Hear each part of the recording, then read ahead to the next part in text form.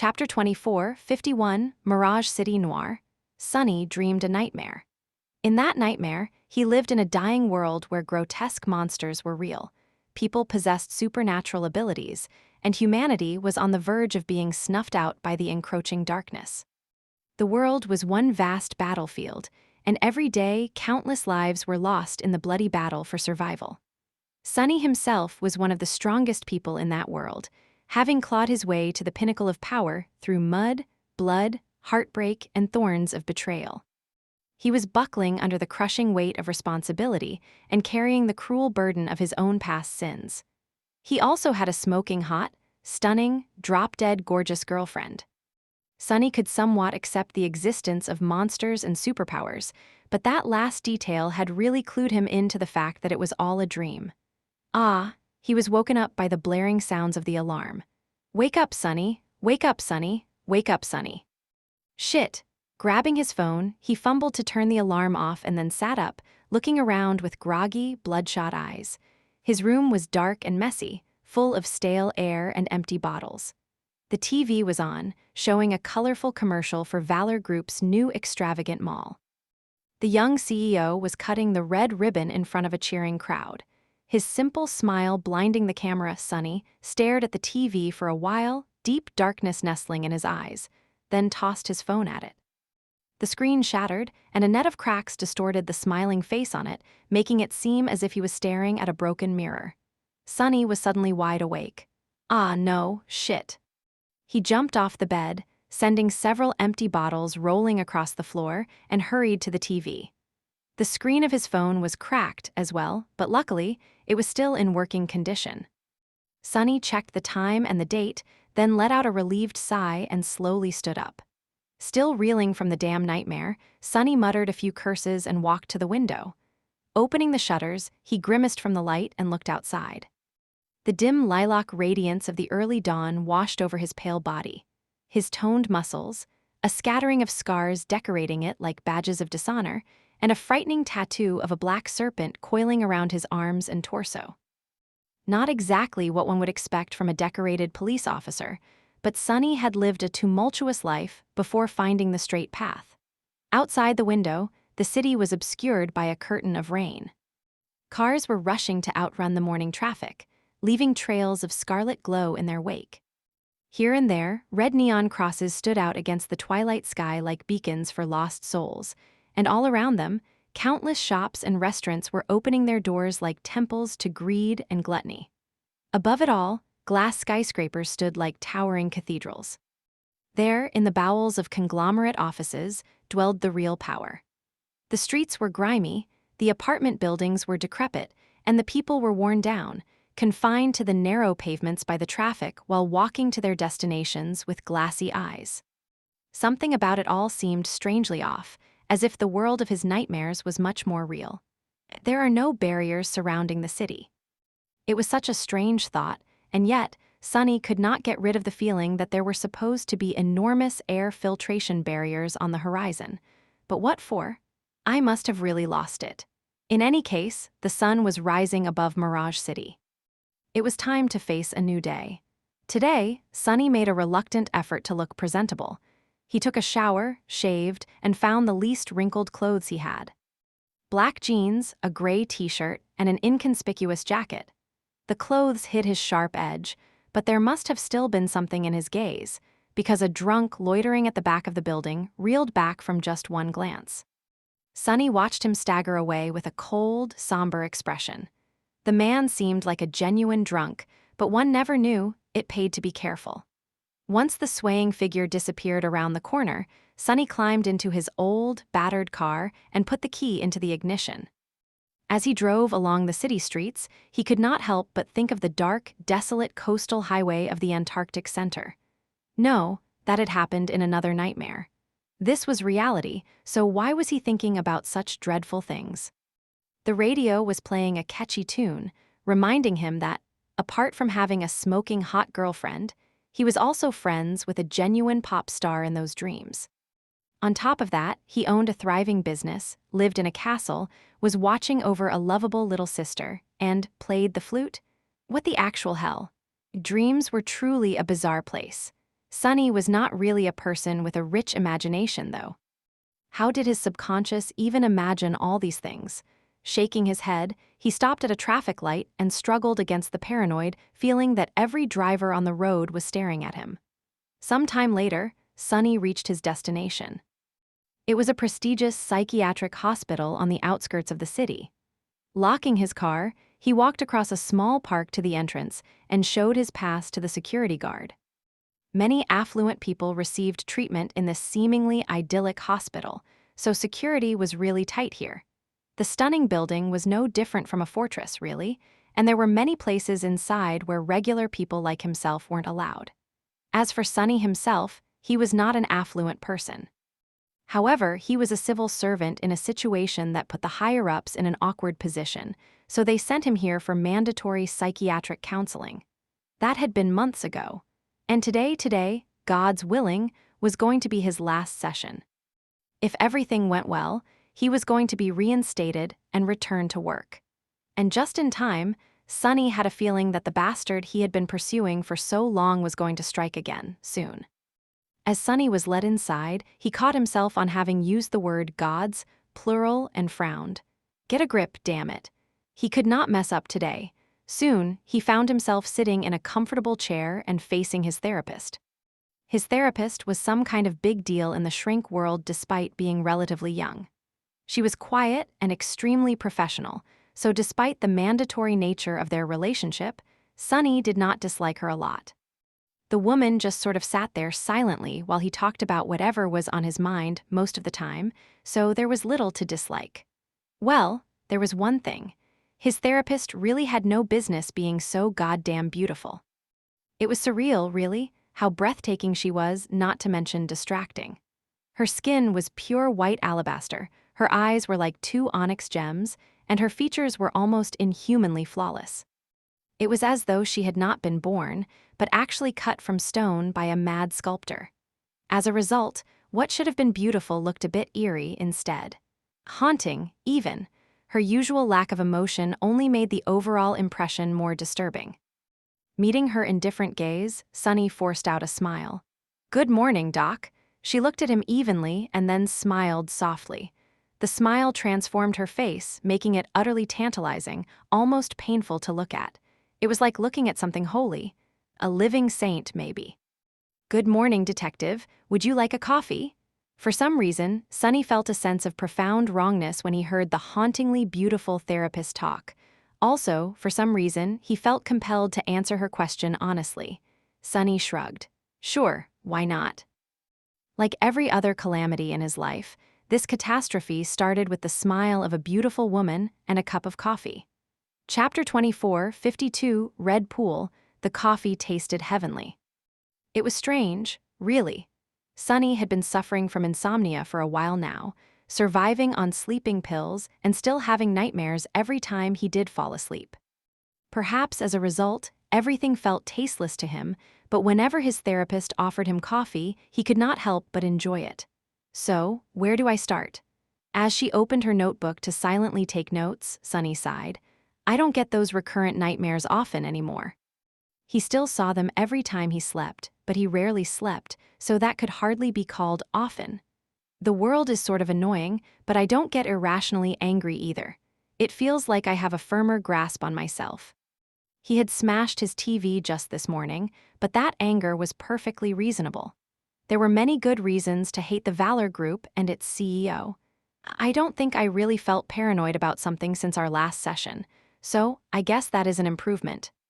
He had considered the best way to kill the supposed drunk in case the man attacked him earlier this morning, but that was not paranoia. That was just experience, and Sunny would be a fool not to pay attention to strangers around him. Sunny continued spouting confident half-truths to give the therapist the impression that he was a stable, well-functioning member of society. Someone whom she should give a clean bill of health and never see again. He wasn't sure if his act was fooling the taciturn beauty, but she did not question his account even once. He was not sure if she believed him or simply didn't care. After a while, Sunny found himself simply recounting his thoughts to her without much pretense. I am bored. I am restless. I want to get back to work. I tried doing things that normal people do in their free time, like going on a picnic or taking a walk in the park. But it has been raining the whole damn month. Staying inside is infuriating because of all the bullshit on the news, and I can't really go to a bar, can I? You told me not to mix sleeping pills with alcohol. I feel like I'm missing something that I never had. So. He hesitated for a few moments and then asked, "Can't you just pass me, Doc? We both know that I am only here to comply with what the judge said. And the judge only sent me here to comply with people paying for his vacation home."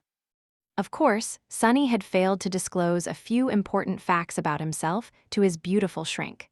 For example, the fact that he sometimes felt like his nightmares were the actual reality, or that he sometimes believed himself to be the only real person in the world, or that he sometimes hallucinated foreign sights, sounds, and sensations as if he possessed multiple bodies. That was probably because he often spaced out for a few seconds because of the insomnia, falling into bouts of microsleep. Little stuff like that.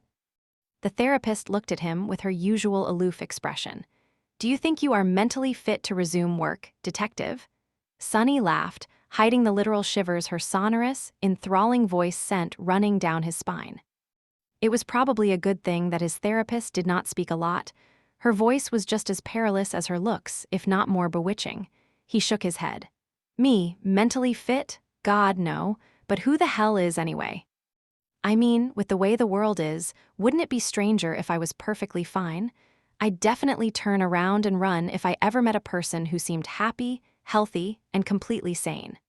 She studied him for a while, then nodded and closed her notebook. "All right, detective. To be honest, I am not a fan of mandatory counseling myself. Despite the circumstances, however, you did show considerable progress in these few months we have been seeing each other. So, I am ready to report that you are fit to resume service on one condition." Sonny raised an eyebrow, surprised. This was probably the most he had heard her talk ever since they met. "What's that?" The therapist studied him for a while, then said in her usual aloof tone, "I want you to continue therapy even after you are reinstated. In fact, I insist that you do. You are my patient, and I dislike the idea of leaving things unfinished. I abhor it." Sonny chuckled. "So, either I continue to see you, or I can't go back to work. How is that different from mandatory counseling?" She shrugged. "You can refuse." He remained silent for a few moments, then scoffed. "I am sorry, Doc, but you seem to be overlooking something. These sessions were being billed to the Mirage City Police Department. If we continue to see each other after my mandatory therapy is over, though, I'll have to pay for the sessions myself. And I am very sorry to say this, but you are way out of my price range. A peasant like him would not even be let near this exclusive hospital in normal circumstances, let alone receive treatment here." His therapist gave him an impassive look, then sighed and reached into her pocket. Producing a beautifully embossed business card, she offered it to him with a graceful gesture. "This is my personal number. We can work something out." Sonny received the card with a stunned expression and looked down at it. "Saint? No way, that's her actual name." The saintly therapist was actually called Saint. Learning that fact, Sonny really felt crazy for a moment. Plus, she was giving him her number. Pushing silly thoughts out of his head, Sonny looked at the aloof beauty and cleared his throat. "Well, all right. I'll call you when things settle down a little, Doc." With that, he put her card into his wallet and stood up. "Thanks for everything, I guess." She nodded indifferently, already turning away to start filling out the necessary paperwork. "Don't forget to get your sleeping pills from the pharmacy. Good sleep is the foundation of mental health, detective. Be well." A few seconds later, Sonny found himself outside her office, somewhat lost. He had not expected that getting the stone-faced shrink to give him the clean bill of health would be so easy. It turned out great, though. Shaking his head, he went to the pharmacy situated on the lower floor of the hospital to get his prescription. It was when he was waiting for the pharmacist to fill it, listening to the rain pattering against the window, that there was a loud sound of something heavy falling nearby. Then, a piercing scream shattered the silence. As Sonny turned around, he saw several tall, muscular orderlies running to the source of the noise with troubled faces. "Hurry! She got out again. How the hell is she?" He lingered for a while, watching the disappear behind a heavy door, then separated himself from the wall he had been leaning on and followed. Behind the door was one of the areas of the hospital where casual visitors weren't allowed. The dimly lit corridor was a complete mess, with several people struggling to get someone whom Sunny could not see behind them to the floor. Just in front of him, he saw an overturned wheelchair, its wheel still spinning, and a pool of red, vivid, glistening blood slowly spreading across the floor. At the heart of the pool was a kneeling nurse who was crying loudly while clutching at her face, red streaks running between her fingers and painting her white uniform into a striking shade of vermilion. At that moment, one of the brawny orderlies was tossed back, colliding with the wall with enough force to make the floor shake. Damn it, how is she so strong? Hold her down, shit. Don't hurt her, you idiots. We're all done for if she gets hurt. Sunny could finally see the cause of the mayhem. The person whom 4 muscular orderlies had been struggling to contain was a slender woman with wavy black hair and a pretty, but cold and sharp face. She was wearing a shredded straitjacket and resisting the orderlies with an amount of strength unexpected from someone of her build and constitution, clearly unhinged. Strangest of all, though, was the fact that her eyes were of bright, vibrant red color, just like the blood on the floor. Humans were not supposed to have vividly red eyes, but no one seemed to notice or pay it any attention. By then, the orderlies finally managed to push the woman to the ground and were in the process of tying the sleeves of her straitjacket back up. She had been resisting them, still, until her gaze fell on Sunny. He froze. Why does she look so familiar? The woman's eerie red eyes widened a little when she saw him, and then she suddenly laughed. Her laughter resounded across the corridor, growing louder and louder until it drowned out the pitiful whimpers of the injured nurse. The insane woman seemed to be incredibly amused all of a sudden. She seemed to be having the time of her life. Taking a step back, Sunny pursed his lips and turned around. Just another psycho. There were too many of those around these days. As he was walking back to the door, however, her laughing voice washed over him. "Kill him? You can actually kill him here. Find Athena." Shaking his head, Sunny shut the door behind him and tried to calm his wildly beating heart. The stench of blood was still stuck in his nose, making his hands tremble. The sight of it, damn it. Although Sunny knew that mixing sleeping pills with alcohol was a terrible idea, he suddenly really craved a drink. Chapter 24:53 Ex Nihilo. When Sunny left the psychiatric hospital, the world was still being pelted by rain. The sky was discharging a seemingly endless deluge of water, as if wishing to drown the city below. The gutters were overflowing, and the pedestrians were clinging to the sides of the streets, afraid to be given a cold shower by the cars that rushed by. Looking up, Sunny closed his eyes and offered his face to the rain, feeling the flowing water washing away the scent of blood from his nostrils. At least the city will be cleaner because of the rain. But then, there would be heat and humidity. The heat never reached the roots of the city, though there, in the damp darkness, everything that the water had washed away would begin to rot. The rot would give birth to vast swarms of vermin. Standing there with his eyes closed, Sunny smiled. Swarms of vermin, huh? As if this city had not already been infested by the worst kind of vermin of them all. People. Human vermin thrived in dark places, too, and just like trash, they were thoroughly rotten away from the light. Shaking his head, he walked to his car across the puddles. As he did, the image of the laughing woman with vermilion eyes surfaced in his mind. Why did he feel like he had seen her somewhere? Considering the usual clientele of the hospital, she had to be a scion of a wealthy family. Sunny rarely brushed sides with people like that, so he struggled to imagine where they would have met, unless, of course, he had seen her in a nightmare.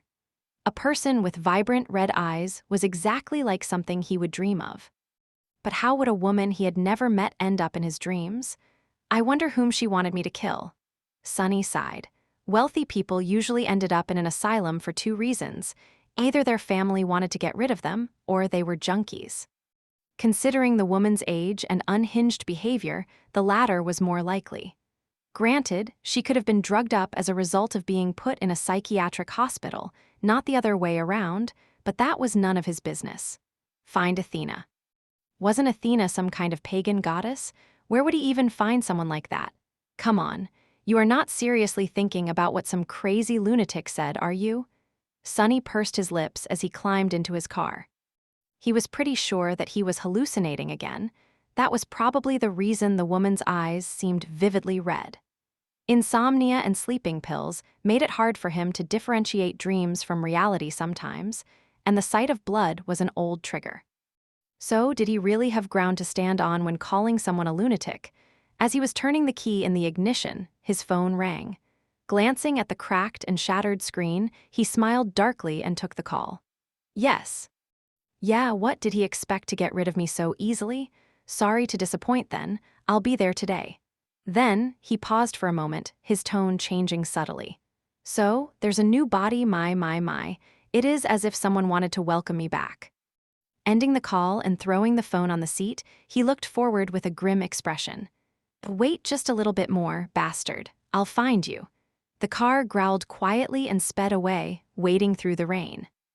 You must have really lost your mind, detective. No, you really are crazy. How the hell did you pass the psych evaluation? Hey, you little shit. Look at me. Am I a joke to you? Sonny, who was sitting in the office of the Homicide Division's captain, looked at the grizzled old man in front of him and smiled. A bit, yes. The man stared at him in shock. What did you just say? Hey, Sonny, I could have put your crazy ass in prison for the stunt you pulled off back then. You know that, right? Bastard, you are only sitting here right now because of my respect for the former captain, who held you in high regard. What did she see in you? I have no idea, but I am in charge now, so you are going to treat me with respect. Do you understand? Sonny nodded. I said that you are indeed a bit of a joke to me. I don't know that you could have put me in prison, and yes, I understand. He regarded the new captain somberly. The man was a veteran of the Mirage City Police, but he had been put in charge of the Homicide Division recently, and it was not for a stellar track record or capability. It was because the new captain was a man who knew his place and was trusted to make life easier for the higher-ups. In other words, he knew how to look the other way when needed. The man was not always corrupt, but he could be when orders to be corrupt came from above. Back then, Sonny had indeed made a mess that could have landed him in prison. However, that case was an extremely public one, and getting rid of him would have spelled a political nightmare. So, this aging man was put in the freshly empty seat of the captain and told to make the noise go away quietly. So even if he had wanted to get rid of Sonny permanently, he couldn't have. Sonny did not care one way or the other, though. Well, anyway, I'll say it again. The body that was discovered by the river this morning, put me in charge of that case, please, sir. The old man ground his teeth. Why the hell would I give that case to you, of all people? Are you positively insane, you little fiend? Sonny stared at him for a few moments, making the captain shiver slightly, then grinned. I am not insane. I have a paper to prove that I'm not, in fact. As to why you'll put me on that case, you know the answer as well as I do, sir. It's because, unlike the rest of your more compliant subordinates, I will actually solve it. You must be being pressured real bad to catch the bastard by now, aren't you? Once the press catches wind that there's a seventh victim, that pressure will only grow. The captain looked at him somberly. Mirage City was a diseased place at the best of times, but lately it had been plagued by a new, vile malady. That malady was a demented but insidious serial killer who left mutilated bodies in his wake while avoiding capture like a ghost. The Nihilist. Chapter 24, 54 Lone Wolf. The Nihilist was the stupid name the journalists had given the unhinged predator who stalked the dark alleys of Mirage City. The killings seemed random, but were too flawlessly executed to be anything except meticulously planned. The murderer did not discriminate in choosing victims, either, so the whole city was on edge. The incident that had led to Sonny being sent to mandatory counseling, as well as to the new captain's sudden promotion, were connected to the Nihilist as well. Shit. Even I am starting to call him by that idiotic name. Not only did Sonny hate the idea of giving a sick, cowardly loser a name as pompous as that, but it was also somewhat of a personal slight to him. The killer left absolutely no traces behind and chose his victims through a seemingly meaningless process, so the newspapers had invented an ominous moniker. The Nihilist to draw more attention to the story and sell more copies. Every time a new victim was found, their advertising revenue exploded.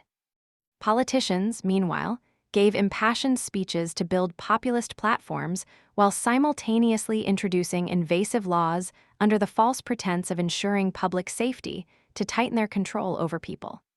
Many ghouls were reaping benefits from the gruesome deaths of the serial killer's victims, but enough was enough.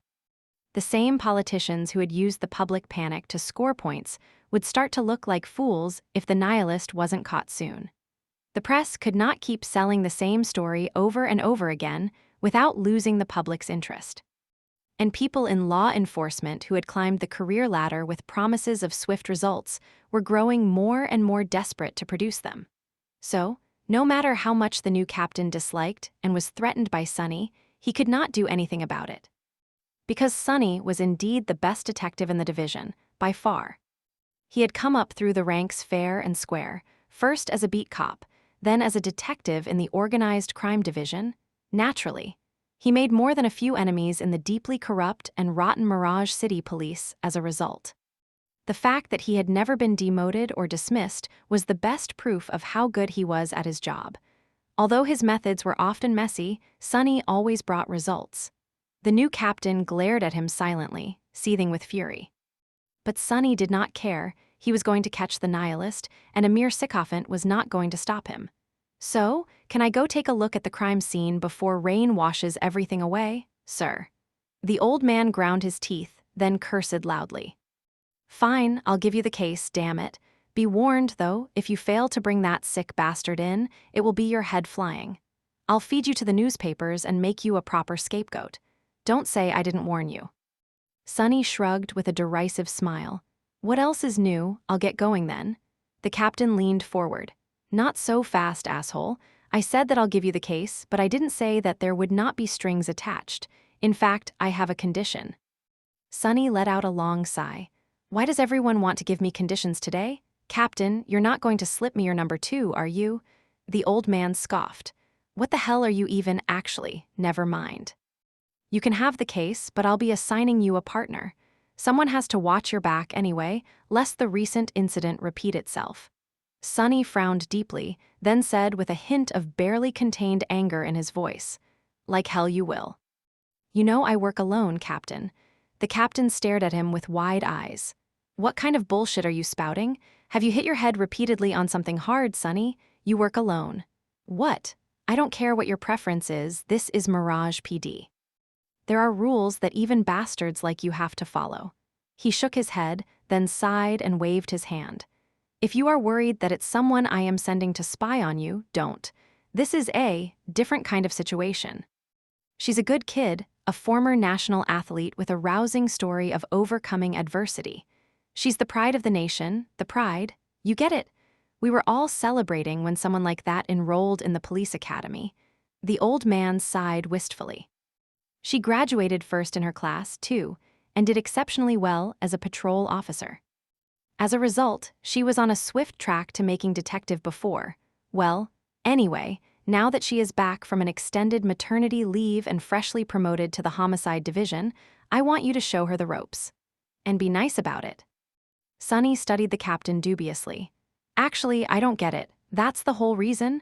The old man looked at him with distaste, then sighed again. Well, and she looks great on a poster. Not that a thug like you will understand the importance of a clean and stirring image. So, when the reporters besiege you, and you know they will, considering the case, I want you to plant her firmly in front of the cameras and take a step back. Better yet, take 3 steps and get out of the shot, you morose bastard. You don't like dealing with public relations anyway, so it's a win-win.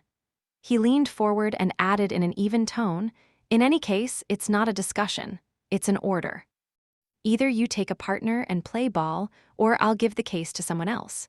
Sonny remained silent for a while, looking at the old man darkly. So, he wants me to bring some washed-out mom around and let her stand in front of the cameras. Everything inside Sonny rebelled against the idea of bringing someone whose only worth was looking comely into the hunt for the nihilist. But he understood that if there was one thing the higher-ups cared about, it was the visuals. A national athlete, with some kind of inspirational story, No less, choosing the police department was a big win for the PR division. Now that she was a proper family woman and a devoted mother, to boot, they were all probably salivating.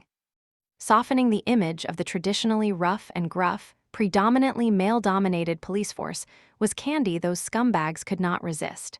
So what if he had to carry dead weight around? Babysitting a weak, useless, and soft rookie was not the worst punishment. And if that poster girl, well, poster mom, ended up actually dead as a result, it would be on her, not on him. Sonny cursed quietly and then nodded. Fine, as long as she doesn't get in my way, I won't send her back to play house. The captain gave him a long look. Great, she'll be waiting for you at the crime scene. Now, get the hell out of my office. Sonny stood up and did just that, already thinking about what he would find at the scene of the murder. That damn rain. Water could wash away the blood, and at times, it could even wash away the corpses. But it could not wash away sin. Cleansing the city of sin was Sonny's job, and he was quite good at it, even if in the process, more blood was spilled. Chapter 24, 55 Floodgates. The usually calm river had swelled, the turbulent gray waters climbing high up the desolate shore. The shore itself had become a muddy mess, with its usual liveliness gone. A large area was cordoned off by police tape and hidden behind a scattering of vehicles parked in front of it, with a small crowd of passerby freezing in the rain behind the tape to satiate their curiosity. The blinking lights of police sirens gave the scene an ominous, anxious hue. Climbing out of his car and raising the collar of his jacket to prevent the rain from seeping in, Sonny looked up with a dark expression. The sky was heavy and dark, shedding tears with no reprieve. That was not what attracted his attention, though. The idle onlookers crowding behind the police tape did not worry him, but the body had been found close to a bridge. There was a second crowd on that bridge now, busy snapping photos with their phones. From there, they had a perfect vantage point to the body laying on the edge of the water. Damn ghouls. It could not have been a coincidence that the body had been dumped here. Either the nihilist dropped it off the bridge, or he simply wanted people to appreciate his work. If it was the latter, he had found a highly receptive, enthusiastic audience. Catching a patrol officer who was rushing past, Sonny pulled him back. Which asshole? The cop turned around with an angry expression, but then paled and took an involuntary step back. Detective Sonny, sir, you're here. Sonny glared at him for a few moments, then nodded toward the bridge and said in a low, even tone, Are you blind or something? Yes, I am here. So, grab a few friends and go clear the pedestrian section of the bridge off, then block it. Bastard, do I need to tell you how to do your job? If there had been any evidence left on the bridge, it was for sure destroyed by now. Someone deserved to be fired for this negligence, but Sonny knew that nobody would. The cop trembled, then saluted and swiftly disappeared from view. Shaking his head, Sonny climbed under the police tape and headed to the crime scene while putting on black latex gloves. There was a particularly large group of people crowding near the water, blocking his view. He knew that the body was there. As he was approaching, he could hear them talking in hushed voices. Did you hear? Sonny is coming back today. Who? Oh, right, you're new. You wouldn't have met him yet. But who is Sonny, though? Fool, don't you know anything? You can cross anyone in Mirage Police, but you must never, ever cross that guy. He's fully insane and not in a good way. Sonny, wait, do you mean him? The devil detective? Ah, so you do know about him. Well, I guess there's hope for you still. Don't anger the devil, man. Oh, come on, most of the stories they tell about him have to be lies. I bet I can take him if push comes to shove. Damn, you turned out to be a moron.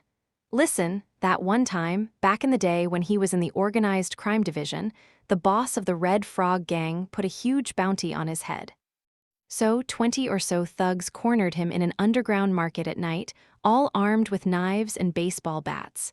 Do you know what happened next? What? A proper bloodbath is what happened. I was one of the first officers to arrive at the scene, so I saw it myself. When we opened the doors, it was like a slaughterhouse, man. He took them all down, a bunch died on the way to the hospital, the rest were crippled for life. 20 men? Come on, no way. Shit, I was there, okay? He just walked out of that carnage, looking like a demon from hell, gave me a nasty glare, then got into a car without saying a word and drove straight to the bar where the Red Frog headquarters were. The next day, their boss surrendered himself to the police with a box full of evidence. Well, what was left of their boss did, at least. Ignoring the whispers, Sonny unceremoniously pushed his way through the crowd of people. The cops grew silent when they saw him, moving to make way. Noticing someone he knew well, Sonny asked in a somber tone, "Where's the medical examiner?" The man coughed a few times. "Detective Sonny, sir, welcome back." Sonny just stared at him, making the man shiver. "I asked you a question, didn't I?" The cop lingered for a few moments, then sighed and gestured to the river. "There is minor flooding in several areas further downstream, so lots of our guys are delayed by traffic jams. They'll be here soon, but we have a bit of a problem, sir. The water keeps rising, you see. The body was already found halfway in the river, but if it is not moved soon, the current might just carry it away. The other detective has been waiting too." Sonny cursed and waved the man away. Walking through the mud, he approached the corpse. It was indeed laying on the very edge of the water, already submerged halfway. All Sonny could see were the dead man's legs and the lower section of his torso. Leaning down, he grabbed one of the corpse's legs and dragged the body out of the water. A ghastly, bloated face was revealed, missing both eyes. "Shit!" Just as Sonny was about to take a better look, an easygoing voice resounded from behind, making him stop. "Hey. Hey, buddy, what the hell are you doing? This is a crime scene, for fuck's sake. Who let a random civilian wander in?" The voice was unfamiliar and female. "So, this is the dead weight then." Exhaling through gritted teeth, Sonny straightened and turned around, looking at the woman with a chilling expression. Well, or at least he had planned to. Instead, he froze for a moment, then slowly looked up, and then a bit more up. His eyes widened a little. What the actual hell? This is the washed-out mom? Chapter 2456 Short Cop. Tall Cop. When Sonny was informed that his new partner was a freshly promoted detective returning to work after an extended maternity leave, and one being pushed by the higher-ups for PR reasons. No less, he had imagined a comely woman who was well-suited to push the narrative of family values and nurturing care. A maternal figure to soften the harsh image of the unpopular Mirage PD. That woman standing in front of him, however, was so thoroughly not what he had imagined that he was stunned for a brief moment. First of all, she wasn't just standing there, she was positively towering above him, as well as above the rest of the policemen gathered on the muddy shore. One of her ancestors had to have married a troll or maybe an ogre, some kind of a mountain giant for sure. Otherwise, he could not explain her staggering height. Despite her questionable ancestry, though, the woman did not look like a troll. Instead, she looked like a supermodel. In fact, she was absolutely stunning, with a captivating face and a figure so gorgeous that it bordered on being deadly. And as if that was not enough, her well-proportioned athletic body was perfectly sculpted, with lean muscles that put even Sonny to shame. The woman was wearing an unassuming athleisure outfit and a raincoat, but he could tell how terribly in shape she was. It was as if a goddess had stepped down from a painting. Sonny blinked a couple of times, slowly reevaluating her opinions of his rookie partner. "Looks great on a poster, huh?" He might have been a little wrong about the new captain. The man knew what he was talking about. Frowning deeply, Sonny raised a hand and beckoned the woman to lean down. She glanced at him with amusement, then obliged, hiding a paper bag she had been holding behind her back. "What?" When her face was close enough to hear whisper, Sonny said loudly, "Do I look like a civilian to you, moron? I am investigating the body." With that, he pulled out his badge from under the jacket and shoved it up under her nose. She easily dodged the badge and looked at it in confusion. Then, the gaze of her stunning hazel eyes shifted back to Sonny, full of disbelief. She seemed genuinely dumbfounded. "Wah, you're the devil detective, but you're tiny." Sonny closed his eyes for a second and took a deep breath. Behind his bombshell partner, there was a choir of frightened gasps. Oh no, we're all done for. He's going to kill her now, isn't he?" "No, not Detective Effie. Should we call another ambulance?" Sonny exhaled slowly through gritted teeth, then opened his eyes and looked at his supposed partner. "Yes, I am. And you, what's your name?" The woman seemed to have regained her composure. She straightened, saluted, and then gave him a brilliant smile. "It's Effie, I'll be in your care then." With that, she offered him her hand for a handshake. Sunny stared at the offered hand for a few moments, then turned away and concentrated on the corpse. "Shut the hell up and don't get in my way, Effie. Stay where you are and observe silently." She lingered, then retracted her hand and sighed. So grumpy, ignoring the woman, Sunny knelt near the corpse and studied its hideous, mutilated face. It had not been damaged too much by the water, but both of the dead man's eyes were missing. That was the nihilist's signature. Each of the 7 victims had been killed in a unique way, but all of them were missing their eyes. The sick bastard took them for an unknown reason. The prevailing theory was that he was collecting them as trophies. Sunny was studying the body intently, a little thankful that he did not have to hear retching noises behind him. He had fully expected the rookie detective to become violently sick at the sight of the nihilist's latest victim, but the recently promoted mom detective seemed to be taking the hideous corpse in stride. No, actually, there were strange sounds coming from behind him, after all. Turning around in displeasure, Sunny opened his mouth to say something and froze for the second time today. His unasked-for partner was standing where he had told her to stand. Her paper bag was open, and she was holding a half-finished sandwich in one hand, chewing with enthusiasm. Sunny stared at her in disbelief. "You're eating?" His partner grinned sheepishly. "Oh, sorry, I have a swift metabolism, so I snack a lot. What the hell is wrong with this woman?" Sunny stared at her for a while longer, then shook his head and turned back to the corpse. "Bon appetit, I guess." As he reached forward to move the dead man's head a little, the woman asked, "What are you looking for anyway?" The cause of death is obviously strangulation. Those bruises on his neck are from the killer's fingers. The guy seems quite athletic, so to strangle him this way takes a lot of strength. The nihilist usually works with blades, right? I don't think he ever used brute strength before. Can it be a copycat? Sunny grimaced, then let out a long sigh. "Did I not say to be quiet?" He continued exploring it carefully. "I am looking for anything I can find, and it's not a copycat." The eyes were removed with the same surgical precision, which is not something just anyone can do. Plus, we never disclosed this detail to the press. And that bastard does not work with blades. He works with whatever is at hand. His MO is constantly changing, almost as if he likes to be inventive. His partner whistled. "Are we sure that the nihilist is a man, by the way? I thought there were no clues." Sunny remained silent for a while. "Not sure. But statistically, most serial killers are men. And who said that there were no clues?" At that moment, he was holding one of the dead man's hands and checking under the sleeve. Suddenly, Sunny grew motionless. "Shit." His partner seemed to have finished her sandwich. Coming closer, she looked down over his shoulder and asked in a curious tone, "What is it?" There, on the dead man's pale skin, a little black snake was tattooed, coiling around his arm. Sunny winced. "It's a gang tattoo. This guy used to run with the black snakes." Chapter 2457, Crash Course. It did not take long to identify the victim after discovering the tattoo. His data was in the system due to several juvenile offenses. As for the crimes he had been caught committing as an adult, there were none because the poor guy was barely an adult. Gods, he's a kid. Sunny gave his new partner a dark look. Did she just say gods, plural? Or had he heard wrong? Come to think of it, his poster girl of a partner looked terribly familiar. He felt like, no, he was convinced that he had seen her in his nightmares, and quite often at that. How could he have dreamt of people he had never met before, though? Sunny sighed and rubbed his eyes tiredly, feeling both exhausted and incapable of falling asleep.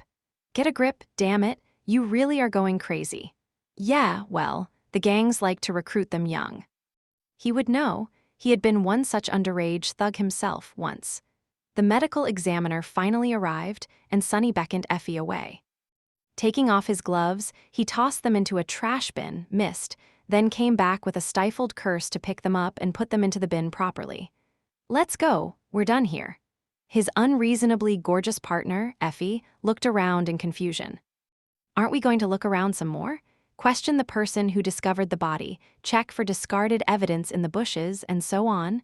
Sunny gave her a disgruntled glare. "There's no point." The body was either thrown down from the bridge or carried here by the river. In any case, the murder happened somewhere else. The patrol officers will examine the scene and question the witnesses. I doubt they'll find anything, though. The nihilist is quite meticulous. He walked over to his car, unlocked the door, and gestured to the passenger's seat. "Get in." Effie gave the ramshackle car a dubious look, then sighed and squeezed herself inside. By the time Sunny climbed into the driver's seat, she was already chomping on another sandwich, which seemed to have appeared out of thin air. Where was she hiding them? "Wow, partner, I must say, I haven't seen a crappier vehicle in a while." "Where did you get it, a museum?" Sunny started the car, then answered in an indifferent tone, "Impound lot auction." This unassuming black car had served him faithfully for the better part of a decade. It might have looked like it had seen better days. And drove like it was dreaming of going to car heaven, but it was still fast and reliable. He trusted it more than he trusted most people. Effie laughed. "That checks out. Well, anyway, that psycho, the nihilist, he's really something, huh?" The corner of Sunny's eye twitched. What he is a pathetic loser. Nothing more, nothing less. His new partner raised an eyebrow. The whole city is being terrorized by him, and despite that, the whole police force can't seem to catch him. How is he a loser? Sunny looked at her briefly, then turned back to the road. "I am not going to give you a crash course in criminal profiling, but you need to know one thing about serial killers, despite how much the media likes to turn them into some kind of great and sinister figures. Fundamentally, they are all pathetic losers." His expression darkened. Most of them are products of childhood abuse, mental or physical, usually perpetrated by their mothers. So, they are either working up to committing some kind of perverse matricide, making up for losing their chance to commit it, or trying to relieve the rush of having committed it. There's more nuance to it, of course, but basically, they're disgusting. Oh, and by the way, they are not only losers, but also cowards. Most serial killers choose victims who are weaker than them and don't pose a threat. Women, children, the elderly, you get the picture. He remained silent for a while, then let out a resentful sigh. Of course, that bastard, the nihilist, does not exactly fit these criteria. There is no apparent pattern to how he chooses victims, which means that they most likely do not serve as a surrogate for the person he really wants to kill. More than that, he goes after everyone and anyone, weak or strong. His killings appear both premeditated and impulsive, so trying to profile him is all but useless. Hell, we might as well throw the entire book away when dealing with him. Effie finished her sandwich with a thoughtful expression on his face. "So, how are we going to find out who he is?" Sunny turned his head and studied her for a while. Eventually, he looked away and said evenly, "We don't need to find out who he is. I already know who he is, we just need to find concrete evidence to put him behind bars." Effie seemed stunned. "What, you know who the nihilist is?" Sunny looked ahead, his eyes turning cold and murderous. "Yeah, I do." She remained silent for a while, studying him with a strange expression. "How come no one else knows, then? Isn't he supposed to be a complete mystery?" Sunny smiled crookedly. "Your second question answers the first. No one knows who he is because no one is supposed to know." Effie blinked a couple of times, then frowned. "Somebody is suppressing the information? Wait, is someone covering for him?" Sunny glanced at her, wondering if she was being sincere or simply pretending not to know. For some reason, he felt inclined to trust his new partner, which was not at all like him. However, she had been pushed onto him by the superiors, which put her true allegiances under question. Eventually, he shrugged. "Someone is covering something, that is for sure. As for who and why, don't ask questions about things you're not qualified to learn, rookie. You'll live longer." She opened her mouth to retort, but before she could, he added in a cold tone, "Evidence. Without evidence, nothing you and I might think we know matters. So keep an open mind and follow the evidence. Inheriting my suspicions will only cloud your judgment." Effie gave him a long look, then giggled. "Wow, partner, you almost sounded like a real detective just now." Sunny grimaced. "What the hell are you talking about?" "I am a real detective." She remained silent for a while, studying him with a strange expression. Her mask of carefree nonchalance seemed to crack a little, revealing a hint of the keen and astute person hiding beneath. Eventually, Effie leaned back and asked something odd. Hey, do you really not remember? Sunny raised an eyebrow, confused. Remember what? She hesitated for a few moments. Who you are? He frowned deeply. What is that supposed to mean? Are you drunk or something, fool? I am Sunny, a detective from the Homicide Division of Mirage PD, your senior.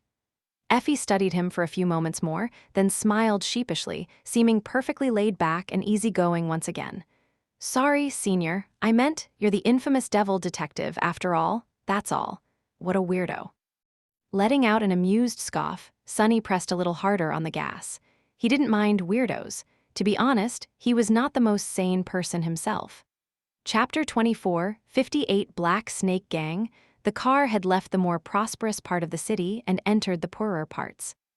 The buildings were older and more ramshackle here, the streets were narrower, and the people were dressed in cheaper clothes. The terrain of the city was uneven, littered with hills and mountains, more so here than in the center. As a result, some of the sloping streets were covered in rushing water, with deep puddles collecting at the bottom. Driving through these puddles in Sunny's old car would have been a problem, but he knew the complicated labyrinth of streets like his own 5 fingers, avoiding the worst of it with ease. That fact had not escaped Effie. She looked around with interest, then asked, "Where are we going anyway?" He shrugged. "Where else? We are going to the Black Snake Lair." She seemed more amused than frightened by the prospect. Usually, a woman as attractive as her would have been wise to avoid entering a vicious gang's territory. But then again, this bombshell in particular seemed better suited to cracking skulls than most thugs were, so maybe they were the ones who had to be nervous. Just like that. Wait, how do you even right? You worked in the organized crime division before, right? Sunny gave her a sideways glance. Yes, something like that.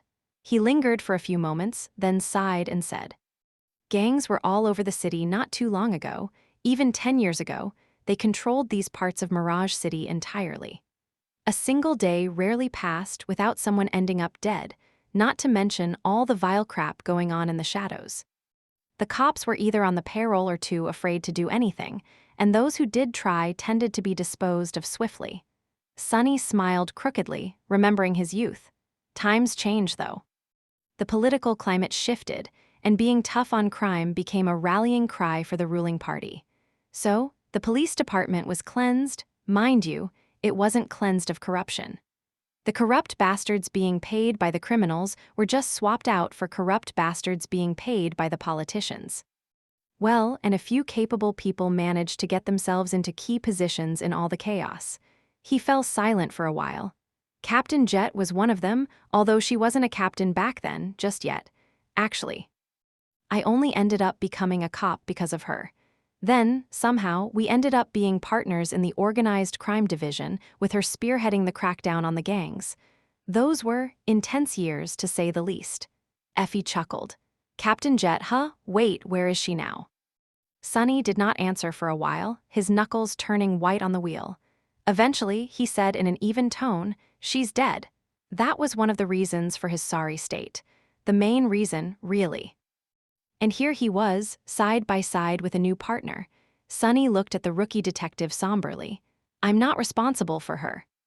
Putting this woman in front of the cameras might be a great PR move for the Mirage PD, but it also painted a target on her back. She had to know it, but she was still here, so it was her own decision. He had nothing to do with it. Turning back to the road, he said, well, anyway, most of the gangs were demolished back then, and those that remain are merely shadows of their former selves. They know their place, doing a bit of dirty business that everyone takes part in, but pretends that it's the most abhorrent thing in the world publicly. Others went clean and are now managing slimy, but perfectly legal businesses. The Black Snakes, though, he frowned. The Black Snake is the only gang that is still somewhat of a real deal. So when we get there, Effie grinned. Oh, let's do the good cop, bad cop routine. I always wanted to. Can I be the bad cop, please? Sunny gave her a dubious look. Had she really graduated from the academy at the top of her class? Well, he could easily imagine all the examiners being too distracted drooling at the sight of this particular cadet to give her objective marks. He pursed his lips and shrugged. Sure, you can be the bad cop. The car came to a halt in front of a seedy building. It was not what one would imagine when thinking about a gang's headquarters, though the lair of the Black Snakes was not a bar, a nightclub, or an illegal casino. Instead, it was an old, seemingly run-down boxing gym. Climbing out of the car, Sonny waded through the rain and approached the front door. There was a muscular man in a training suit hiding under the canopy there, smoking somberly. When he saw Sonny, the man's eyes widened a little. He stood there frozen for a moment, then silently threw away his cigarette and disappeared inside. Sonny picked up the cigarette, tossed it into the nearby trash bin, and followed. His rookie partner was on his heels, looking around curiously. She's way too relaxed. The woman was either too confident in herself or had a screw loose. Entering the boxing gym, they saw a scattering of rough-looking men. Some were busy abusing punching bags, some were playing cards at a plastic table, some were watching two muscular thugs having a spar in the ring. Some were already moving behind Sonny and Effie, locking the door. He frowned slightly when he heard the sound of the bolt locking into place. One of the men at the table looked back, then smiled and rose from his seat. The guard was standing nearby, having already reported something to him. The man walked over to stand in front of Sonny and Effie. He stared at the former coldly, then shifted his gaze and leered at the latter. "Hey there, sweetie." Effie smiled too, then suddenly put on a furious expression and bellowed. "Listen up, assholes. We're from Mirage City PD. I am Detective Wow, and this is my partner, Detective Meh. We are going to ask you some questions, and if you bastards do not spill your guts, well then, do not blame us for spilling them for you." The crowd of thugs was completely surrounding them by then, glaring at the two cops with an unrestrained hostility. The man standing right in front of them remained silent for a few moments, then looked back at Sonny and raised an eyebrow. "Hey to you, too, Rat. I must say, you have some nerve showing up here, Rat. And you brought your girlfriend, too. What's up with her anyway?" Sonny stared at him silently for a second or two, then shrugged. "She's playing the bad cop, you see." The man laughed. "Oh, really? Wait, are you the good cop then, Rat?" Sonny lingered a little, then slowly shook his head. "No." With that, he calmly delivered a vicious punch to the thug's face, sending the man crashing to the ground with a torrent of blood spilling from his broken nose. Sonny looked at the surrounding thugs coldly. "I'm the worst cop." Chapter 2459, Gang Violence. "What are you waiting for? Kill these bastards." That was what the senior thug had wanted to say, however. Since he was choking on blood and clutching his face with both hands, what actually came out of his mouth was a jumbled, angry howl. Sonny was already turning to face the other Black Snakes, while his partner was still frozen in shock. Her eyes were opened wide, and there was a stunned expression on her face. Hey, that was not very detective-like." She did not have time to say anything else, because by then, the thugs finally realized what had happened and lunged at them. Tusk, things have really gone to shit after I left." Sonny knew some of these men, even if he had not seen them in a long, long while. Most were strangers. However, he only needed one look to determine that the Black Snake gang was not what it used to be. There was no real viciousness in these men, no chilling readiness, desire, even to take lives or lose their own. They were no killers. The Black Snakes had grown soft and fat on the money they were making from their sordid business without competition, and on the handouts they received from the powers that be, who occasionally needed them to do the dirty work. It made sense, really. Those of them who had been the real deal would not have bowed down to the new authority, and therefore, they were either dead or rotting in prison by now. Only the trash remained. So, even though there were close to 20 thugs in the boxing gym, all of them bursting with muscle and well-trained, really, all Sonny had to do was take out the trash. Instead of waiting for the crowd of Black Snakes to descend upon him, he dashed forward to meet them instead. His heart was cold, and his mind was clear. There was no point in getting worked up about this scuffle, it was simply a chore. Sure, if these 20 men had been determined and really knew how to work together, he would have been overwhelmed in mere moments. But they were men of inferior quality, thugs, not fighters. That gave him the initiative to hurt the first few, and once the rest saw it, their resolve would be shaken. Their fear and hesitation would become their undoing. Sonny might have been a featherweight, but his fists were anything but light. He knew where to hit to inflict as much pain as possible and how to deal as much damage as possible. He also had a lot of experience, too much, really, fighting with his life at stake. His first strike connected with the solar plexus of the swiftest thug, sending shock through the larger man's nerves and forcing him to stagger. A split second later, a vicious uppercut sent the thug falling to the floor with a suffocated scream. Diving under the slow and sloppy punch of the next bruiser, Sonny ruthlessly kneed him in the groin, then slammed his elbow on the back of the poor bastard's head. The third was already upon him, and that one had to serve as a lesson for the rest. Catching the man's arm, Sonny moved like a ghost to twist it, and then brought his palm down on the elbow joint. A disgusting squelching crunch was drowned out by a piercing shriek of pain. Strange, Sonny knew himself well, and he knew that he was a fierce fighter. But this felt almost too easy, as if he had become many times more skilled and experienced without noticing. As if fighting 24 thugs who were more than willing to break and maim him was no big deal, inconsequential and pitifully trifling, even. Not in any way comparable to the great and dreadful battles he had fought in his nightmares. Could one's combat skills improve in a dream? Letting go of the screaming man's mangled arm, Sonny push-kicked him in the side of the head and looked at the rest of the thugs with a mad glint in his eyes. 3 down, 17 to 13 to go. In the time it took Sonny to bring down 3 thugs, which was no more than a few seconds, his oddball of a partner had not been wasting her time, either. Honestly, he had not known how the rookie would react, and did not really care. But what he did not expect was that he would act without any delay at all, joining the fight with the same relaxed attitude.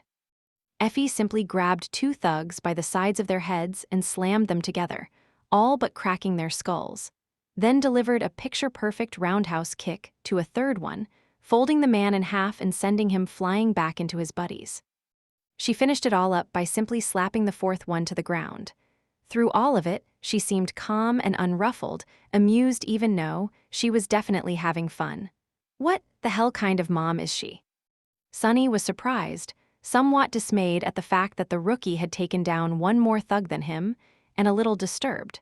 That calmness, that judgment, that effortless skill was not something a green and inexperienced detective was supposed to possess.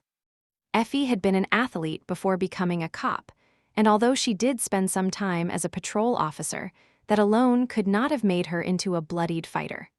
These qualities were something people only developed after a lifetime of conflict and bloodshed. Either Sonny did not know something about his easygoing partner and was thus underestimating her, or she was not who she seemed. His paranoia suddenly rose like a tide, making his eyes narrow. But he had no time to dwell on the strange and ominous incongruity between who Effie was supposed to be and who she really was. First, he needed to deal with the black snakes. Seeing 7 of their own go down in a matter of seconds, the thugs were getting serious. Before, they had been planning to beat the 2 cops to a pulp with their fists, probably do some other, way more vile things to them. But now, Sonny saw knives and steel pipes appearing in their hands. He smiled darkly. Don't blame me for being ruthless, then. Chapter 24, 60 on the count of 3 sometime later, the floor of the boxing gym was littered with groaning, weakly moving bodies. The air was heavy with the stench of blood. Sonny studied his bruised knuckles for a moment, then pushed a finger through a long cut on the side of his jacket and let out an irritated sigh. Now I'm going to be wet from the damn rain. Great.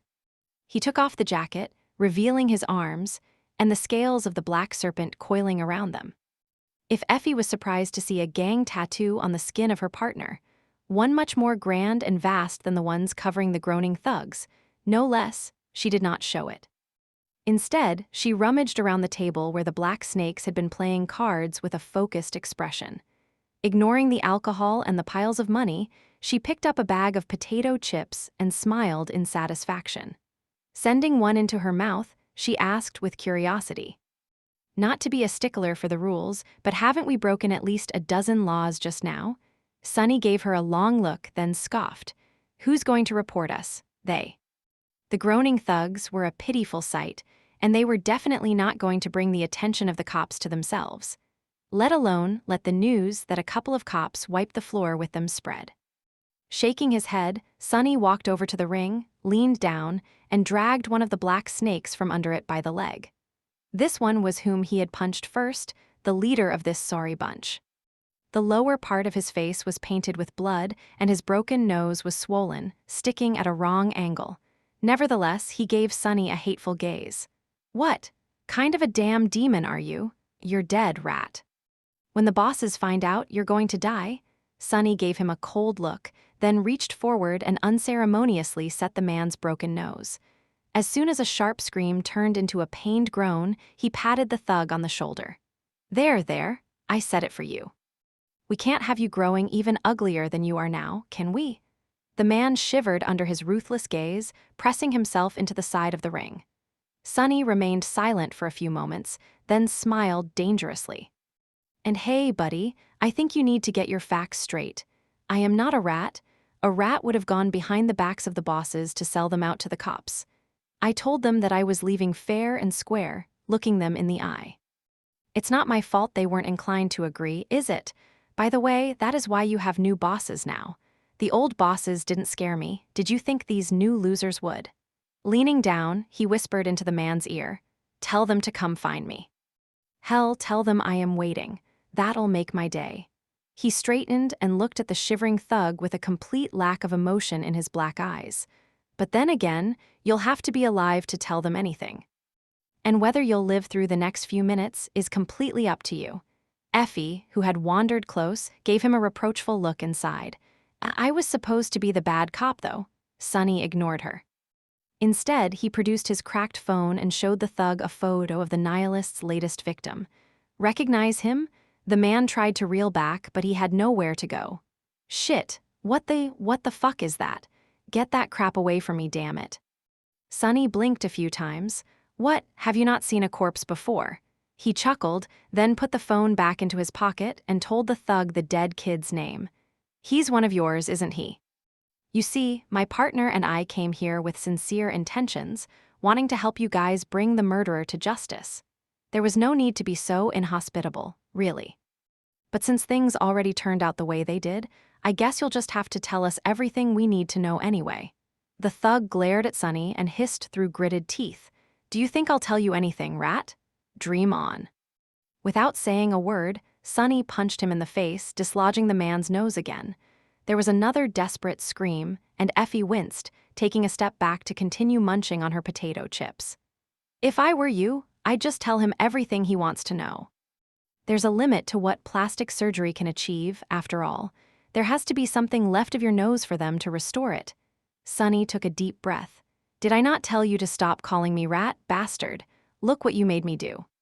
Let's try it again, shall we? The kid, tell us everything there is to know about him. When was the last time you saw him? What was his job? Which part of the city did you have him working? Who were his friends? And so on." The thug had raised both hands to shield his face, looking at Sonny through the tears that had veiled his eyes because of the pain. He remained silent for a while and then barked angrily. I don't know, you asshole, okay? He's not one of ours." Sonny stared at him darkly. "Hey, friend, do I look easy to you? Do you think I can't recognize a black snake mark when I see it?" The thug shook his head desperately. "No, wait, I mean it. He used to be a junior member, up until a couple of years ago, but we haven't seen him since." Sonny frowned. "Huh, since when is the Black Snake Gang in the habit of losing track of its junior members?" The thug lowered his hands and glared at Sonny, then grimaced and spat a mouthful of blood on the floor. "What the hell do you know, devil? The gang is not what it used to be. Times have changed, damn it. It used to be that there we could just scoop up useless kids from the streets, little shits like you fought for the right to join us. But now, recruiting them is hard, and keeping hold of them is even harder." He grimaced. "Especially after those bastards opened doors. A damn charitable organization, they house them, educate them, support them financially, and even give them proper jobs. We lost a bunch of junior members to those assholes. This guy was one of the kids who left the gang and became a squeaky clean member of society thanks to them." Sonny and Effie looked at each other. "A charitable organization? What charitable organization?" The thug cursed under his breath. Mirage City Center for Troubled Youths. It's a private charity run by the Valor Group. You think we can compete with a damn conglomerate? Sunny stared at him for a while and then smiled viciously. This was what he needed. This was the thread he would pull to unravel the case. Valor Group, huh? Soon enough, they left the upturned boxing gym and returned to the car. Effie seemed thoughtful, or maybe she was just wondering where to get more food. At this point, Sunny could not be sure. He lingered in front of the car, soaking in the rain. She waited for a while, then gave him a confused look. What? Are you sad that we hit a dead end? This whole black snake lead turned out to be meaningless. Sunny shook his head. No, I'm not sad, and it wasn't meaningless. In fact, it was quite a fruitful visit. Then, he turned to the tall beauty and looked at her somberly. Listen, partner, things are going to get interesting from here. So I need you to tell me something honestly. She smiled innocently. What's that? Not sharing her laid-back tone, Sunny asked bluntly, Who the hell are you? Oh, and think carefully before answering. You might end up dying heroically on your first day as a detective if you don't. Killed by the vicious gang members, it will be a real tragedy.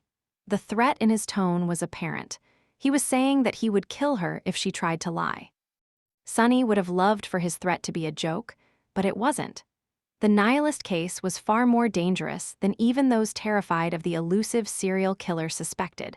That was because it involved people whom a mere cop like him could not dare to touch. Those people would not hesitate to make a troublesome cop disappear. They could, for example, insert one of their operatives into the case and force the higher-ups of the police department to saddle Sunny with that operative as a partner, to keep an eye on him, and dispose of him if need be. He was not sure that Effie was a double agent, but he knew that she was not who she appeared to be. His supposed partner stared at him for a while, silent. There was a hint of odd emotion in her eyes, unease, uncertainty, fear, but a split second later, it was gone. Effie laughed and reached to slap him on the shoulder with her usual easygoing smile. Her hand remained there, holding him lightly. What are you on about, Sunny? Snap out of it. Sunny tensed, preparing to strike, and then something odd happened. He snapped out of it. A shiver ran through his body, and he looked around with a startled expression. A strange city, pouring rain. Air that smelled neither like the sterile cleanliness of NQSC nor the poisonous miasma of the outskirts. Unfamiliar buildings, a weird PTV of archaic design. Shifting his gaze to the boisterous huntress, Sunny blinked a couple of times. Effie, what the hell? Chapter 2461, Brave Old World. Sunny swayed, struggling to stay on his feet. Damnation. He was impossibly weak. He was terribly frail. He was beaten and battered, exhausted beyond imagination, and ready to collapse. His body was torturously slow and clumsy, and on top of that, he was limited to only being aware of what was in front of his eyes. The shadows did not respond to his senses, and without them, he felt blind like a bat. It seemed impossible that anyone could exist in this pitifully powerless, woefully limited, and creepily dull state. Wait, isn't that simply what being mundane felt like? Sunny blinked a few times in complete shock. Right, he was not under some harrowing hex that maimed his body and soul. He was simply reduced to being mundane once again. In fact, he was far stronger, faster, and resilient than he had ever been as a mundane person. After all, he was currently in a somewhat ragged, but still trained and tampered body of a well-fed adult, not that of a malnourished teenager. He was Detective Sunny of the Mirage City Police Department. What the actual? Before, his memories seemed like a dream, while the devil detective's personality felt like his true self. Now the positions were reversed. Sunny was himself once again, while the memories of the jaded detective felt like a vague, distant dream. The senses of his other incarnations were just as vague, as if reaching him through a vast mass of water or maybe through the silver surface of a great mirror. He was in a mundane body. He did not have his aspect or his attributes, no essence, no cores. His domain was gone. He did not have his shades and shadows, either, while his own shadow was not an invaluable helper anymore. It was just silent and unresponsive, following him like a dead thing. Just a few moments before, this simplistic and inadequate state of existence seemed perfectly normal to him. But now, Sonny felt like he had been crippled, like all his limbs had been severed and all his senses were dulled. It felt terrible. He grabbed Effie's hand desperately and used it as support to keep himself from falling. A low groan escaped from his lips, followed by a stifled curse. Curses! As Sonny was trying to come to terms with being mundane once again, a perplexed voice resounded above his head. "Hey there, buddy, are you all right, Mr. Devil Detective?" Looking up in dismay, Sonny grimaced and spat through gritted teeth. "What damn devil detective? No, I'm not all right." "I am mundane?" Effie stared at him in confusion for a couple of moments. Then her eyes widened. "Shadow Boy, is that really you? You remembered." Sonny let go of Effie's hand and straightened, slowly regaining his composure. "Stop calling me Shadow Boy, damn it." "And yes, it's me. I did remember. How the hell?" But before he could finish talking, Effie suddenly pressed her palm against his mouth, shutting him up. Surprise and confusion drained from her eyes, replaced by alarm. Looking around warily, she remained silent for a few moments and then said, "Not here, not where someone can hear us. How about we go find somewhere more private to talk?" Sonny frowned, then gestured to the car. It was only then that Effie removed her hand and grinned. "Well then, let's go, partner. Personally, a rookie homicide detective of Mirage PD, am starving. What about you?" He wanted to retort, but couldn't, because now that he was mundane, he suddenly needed to eat food as sustenance again. So actually, Sonny was quite hungry too. What a chore. "Yeah, I can eat." She studied him for a moment, then nodded and climbed into the car. Sonny did as well, finding himself in the driver's seat. A completely unfamiliar control system met him, which he somehow knew how to operate. After spending a few seconds studying the weird PTV's dashboard, Sonny inserted the key into the ignition with a dubious expression, then gave it a tentative turn. The PTV roared with a level of noise that could only be called obnoxious, vibrated like a trembling animal dying from fear in front of a predator, and spat a thick stream of noxious gas from its back. Sonny blinked a few times, aghast at the barbarity of this primitive machine, and looked at Effie. He had already surmised that the odd world they had found themselves in resembled the waking world before the dark times, but this was an entirely new level of absurdity. Did people really drive these monstrous things? Effie arched an eyebrow. "How would I know?" Sonny put his hands on the wheel and sighed. "Fair." He spent a few moments allowing the muscle memory of the devil detective to take over, and a few more convincing himself to trust it. Then he drove off, painfully aware that since he was somehow a mundane human again, driving the archaic PTV into a street lamp may very well result in his death. It was really quite offensive. Him, the sovereign of death, being killed by a street lamp. Who the hell would actually go and die from something as frivolous as a high-speed collision? Luckily, he did not hit anything immediately, and after a minute or two, controlling the loud, stench-producing machine started to feel natural to him.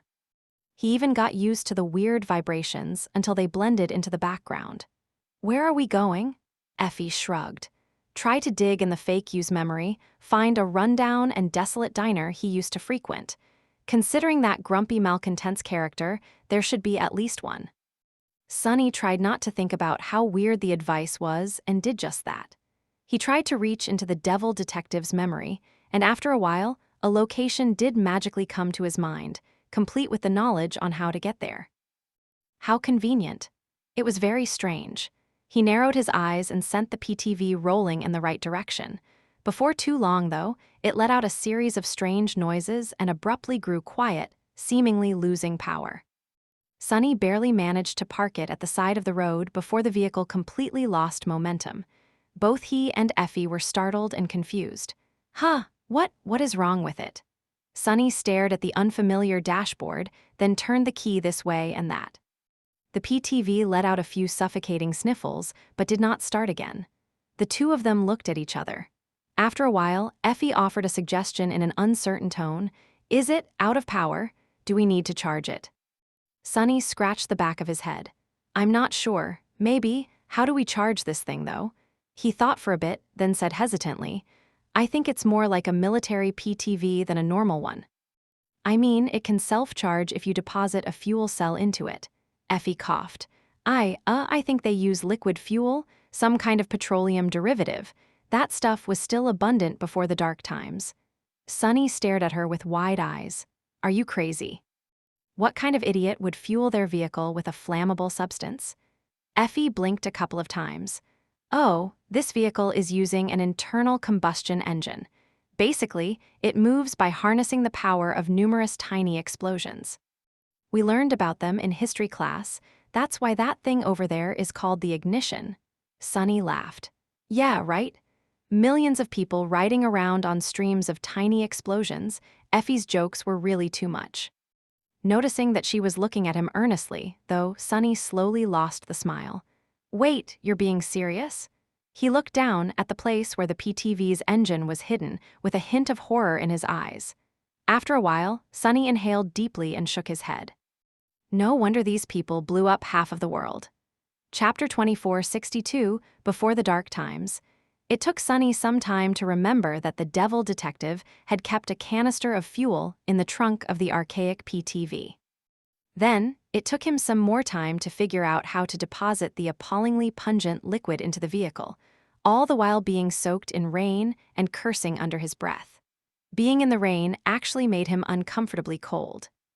Sunny had almost forgotten the feeling of being powerless in the face of the elements, so it was somewhat of a novel experience for him. Needless to say, he climbed back into the PTV in a foul mood. Looking at Effie with a deep scowl, he suppressed a heavy sigh and asked, Is your mundane alter ego also a sleep-deprived, rage-fueled wreck craving nothing more than an unhealthy dose of nicotine and alcohol? She laughed and shook her head. Nope. I am basically a shining example of how regular exercise and a healthy lifestyle are good for you. I mean, sure, becoming mundane all of a sudden was a bit disorienting, but actually, I am enjoying myself. Brimming with vitality, Effie gestured to her toned, tantalizing body. It's interesting. I was never both able-bodied and mundane, so this is a new experience for me. Sunny's stare turned bitter. I see. Looking away, he started the car and sent it rolling forward again. As they drove to their destination, he could appreciate the vistas of Mirage City from a new perspective. Sunny knew, of course, what cities before the dark times looked like, but only from archival footage, webtoon illustrations, and movie sets. Seeing it all with his own two eyes, and in great detail, was completely different. He couldn't help but feel put off by how different everything looked. There were no barriers surrounding the city, no alloy towers, no isolation domes around active nightmare gates peppered here and there. The air was of course breathable, and the citizens did not seem afraid of the rain, as if there was no possibility of it turning to acid. The architecture was entirely foreign to what he was used to, and the buildings themselves were many times lower than they were in NQSC, despite the fact that they were built exclusively up, with almost no subterranean levels. There were no layers to the city, just one flat surface with hills and small mountains rising here and there. Everything seemed so simple and relaxed, even if it had felt overwhelming and permeated by crushing tension to the devil detective. How large do you think this city is? Effie contemplated for a moment. I think it has a population of around 10 million, 20-something millions, including the greater metropolitan area. Sunny's eyes widened a little. 20 million people? That's tiny. From the impression he had gotten from the vague memories of the devil detective, Mirage City was a sprawling metropolis suffocating in a flood of human sins. However, 10 million, even 20 or 30, was positively a tiny amount. There had been many times more people living just in the outskirts of NQSC, let alone in the city itself, with its population in the hundreds of millions. Mirage City was a village, and despite that, it somehow managed to look crowded. Perhaps because everyone had somehow gotten a PTV license instead of using public transport like normal people did. As a result, not only was the air full of noxious fumes and noise, but the traffic also prevented anyone from getting anywhere in a timely fashion. People were simply stuck on the road, their vehicles crawling at such a low speed that even the pedestrians could outpace them.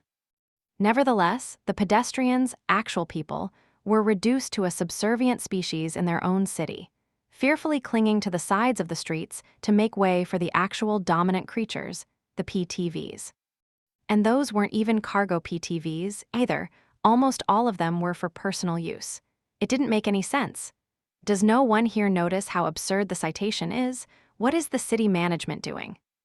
No, actually, if he remembered correctly, countless people did use a public transport network here, mostly the underground trains. It was just that the network was similarly inadequate and failed to serve even such a tiny population, resulting in overcrowding and unbearably bleak peak traffic hours. Well, that last part actually made sense. With the primitive technology of the days before the dark times and no spell tech, digging underground tunnels must have been a real chore. However, the very reason why they had to be dug underground in the first place was that the surface roads were usurped by personal vehicles. Underground tunnels? Huh.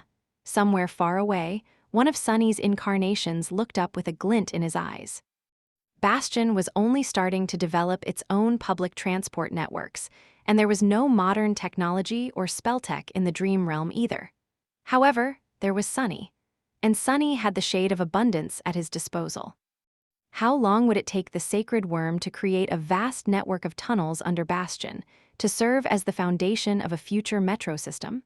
Not long at all. Should I discuss it with Cassie? We'll need some engineers, sure, well, a lot of them. But as long as they remain unaware of how the tunnels will be created and who will create them, it can work splendidly. Sonny was distracted for a while, and by the time he came back to his senses, they were already near the ramshackle diner the devil detective used to frequent. If he was generous, the place could be called quaint and unassuming. If he wasn't, though, he'd call it a trash heap masquerading as an establishment where people were supposed to eat. The diner was small, shabby, and exceedingly sparse in decor. There was no decor to be mentioned, really, just a few cheap tables with similarly cheap chairs. It was mostly used by blue-collar workers, so there were only guests here during the lunch hours and in the evening when people got off work. At the moment, the place was completely empty, with the exception of a grumpy waitress who disappeared somewhere immediately after delivering their order. The food, however, was miraculous. Oh gods! Sonny stared at Effie with wide eyes. Effie was similarly looking at him with an enraptured expression. There was unlimited clean drinking water. Every dish was made entirely from natural ingredients, with not a single synthetic morsel in sight. The flavors were rich, the side dishes were fresh and could be refilled endlessly, and the portions were exceedingly generous. Despite all that, the meal was dirt cheap. How is this possible? Very few people in NQSA could afford to eat like this, and even those who could would have to pay an insane amount of credits for such an amazing meal. The situation was a little better in the dream realm, but even there, most food was still synthetic and being imported from the waking world. Am I in heaven? For a while, Sonny was uncomfortably similar to Effie, practically inhaling the delicious food with little to no table manners and ordering more and more of it. After a while, extremely satiated and feeling sleepy from all the food, he looked at her groggily and asked, "By the way, why did you insist that we should talk in a private place?" Effie leaned back, eased her waistband, and patted her flat belly with a deeply satisfied grin. "Oh, it's nothing major, just that. We'll probably die horribly if the locals notice us breaking character." Chapter 24, 63, The Lives of Others. Sonny lingered for a few moments, then threw a brief glance at the door behind which the waitress had disappeared. No one else was in the deserted diner, and the pedestrians rushing past the dirty window could not hear them. He raised an eyebrow. "How so?" Effie let out a long sigh and poured herself a cup of water before speaking again. Eventually, she leaned back and said in a low tone, "Well, I don't know how you came about, but I was home, the home of the newly promoted Detective Athena of Mirage PD, that is. A married woman with a loving husband and an adorable kid. A couple of adorable kids, actually, a boy and a girl. Needless to say, those were not my kids and not my husband, so when he went for a kiss, I was understandably not having it." Sonny frowned. "Wait, you were aware of who you really are from the start?" Effie nodded. "Yes, we entered the Hall of Imagination, then my memory is a bit hazy. The next thing I knew, I was standing in a living room folding laundry. I was alone, mundane, and completely turned around. Before I could really figure out what had happened, I was assaulted by two overly enthusiastic kids who wanted to play cops and robbers with Mommy. Sonny scratched the back of his head. What the hell is cops and robbers? Effie scoffed. It's a local version of Awakened and Abominations, naturally. Anyway, yes, I was never under the illusion that I was the real Detective Athena. The kids were sweet and adorable, so even though I was weirded out of my mind, I went along with what was happening and tried to slowly regain my bearings while playing with them. That was how I figured out the basic facts about this place and learned to rummage in my counterpart's memories. So, everything went well until her husband showed up. Sonny smiled darkly. What? Did you smack him when he went for a smooch? Effie let out a joyless chuckle. No, maybe I would have, but my instincts are still those of a saint. You know how it is, we need to be careful around mundane people, so the thought of striking him never even crossed my mind. I just dodged away and let him know in no uncertain terms that there would be no smooching, kissing, squeezing, fondling, or canoodling of any kind. Sonny gave her an exasperated look. I don't need the details, you know? She grinned. Why, not a fan of canoodling? That is not what Sonny scoffed. Hey lady, I am not a fan, I am the artist. Effie stared at him silently for a few long moments, then threw her head back and exploded with laughter. Oh gods, did you really just say that? Sonny raised his chin defiantly and suppressed a smile. I did. Not only did I say it, but I also meant every word.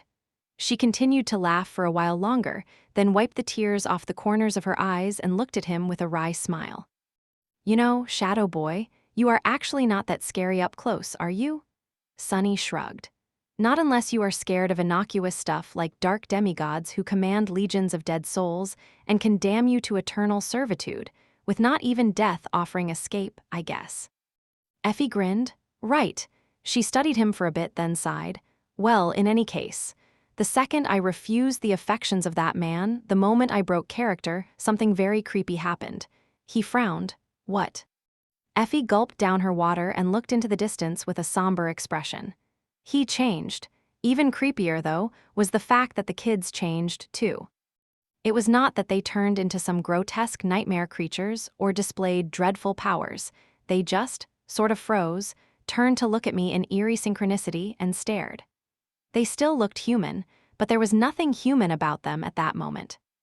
I don't know how to describe it, but there was something deeply wrong deep in their eyes, something empty and utterly alien to what a human or even an abomination should be.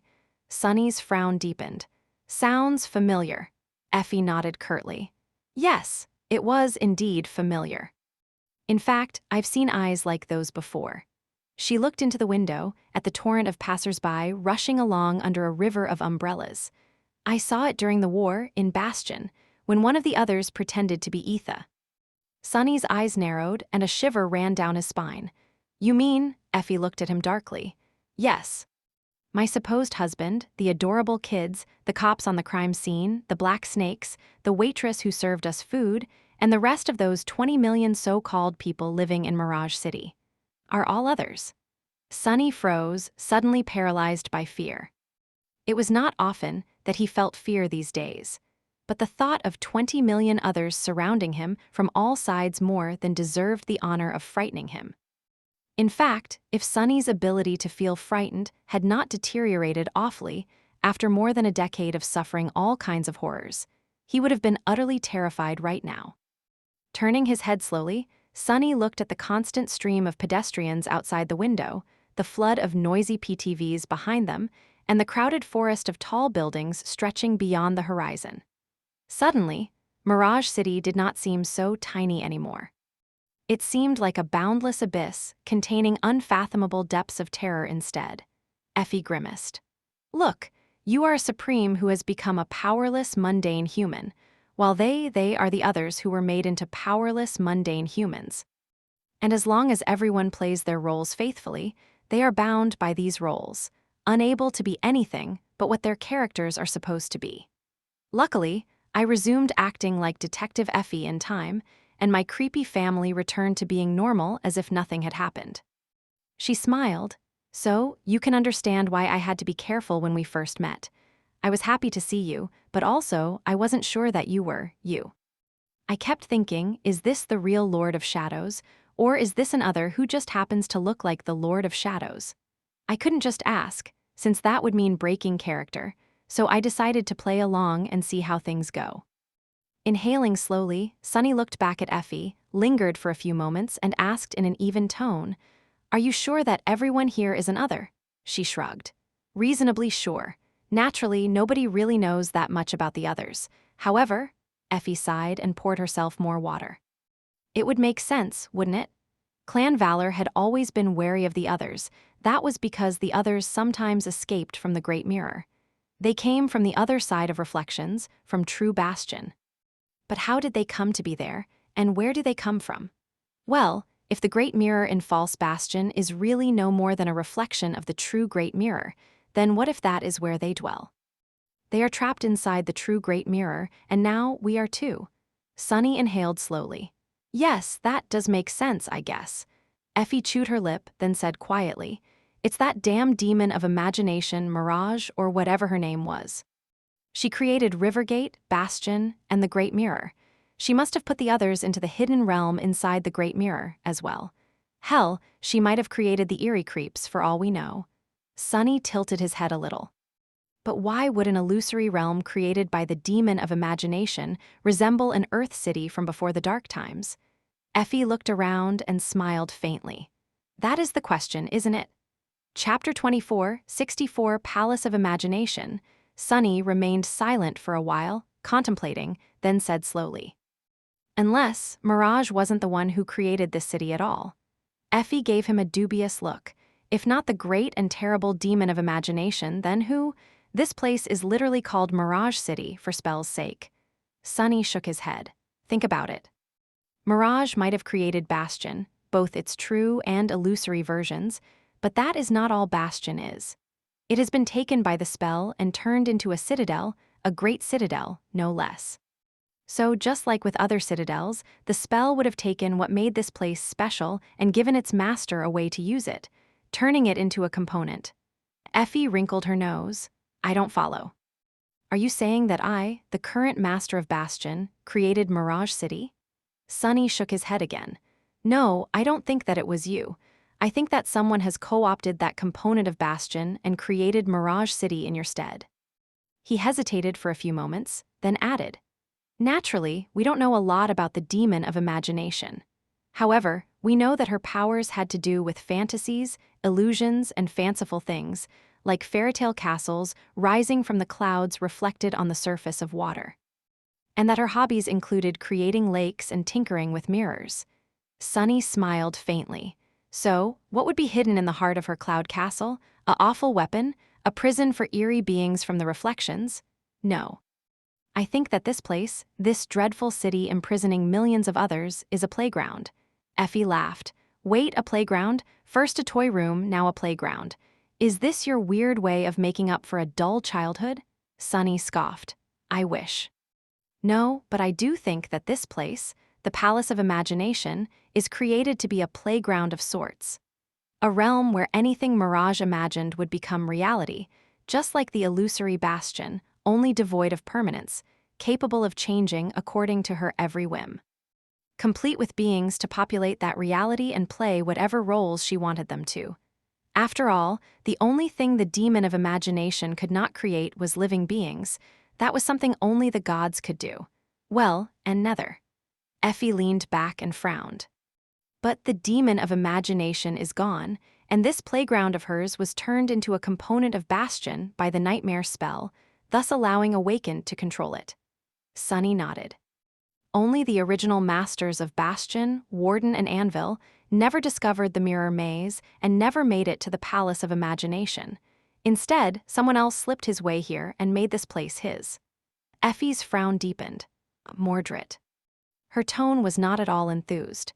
In fact, Sunny had rarely heard his easygoing friend sound so somber. He was not too happy either. It was either him or Morgan, had to be. "I don't know whether they created this city consciously or if the Great Mirror simply extracted the blueprint from their subconscious, but it was definitely one of them." Effie blinked a couple of times. "Right, Morgan is also here, but we have no idea where either of them is." Sunny smirked. Says who? Actually, I have already located both Morgan and Mordred. Oh, I also found Saint while I was at it. Effie blinked a few times. When did you? Actually, never mind. Wow, Shadow Boy, you really do work fast. So fast, in fact, that it makes me wonder if you're as quick in. Sunny gave her chair a kick under the table, winced at the pain in his mundane foot, and said, Mordred is the young CEO of the Valor Group, which is a private conglomerate that basically controls the city. The politicians, the courts, the police, pretty much everyone is in their pocket, so he is all but untouchable. Effie raised her eyebrows. What? How is that even possible? I mean, a private company having more power than the government, let alone the people. That sounds completely implausible, does it not? Sunny shrugged. Sure, sounds far-fetched, but we are in an imaginary realm, remember. It's only reasonable that some things here will be entirely fantastical, not at all based in reality. He wasn't sure how things worked before the dark times, but a society completely ruled by money and private interest seemed like too irrational a concept to have existed. Human greed was boundless, after all, so who in their right mind would base a world order around that? Imagining what would happen to the world if Aiko was in charge, Sunny was suddenly covered in cold sweat. By the dead gods, let's hope that she never becomes a sovereign. He smiled weakly and shook his head. Well, think about the great clans. Could the government, let alone the people, have done anything against them? No. In that sense, the Valor Group is not that different from the great clan Valor. Sunny sighed. Saint has become a hotshot psychiatrist in an elite, high-security mental hospital. While Morgan is a patient in that hospital.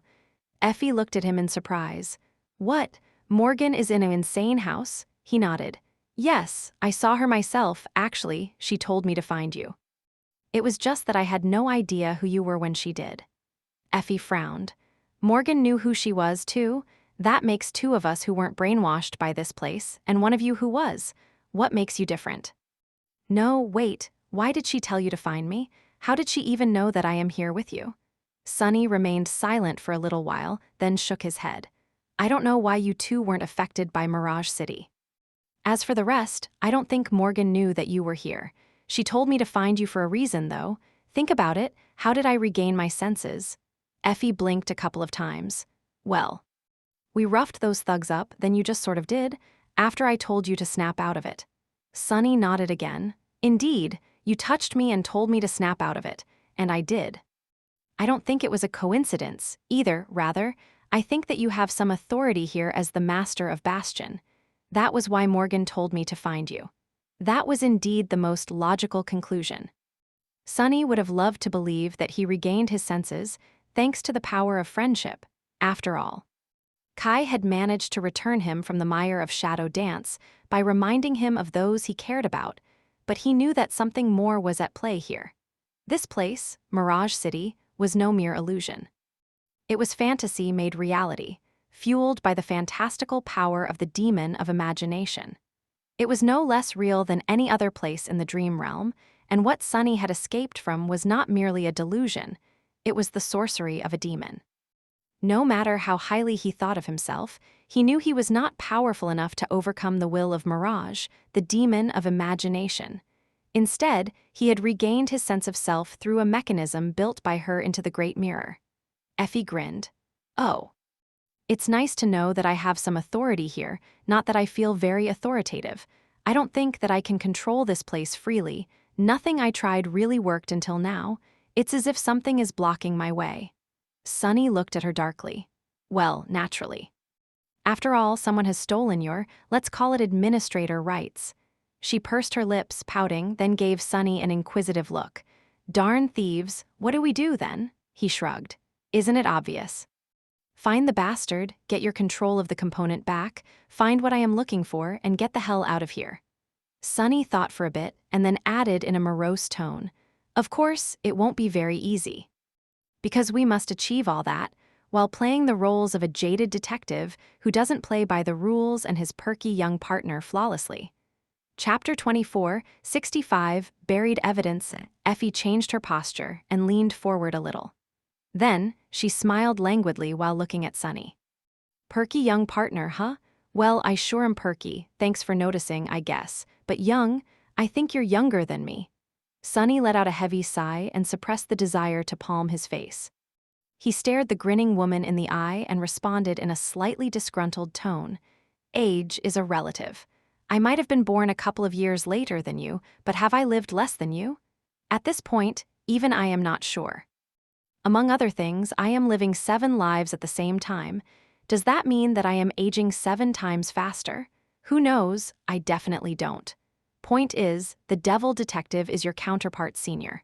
So, treat me accordingly. Effie's grin widened a little and her eyes glistened. All right, big brother, Sunny shuddered. No, no, none of that, never. She batted her eyelashes innocently, then leaned back and shrugged. Well, whatever. In any case, what is our next step? Sunny contemplated her question for a while. Eventually, he frowned. Our target is Mordred, the CEO of the Valor Group. Besides him, there are 2 secondary persons of interest, Saint and Morgan. Saint does not seem to remember herself, acting out the role assigned to her by the Great Mirror, that of his inordinately gorgeous therapist. Who talked, Sunny remembered the bizarre experience of seeing and hearing the human version of Saint. Now that he had regained his sense of self, he did not know how to feel about that. It was fascinating, a little thrilling, but mostly, it felt completely and utterly wrong. He cleared his throat, then continued. You must not know a lot about Saint, but she can become an extremely valuable ally to us, as long as we manage to remind her of who she is. More importantly, she can help us gain access to Morgan. His expression darkened. Saint is valuable, but Morgan is priceless. What we lack the most at the second is information, and she seems to know a lot about what is going on, much more than we do, at least. However, getting to her won't be easy. That asylum is like an impenetrable fortress, built to prevent anyone from both getting in and getting out. Sunny lingered for a moment, and then added somberly. As for Mordred, well, he is probably the most well-guarded person in Mirage City. We don't know whether he remembers himself or not. All we know is that he is somehow connected to the nihilist case. Effie raised an eyebrow. Oh. Wait, before, the devil detective mentioned that he knew who the nihilist was, and that he only needed concrete evidence to prove it. Don't tell me that he meant the most powerful person in the city. When Sunny remained silent, Effie's eyes widened. The young CEO of the Valor Group, Mordred, that creep, goes around gruesomely murdering people at night? Sunny sighed. The devil detective was sure that it was Mordred, but I am not. He had a reason to hate that guy, though. Frowning, Sunny tried to parse through the vague, dreamlike memories of his counterpart. There were facts, there were emotions, there were thoughts and suspicions, all painted in dark hues by hatred, obsession, and insomnia.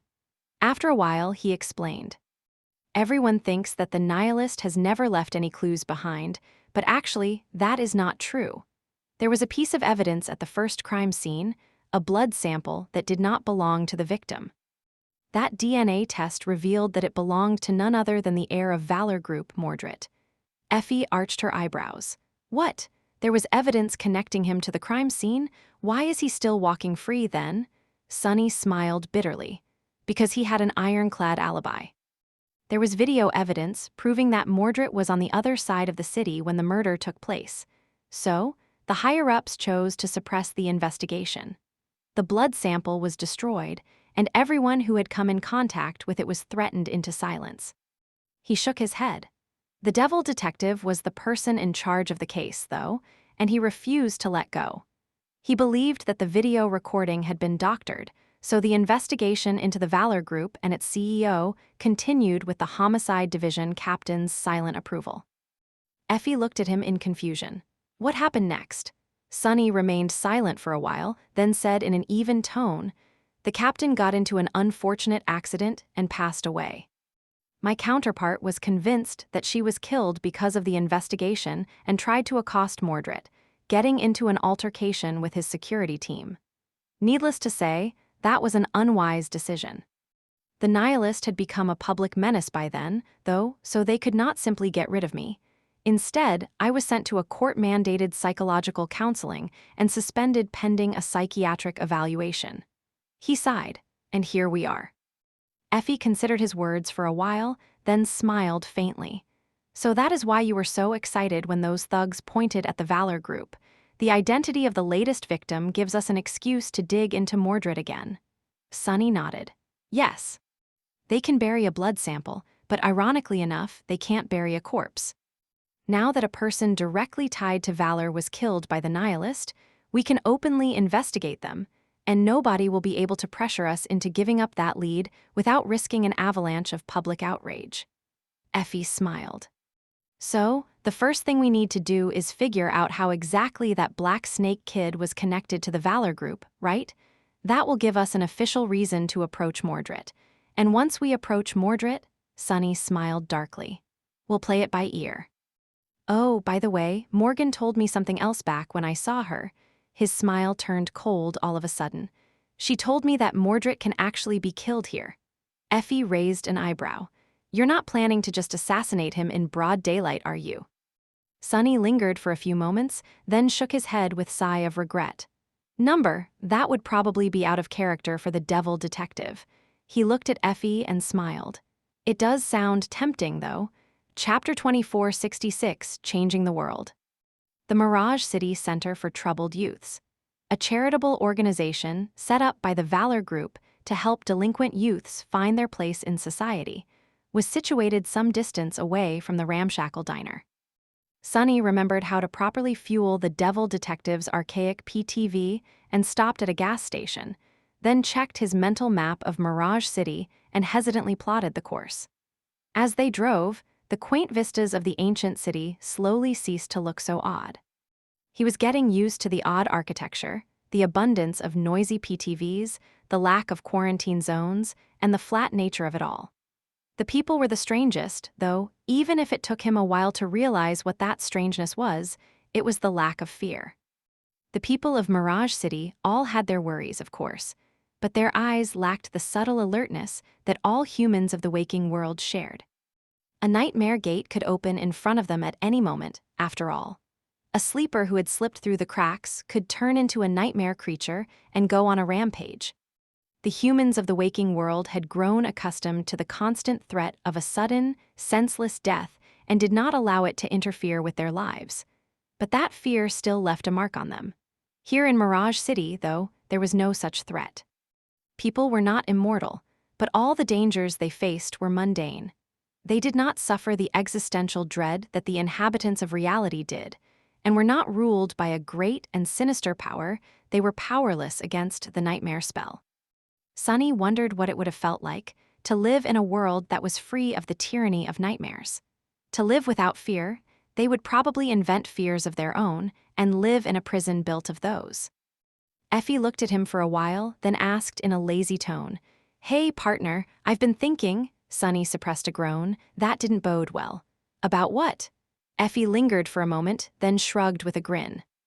It's just that, wasn't this adventure supposed to prepare me for becoming a sovereign?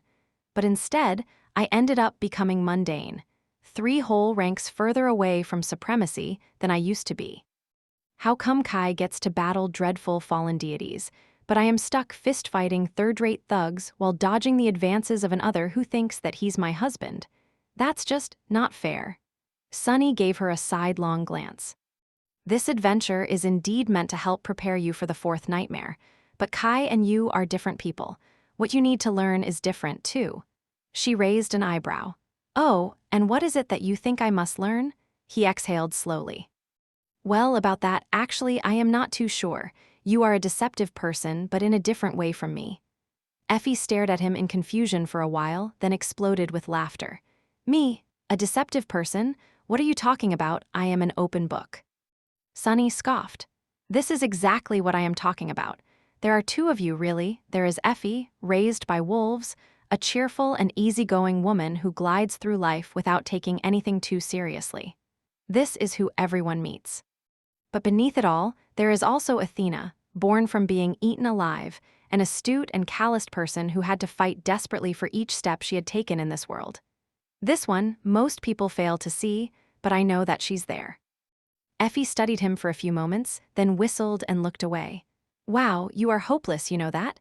Sunny raised an eyebrow. No, I don't. What are you talking about? She chuckled. I mean, you just can't imagine that an astute person can be cheerful and easygoing, can you? Listen, you morose killjoy, you're entirely wrong. There is only one of me. I am not hiding behind a false facade of cheerfulness. I just know how to enjoy life, even if it seems too bitter to swallow at times. Sunny smiled faintly. Too bitter to swallow, it's all food metaphors with you, huh? He remained silent for a bit, then shrugged. Point is, Kai lacks confidence in himself. But you don't, on the contrary, you know exactly what you want, and you are not afraid to get it. In fact, I think that this is exactly the problem. You have already gotten everything you wanted, you've built the kind of life for yourself that leaves you entirely satisfied, so you are not desperate enough. Effie raised an eyebrow. Me, not desperate enough? I feel desperate way too often, partner.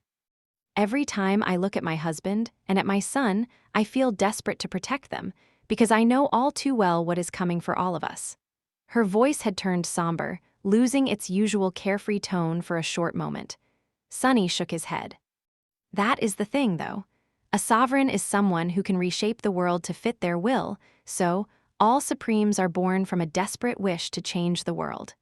Otherwise, where would their determination to reshape it come from? But you don't want to change the world. Rather, you want to make sure that the world maintains its shape because it already fits you. You are the only person I know who is truly satisfied with their life, and that, I am not sure if that is enough. Sunny was suddenly reminded of a conversation he had had with Effie a long time ago. He had shared his desire to be stronger than Nephi's, and Effie told him that he would never be stronger than Nephi's unless he found conviction. That was one of the reasons he had undertaken a perilous journey to Antarctica. In the end, what he was telling her now wasn't exactly the same, but he still couldn't help but feel that their roles were reversed. Effie remained silent for a while, then sighed. Is it such a sin to be satisfied with one's life? Sunny shook his head. No, it's not. In fact, if you know some secret way to achieve that, please teach me. Effie laughed, then looked at him with a grin. Ah, so you want me to teach you about satisfaction. Okay, listen well, it's time for another one of Auntie Effie's lessons. Sunny's eyes widened. Oh, number. He suddenly realized that he was trapped in a PTV with her, with nowhere to escape. Chapter 24, 67, A Troublesome Discovery. The Center for Troubled Youths looked strangely tranquil and picturesque after the busy concrete jungle of the city. It was situated in a quiet neighborhood, taking up most of it. The grounds were surrounded by a neat fence, spacious enough to accommodate a modest park and a good collection of sports facilities, starting from a football field and ending with several tennis courts. There were not a lot of the aforementioned troubled youths in sight, considering the pouring rain, but the buildings themselves looked clean and well-maintained.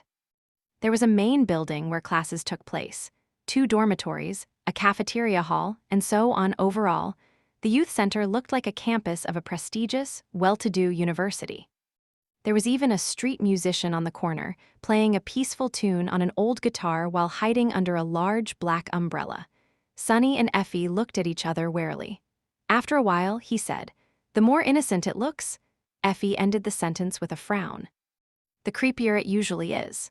Neither of them liked the idea of the Valor Group and Mordred collecting young delinquents in an unassuming private facility, supposedly to help them. Who knew what kind of shady things were going on here? After hesitating for a while, Sunny sighed. "You go talk to whoever is in charge here. I'll look around." They presented their badges to the security guard at the entrance and were admitted inside after some mild resistance. Effie headed for the main building to find the director of the youth center, while Sunny lingered at the gate for a while before leaving to explore the territory. They met back at the car some time later, both wearing troubled expressions. "What did you find?" Sunny's voice was even. Effie studied him for a bit, then said somberly, "You first." He sighed. "Well, it seems completely normal." Her expression cleared. "Right, I found absolutely nothing to suggest that there's something shady going on in this place. The director is a very nice old lady. She told me everything I needed to know and was genuinely upset to learn that the kid had been killed." Sunny scratched the back of his head. "Right, I walked around the whole territory and even spoke to a few residents. Everything seems above board. The youths are content, well cared for and happy. There are no odd vibes, no creepy undertones, nothing suspicious at all. From everything I saw, it seems like a completely legitimate charitable organization that is both funded well and managed well, with everyone doing their hardest to make sure that these kids receive a bright future. They stared at each other in utter confusion. Why would Mordred run a real charity? And do so earnestly, voluntarily, and with no secret agenda to boot? Sunny did not have shadow sense at the moment, while his other senses had been suppressed to the level of a mundane person. However, he still had his experience, instinct, and intuition, and yet, everything was telling him that there was nothing sinister or shady about the Center for Troubled Youths. Even the devil detective's dormant hostility could not find fault with this place. Effie scratched the back of her head. Very weird. Sunny was inclined to agree. It was indeed extremely weird, but there was nothing they could do about it. In fact, why would they want to do something? It was odd to be unhappy that the youths weren't being exploited for nefarious purposes. He shook his head. Anyway, did you find out anything? Effie remained silent for a moment, then nodded. Oh, yes, sure. The victim was indeed a resident of this youth center at some point. However, he graduated successfully around a year ago. Many of these kids either get sponsored by the Valor Group and go on to receive higher education or are helped with seeking employment. The Valor Group has countless entry-level positions, so most of the latter end up being employed internally. Sunny raised an eyebrow. So, the victim was an employee of the Valor Group? Effie nodded. Indeed. In fact, he worked in its corporate security branch. Basically, he was a security guard. And not only that, he was posted in the Valor Group's main office. Sunny's gaze grew sharper. Oh, meaning. Effie grinned. Indeed, he had a chance to interact with Mordred on a daily basis. So if you wanted a reason to go and pay that bastard a visit, congratulations. Wishes do come true. Sunny smiled darkly, then looked at the sky. The sky was obscured by a thick layer of clouds, so he grimaced and looked at his watch instead. Then, he cursed quietly. Hey, how the hell do I read time from an analog watch? Effie blinked a couple of times. What's an analog watch? It took them a couple of minutes to figure out the barbaric technology of the bygone era. Determining that it was already evening, Sunny sighed. I don't think we'll be able to catch Mordred at work at the moment. So, let's pay him a visit tomorrow morning? Effie shrugged. Sure, so are we clocking out then? Her voice was lacking enthusiasm, which prompted Sunny to give her a long look. If you don't want to go home, you can crash at my place. Granted, the devil detective was not the cleanest of people, but since I doubt that you'll be scared away by a little mess, it should be fine. She smiled. Is that your way of calling me a slob? In any case, thanks, but no thanks. I don't think that abandoning her children and spending the night at an odd man's place would be in character for my counterpart. So, I'll head home. She looked around, then added sheepishly. Or rather, I'll trouble you to drive me home, partner. I barely figured out how to get to the crime scene after receiving the call. Now, I am completely turned around. Sunny sighed and unblocked the archaic PTV. Sure, no problem. Get in, partner. Chapter 24, 68, Home Bitter Home. It was already late when Sunny returned to his dark, dusty apartment. Unlocking the door, he walked inside, closed it, then gave it a long look. How fun! The door was made from a sheet of ordinary metal, while the walls around it were nothing but concrete panels. In other words, even a dormant nightmare creature could easily rip through the door or crash through the walls. But then again, there were no abominations in this world. So, these pitiful safety measures could very well stop anyone uninvited from entering the apartment. That said, the devil detective was a paranoid guy, and for a good reason. As a cop, he had a lot of enemies, and his nasty temperament did not earn him any friends either. So, one of the empty bottles scattered around the apartment actually served a purpose. Following a habit that belonged to someone else, Sunny locked the door and carefully balanced the bottle on its handle. That way, if someone picked the locks and tried to enter quietly in the middle of the night, the bottle was going to fall and break loudly, alerting him to the presence of an intruder. Sunny was usually guarded by one of the shadows, so this level of caution felt both unfamiliar and new. Turning away from the door, he studied his place of residence. Dust everywhere, empty bottles and plastic food containers scattered on the floor, oil stains and streaks on every glass surface. With a sigh, Sonny removed the bottle from the door handle and opened the curtains. Then, he rolled up his sleeves and got to cleaning. An hour or two later, after a few visits to the nearby trash containers, the apartment finally started to resemble a place suitable for human life. Locking the door once more, Sonny lowered himself into a threadbare armchair and let out a heavy sigh. It was ridiculous to admit, but this little amount of physical activity had tired him out. His muscles ached, not from battling some awful nightmare creature, but from fighting mundane thugs and dust. Such an indignity, he was sleepy.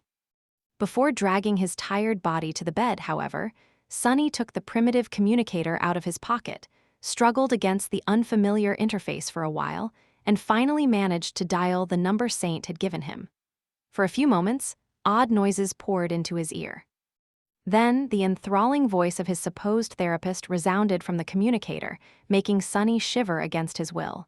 Yes. He lingered for a few moments, then spoke in a neutral tone. Dr. Saint, good evening. This is Detective Sunless from Mirage PD. I wanted to discuss future therapy sessions. A few minutes later, he put down the communicator and closed his eyes. The echoes of Saint's voice were still resounding in his ears. This is so strange, to hear her talk. Before Sonny knew it, he fell into the soft embrace of sleep.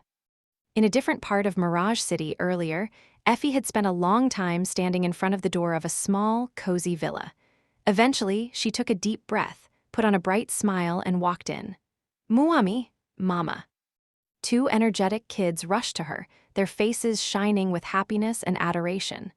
Effie leaned down to catch them, then lifted them into the air, feeling little arms wrap around her neck and kisses being planted on her cheeks. Mommy is home. Mama, Mama. Failing to resist the overflowing cuteness, Effie nuzzled the children. Her forced smile gradually turned into a natural one. Oh my, who are these little darlings? Are you my kids? No way. My precious children were way smaller when I left home. How did you grow up this much in just a day? Huh. If this continues, you'll be carrying Mommy instead by the end of the week. The children giggled as he brought them into the living room. New. Effie let the babysitter go, then got busy caring for the children herself. She prepared them food with unfamiliar ingredients, read them unfamiliar books, played unfamiliar games with them, and helped them wash in an unfamiliar bathroom. Her counterpart's children were younger than her dumpling was. He had grown up too fast, which left her feeling wistful. So, spending time with these little cuties lifted her mood. Of course, they weren't children at all. The cute little boy and the adorable little girl who called her Mommy were the others, the terrifying, unfathomable beings forced into the shape of children by the Great Mirror. But they looked so real and acted so real more than that. Her counterpart's dreamlike memories were still flowing like a hazy river in her mind. Memories full of real love and affection for these tiny bundles of joy and innocence, just like she was full of fierce love and affection for her own. It was a maddening contradiction to find herself caring for little children who treated her like their mother, but were not hers, children who were innocent and pure, but at the same time monstrous and frightening. Effie could feel herself reeling. But despite all that, and even knowing better, she simply could not bring herself to treat them like monsters. Perhaps it was the mother in her, but the sight of the childlike smiles made her heart both flutter and ache. Ah, what am I going to do? At some point, her counterpart's husband returned from work. He was tall, he was handsome, he was gentle and sweet, but he wasn't her husband. He was not the man she loved, his features were different, his voice was different, his smile was different, and for that reason, everything about him was hateful. The kids were asleep, and now it was time for her and her supposed husband to go to bed, too. However, Effie was not having it. Here, you go sleep on the couch. She handed the startled man a rolled-up blanket and a pillow. He looked at her with eyes full of confusion. Darling, what did I do? Effie smiled. Indeed, what did the poor guy do? She couldn't really tell him that there was only one man allowed into her bed, her husband, and that he was not that man, that he was not even a man. He was an other pretending to be one. So Effie employed a tactic tried and tested by numerous generations of women. Giving the other husband an offended look, she said in a wrathful tone, "You have the gall to ask? Wow, just wow. Go figure it out. You'll be sleeping on the couch until you do." The man paled. But darling," not hearing any objections, she pushed him out of the bedroom and slammed the door shut. Finally alone, Effie let out a relieved sigh. Looking at her empty bed, she then sighed again. Damn, was I swindled. I really can't see how any of this will help me become supreme. I want to go home. Chapter 2469, World of Abundance. The next morning, Sonny parked his PTV in front of Effie's home in a foul mood. She was standing there with a brown paper bag in her hand, holding the umbrella with the other and yawning. When he opened the door, she climbed in and gave him a reproachful look. "You're late." Sonny cursed under his breath. "Do you know what I had to do on the way here?" Effie shrugged. "No idea. Why?" Sonny gave the steering wheel of the PTV an annoyed push. "I had to refuel this piece of junk. Again." She stared at him in shock. "What? No way. These things need to be refueled daily?" He nodded a few times. "That's what I'm saying. That pungent, flammable fuel, turns out they burn through it faster than I burn through essence." Effie blinked a couple of times, then shook her head and put on her seatbelt. "No, but really? Daily? What a hassle." Sonny was inclined to agree. As they drove to their destination, Effie explained what she managed to salvage from her counterpart's memory last evening. Most of it had to do with police procedures and protocols they had to follow, paperwork, briefing the press, coordinating with other teams, and so on. "Actually, I already received a phone call from the captain. There is going to be a press conference tomorrow afternoon, where I am supposed to make a statement to answer a few questions. The journalists are dying to know about the nihilist and his latest victim. Obviously, they are also dying to castigate the police department and lament the lack of progress in catching him. I'm the designated punching bag, I guess." Sonny smiled faintly. "That should be nothing new for you, though. You've been the propaganda machine's favorite ever since the Forgotten Shore. Remember those posters of you they plastered all around NQSC? The first batch, I mean." Effie stared at him for a few moments, then laughed. "Oh, gods, you saw those. Wow, made an impression, did I? Well, her armor certainly did." Sonny scoffed. "Some of them took entire facades of huge buildings. You were hard to miss." She grinned and looked into the window, at the colorful billboards decorating the buildings of Mirage City. They were propaganda posters, as well, only of a different, far more subtle kind. Instead of the government pushing a false narrative onto its citizens to control the population, these were made by private enterprises to manipulate people into consuming their goods. It was hard to tell which was more invasive. It is both wonderful and sinister, don't you think? Sonny raised an eyebrow. "What do you mean?" She pointed to the city outside the window. "This world, a world of abundance. Of prosperity, so extreme and staggering that it has become a problem in and of itself.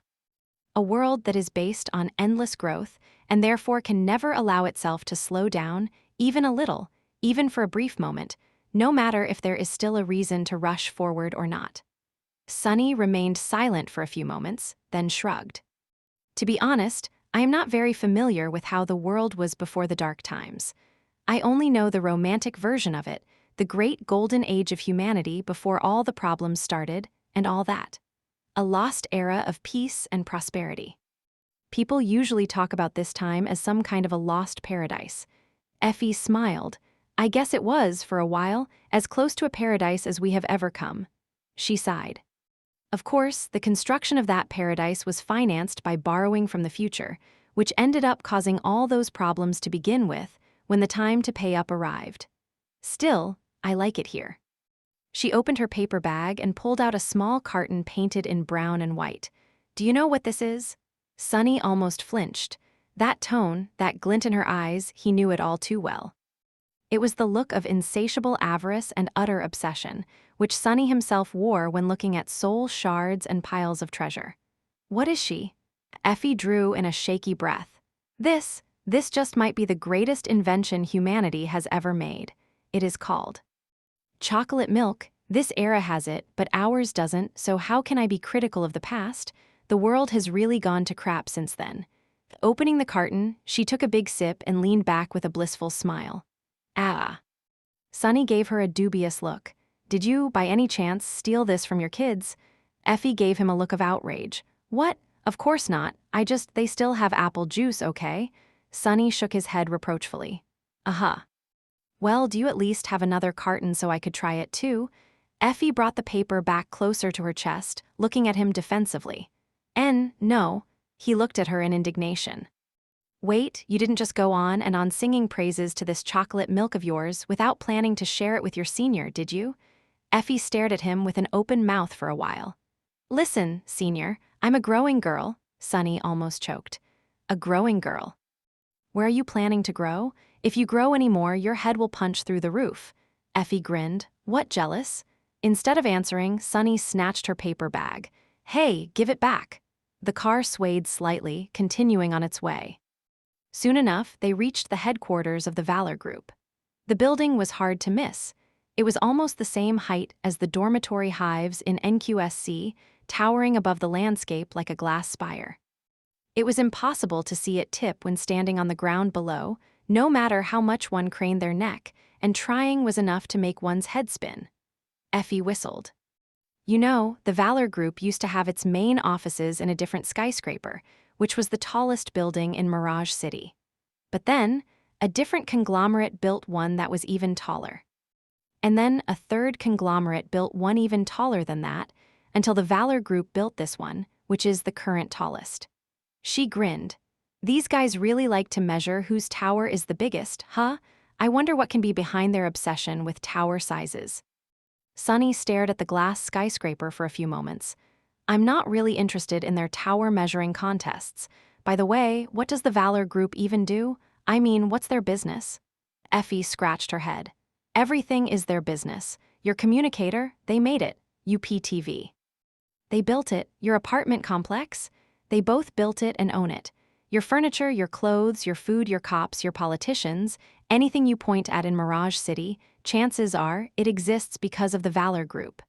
Sunny remained silent for a while. How bizarre. Then he looked at her and smiled. So, let's go take the CEO of the Valor Group down, shall we? Effie chuckled. I thought you'd never ask. Chapter 24, 70 Glass Spire. The lobby of the Valor Tower was as glamorous and quietly oppressive as its exterior. So much so that Sunny and Effie, the only two people not wearing smart business suits here, looked woefully out of place. Effie was stunning enough to turn heads, but her lackadaisical athleisure ensemble seemed too casual and sloppy. As for Sunny, his cheap, nondescript cop clothes looked outright shabby and inappropriate in this grandiose temple to money and power. Nevertheless, both carried themselves with absolute confidence, as if they owned the place, which only brought them more attention. Here we go. Walking over to the vast reception desk, Sunny showed his badge to the nearest receptionist. Detective Sunless and Detective Athena of Mirage PD. We are here to meet Mr. Mordret. The young woman looked between the two of them with a lost expression, at least for a moment. Then, her training kicked in. Her expression instantly changed to that of an extremely polite brick wall, and she said with a flawlessly neutral smile, Oh, I see. Do you have an appointment? Sunny mentally translated her words, no chance in hell. Begone, peasants. Of course, not just anybody could meet the CEO of the Valor Group. In fact, very few people could, and a couple of lowly detectives were definitely not in that small, exceedingly elite club. He responded to the receptionist's smile with one of her own. No. Do you have hearing loss? She blinked. Excuse me? Effie leaned on the desk languidly. My partner was wondering which part of what he had said you failed to hear. Was it detective or Mirage PD? Or do you just think that police officers have nothing to do all day and would seek out your CEO without a reason? We have an important and official reason to see him, so hurry up and get him into a room with us. Sunny raised an eyebrow and waved his badge in the air. Or are you blind? Did you perhaps not see our identification? The receptionist maintained her professional smile. I am not sure Effie shook her head and said loudly, Wait, no. They wouldn't keep a deaf, blind girl at the reception. That'd just be cruel.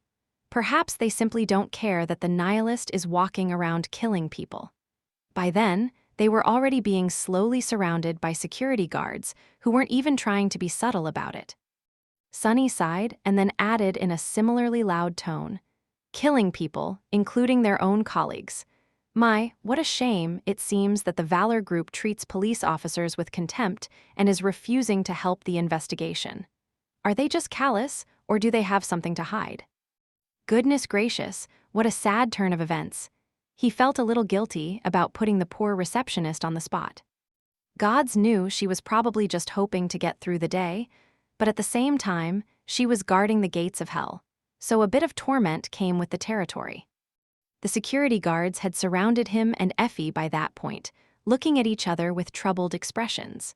The loud voices had also gathered a small crowd. If office workers were known for one thing, it was that they often suffered from boredom. So they were not going to miss a bit of drama to fuel the gossip. That was what Sunny wanted. He knew, of course, that getting to Mordred was not going to be simple. In fact, it was all but impossible in the short term. Even if an employee of the Valor Group had been killed, by the nihilists that did not mean that they could just go and interrogate the CEO. They would have to go through a chain of increasingly important people first, starting from some poor exec and working their way upward from there. So, he was fully prepared for that long and arduous process. Making a scene in the lobby was merely the first step. The threat of a public disturbance would force someone in the hierarchy of the Valor Group to appease them, which was going to be a start. Effie sighed and reached into her paper bag to produce a sandwich. Unwrapping it slowly, she said, "Well, what can we do? I guess I won't have anything to tell the press tomorrow, just that our attempts at cooperation with the Valor Group were, sadly, met with a pronounced lack of enthusiasm. It just breaks my heart to imagine what people will say the next time the nihilist strikes. Could it have been prevented? Could the Valor Group have helped? I guess we'll never know." The receptionist paled a little, then exchanged a series of glances with a senior colleague. Finally, she smiled weakly. "Oh, no, I'm afraid you misunderstood, detectives. Let me contact a superior and see what I can do. Please make yourself comfortable.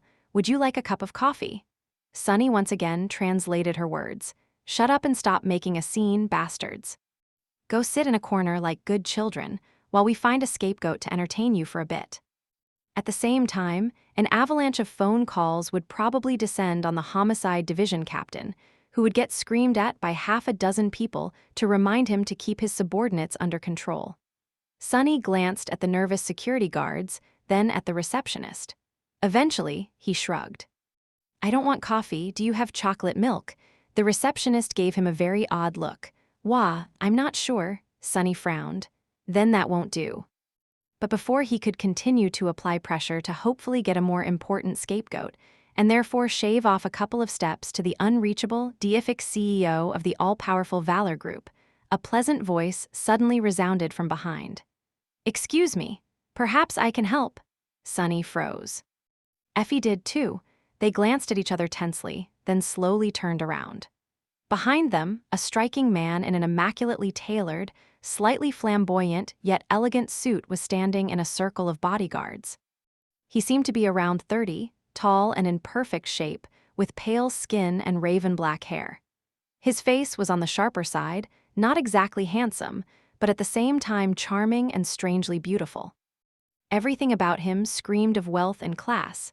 The emerald fabric of his bespoke suit, the subtle splendor of his luxury watch, the precious gemstones on his cufflinks and tie pin, but more than wealth, the man emanated the feeling of power.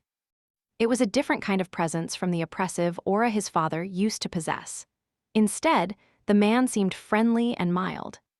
And yet, anyone could tell that he was someone extraordinary simply because of how absolutely relaxed and at ease he seemed, as if nothing in the world could possibly pose a problem to him. His tie was loose, and a few buttons of his designer shirt were stylishly missing. There was an easy, relaxed smile on his face, and a spark of curiosity in his strange eyes that resembled two pools of liquid silver, reflecting the world back on itself. Noticing their strange expressions, the man blinked a few times. "Oh, where are my manners? Allow me to introduce myself." But of course, the man needed no introduction. He was the young CEO of the Valor Group, Mordred. Chapter 24, 71, A Happy Family.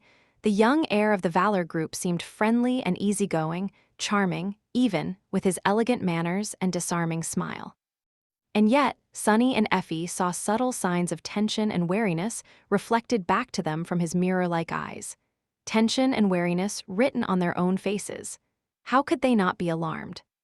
This was Mordred, the Prince of Nothing, a man who was no different from a wicked demon, only more sinister by far.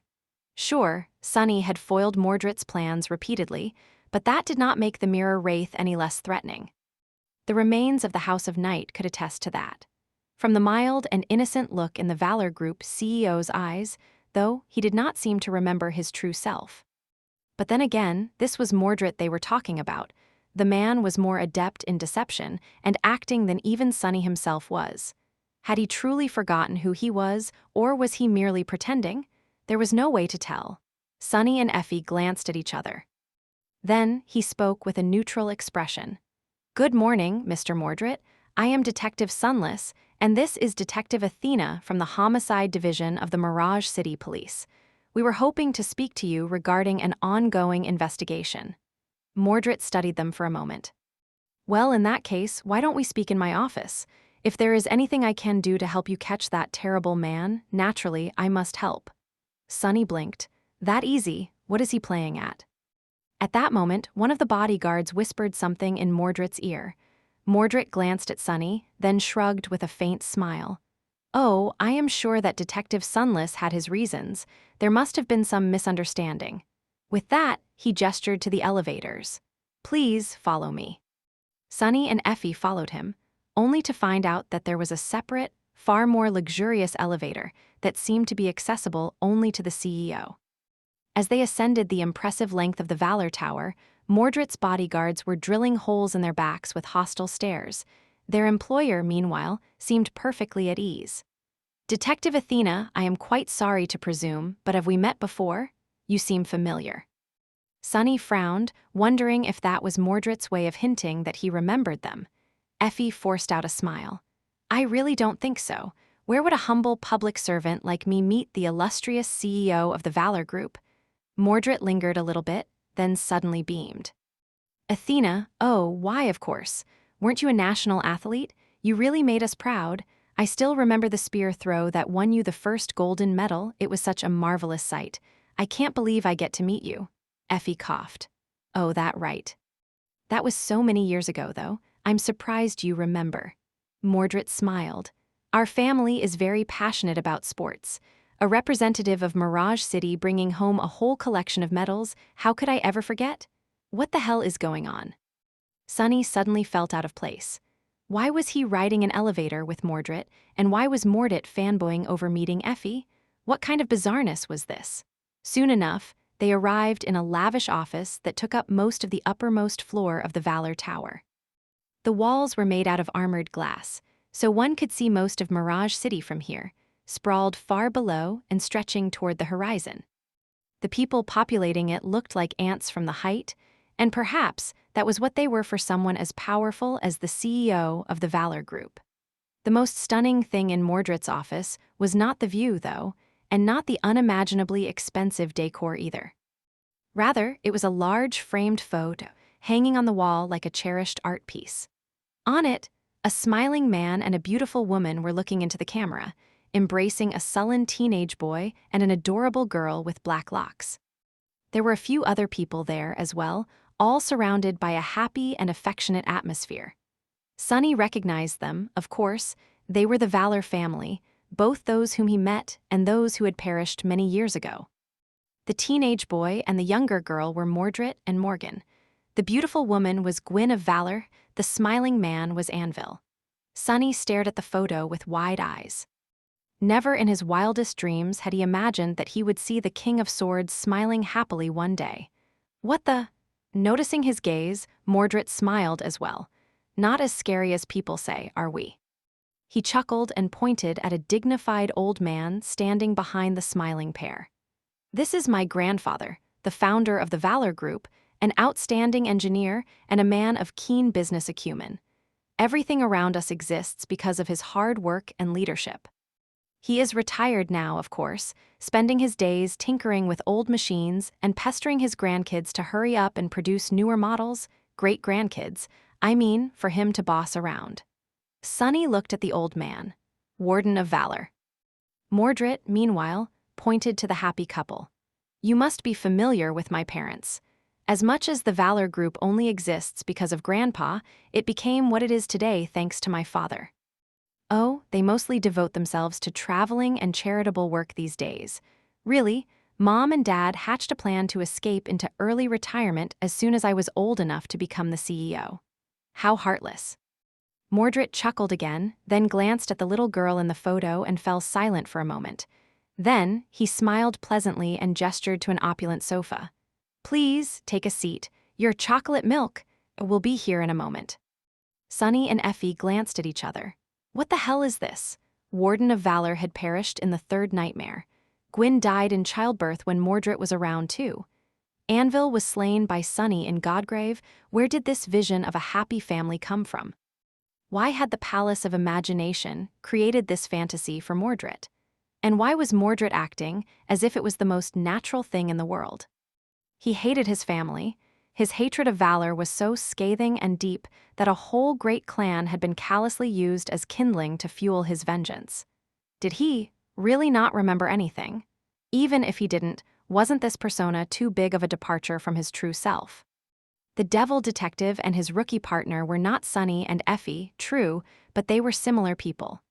This version of Mordred, though, seemed eerily well-adjusted and harmless, not like his true self at all. As they sat down, Mordred lowered himself into a chair and asked in a pleasant tone, "So, what did you want to discuss?" Sonny lingered for a few moments, then said in a measured tone, "We wanted to discuss the nihilist." He watched Mordred closely, hoping to see a reaction. However, Mordred did not react in any particular way, as if there was no connection between him and the deranged serial killer at all. Sonny frowned. But there definitely is. Is there? Chapter 2472, Presumption of Innocence. Mordred showed no reaction to Sonny mentioning the nihilist, outside of how a normal person would react, that was. Unease, discomfort, and a hint of indignation showed on his face, but nothing more. If he was acting, the man deserved to be a lead performer in a renowned theater. But then again, that was exactly what Mordred was capable of. He sighed and shook his head. I see. I heard there was a new victim? Effie nodded. Indeed. The body was discovered yesterday in a park by the river. Mordred seemed saddened by the news, but also a little curious. How very tragic. However, detectives, I wonder why you deemed it necessary to speak to me, of all people. His expression was full of innocent confusion. Sonny cleared his throat. Well, you see, the victim was an employee of yours, a graduate of one of the Valor Group's charities and a security guard right here in this building. Hearing the name, Mordred seemed genuinely shocked. That young man. But I greeted him only 2 days ago. Sonny nodded solemnly. I'm afraid so. Did you interact with him often? Before Mordred could answer, one of his people leaned in and whispered something into his ear. He frowned, and a hint of anger suddenly flashed in his mirror-like eyes. Why would I need to have a lawyer present? What nonsense. He sent the man away and turned to Sonny and Effie with an awkward expression. I'm sorry, my employees can be overzealous at times. Obviously, the Valor Group will help the investigation in any way we can. Just tell me what you need, detectives. Sonny remained silent for a while. He was starting to become convinced that Mordred had not regained his memories. But even then, that did not absolve him of being the nihilist. It was hard to imagine this pleasant, affable, sleek and polished man stalking the streets of Mirage City at night to carve out people's eyes. There was no madness in his own eyes, no murderous intent. More than that, there was no killing instinct in them whatsoever. Sonny was a killer himself, so he knew killers well. Despite that, his senses told him that the CEO of the Valor Group was nothing but soft, pampered by life and harmless. But then again, he had been fooled by Mordred before. He could even imagine a number of bizarre scenarios, the memories of the real Mordred only awakening at night. For example, then disappearing when the moon vanished behind the horizon. so that the man woke up genuinely unaware of what his true self did while he slept. Who said that such nonsense was impossible? Sunny hesitated a little, then decided to stop wasting time. Well, first, it would really help us to know where you were on the night of the murder. Mordred looked at him in confusion for a few moments, then opened his eyes wide in disbelief. Am I a suspect? Sunny shrugged. Sure, why not? Mordred studied him for a bit, then suddenly exploded with laughter. I'm sorry. I know that this is no laughing matter, but me going around killing people, what a ridiculous notion. He shook his head. What reason would I have to do something that ghastly, detective? Sunny met his amused gaze, with not a hint of nervousness in it, and sighed. Well, to be honest, we haven't quite figured out such a reason yet. Mordred raised an eyebrow.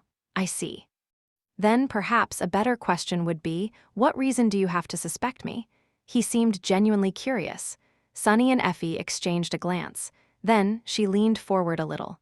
Do you really not know, or are you just pretending not to know? Mordred blinked a few times. Know what? Effie clicked her tongue. About the evidence found on the first crime scene, naturally. Just a few drops of blood that did not belong to the victim. Instead, Mr. Mordred, it belonged to you. The DNA test confirmed it. He looked at her with an utterly lost expression. My blood was discovered at a crime scene? Surely, you jest, Detective Athena.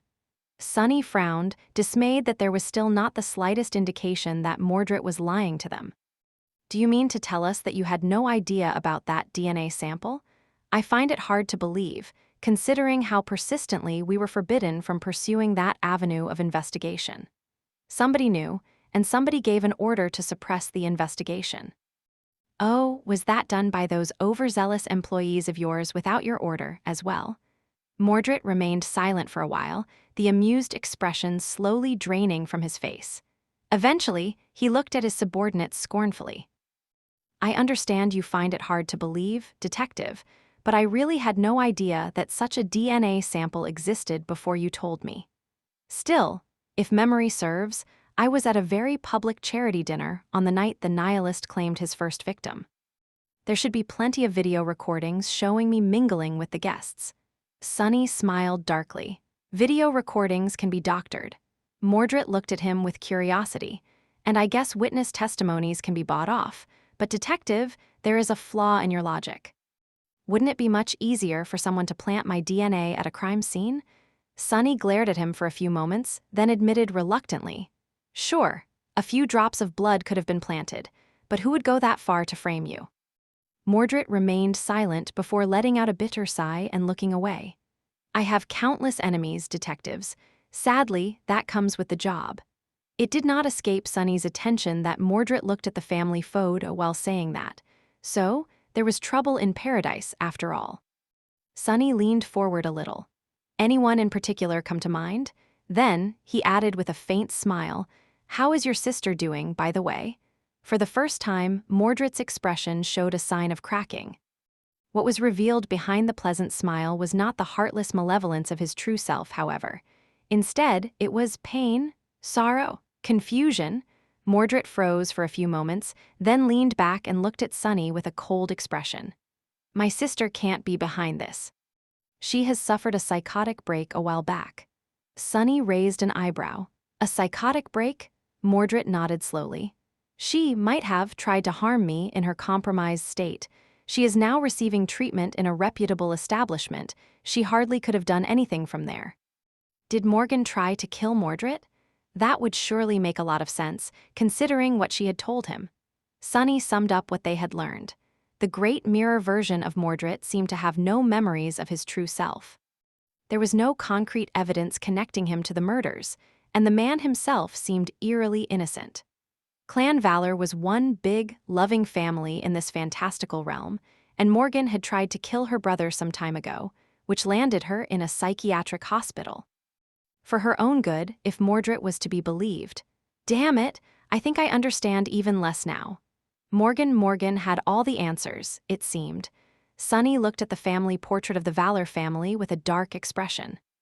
We might have a talk with your sister then. Mordred's expression changed. Absolutely not. Under no circumstances will you, or anyone else, disturb my sister. She doesn't need more shock and trauma to distract her from healing. His voice sounded cold and absolute, showing the harrowing authority of the ruler of the Valor Group for the first time. Sunny wanted to respond, but at that moment, Effie leaned forward and put a hand on Mordred's shoulder, and said, "Hey, Mordred, snap out of it." What is she doing? Sunny's eyes widened slightly, and so did Mordred's. For a few moments, the luxurious office was silent. Then, something changed in Mordred's gaze. He suddenly seemed confused and a little bit embarrassed. Taking Effie's hand gently, he awkwardly removed it from his shoulder and asked in a hesitant tone, "Excuse me, Detective Athena? Snap out of what?" Effie frowned, then retracted her arm and cleared her throat. Just saying, never mind." She looked at Sunny and raised an eyebrow. Whatever authority she had as the master of Bastion did not seem to have affected Mordred at all. He was still blissfully devoid of any memories. Allegedly, he was also quite keen on seeing them off now. A charming smile returned to his face. "As I've said, I'll be glad to help the investigation in any way I can. We can request the personal file of the unfortunate victim from the Human Resources. Security footage of his latest shift can also be arranged. I'm afraid I will have to hand you over to my assistants now. Detective, please excuse me, but my schedule today is quite full." Just like that, the meeting was over. Before too long, Sunny and Effie found themselves standing in front of the Valor Tower, looking at it with grim expressions. Effie sighed. Well, but before she could finish, Sunny's communication went off. He took it out of his pocket, looked at it darkly, and pressed the green button to receive the call. A second later, and for a while longer, the Homicide Division captain's angry screams could be heard flying out of the flimsy speaker. Sunny took a deep breath. Damnation. Chapter 2473, Comfortably Silent. Sunny spent the rest of the day being berated by the captain, filling out paperwork, and receiving reports from the medical examiner, not that there was anything useful to report. Just like the previous victims, the latest one had various wounds that indicated that the poor young man had been in a desperate fight before being killed. The cause of death this time was severe spinal trauma. His neck had been broken. It was unclear whether the eyes had been removed before or after his death, but it had been done with surgical precision. Such a hassle. After dealing with these routine tasks, Sunny returned home late in the evening. This time, he remembered to power down his archaic PTV before walking away from it. As it turned out, these strange machines had no standby mode and had to be turned off completely every time. How primitive. My Rhino would never. Entering the apartment, he balanced the bottle on the door handle and sighed. Turning on the TV, a primitive kind of entertainment center, to hear what was being said on the news, Sunny opened the closet and removed all the clothes from the hangers. Behind them, a seemingly chaotic mess of photos and printed documents was revealed, pinned to a large map of Mirage City and connected by red strings. The devil detective had never stopped working the nihilist case, even if he had been suspended. The photos belonged to the victims of the serial killer, as well as to various persons of interest. The printed documents contained details about their identities, the crime scenes, and the autopsies. The red strings tied it all together, not the strings of fate tied all of existence together. It was just that Sunny could not see the pattern that connected all these seemingly disjointed events in the red weave. He could not see it yet. The news came and went, containing no useful information at all. There was a lot of fear-mongering concerning the nihilist, as well as a few puff pieces about the Valor Group and its latest initiatives. Tomorrow, though, the news was going to be full of images of Effie, since she was supposed to give a briefing to the press. Sunny turned back to the map of Mirage City, studying the clues. Some time later, though, he threw a furtive glance at the TV. The news report was over, and some kind of romantic fantasy drama was on the screen. Frowning derisively, Sunny looked back at the photos of the serial killer's victims. Some time later, though, he found himself sitting in front of the TV, watching the drama intently. Wow, that cultivation seems extremely bizarre but does resemble the natural awakening a bit. What are demonic and orthodox sects, though? Those orthodox guys seem like complete scumbags. Why did they even torture that girl? Just because she saved the Demon King's son? Bah, what a silly show. He wanted to return to the clues, but somehow found himself still glued to the screen an hour later. What are you doing, foolish girl? That handsome Orthodox immortal is clearly harboring an inner demon after you kidnapped him and stared at him the whole night. Knowing that insufferable bore, he will go into seclusion for 9 months and expel the inner demon, which will then take human form and come back to haunt you. It was like she had never suffered from a mind wraith before. Outraged, Sunny wanted to change the channel, and yet, an hour later, he was still there. No, no, no, don't you see that the sword grave is a trap? You'll never get the sword of the lightning celestial. Instead, you are going to be ambushed by the 10 Orthodox immortal sects. What kind of a demoness are you, fool? And that damn demon king's son, why the hell is he not advising you better? And an hour later, ah, I see. So the demon king's son has reached the lower middle pinnacle of the true peak of the highest pinnacle realm of the nascent soul domain while you were dead. And it only took him 5 years. Gods, even if you possess the body of the celestial venerable's daughter, catching up to that fool won't be easy. Even worse, you still think that he betrayed you in the sword grave tusk, just kiss already. And a bit later, no, inner demon, no. How can you just go and sacrifice yourself? That obnoxious immortal spent 9 whole months in seclusion expelling you, so you have to live, for mom and dad. The morning came before he knew it. Just like every day, Saint woke up before dawn broke. Her apartment was spacious and sparsely decorated, filled with a comfortable silence. The rain rustled quietly beyond the panoramic windows, and a thin line of pale lilac was spreading across the cloudy sky far in the distance, slowly dispelling the deep darkness shrouding the city. She did not like to hurry, and so, her life was strictly timed and regimented. Every day was approached with forethought and calm precision, making the most out of each minute. Some people tended to compare Saint to an art piece. She rarely paid attention to their flattery, but she did like to think of her life as a piece of art. As the artist, she had to craft each day with care to create a flawless masterpiece. The morning was a time for exercise, personal hygiene, self-care, and nutrition. So, today, like every day, she started her day with an intense, hour-long exercise routine. Her body was the main tool with which she crafted her life. It was also the foundation of a healthy mind, so she made an effort to maintain it in perfect condition.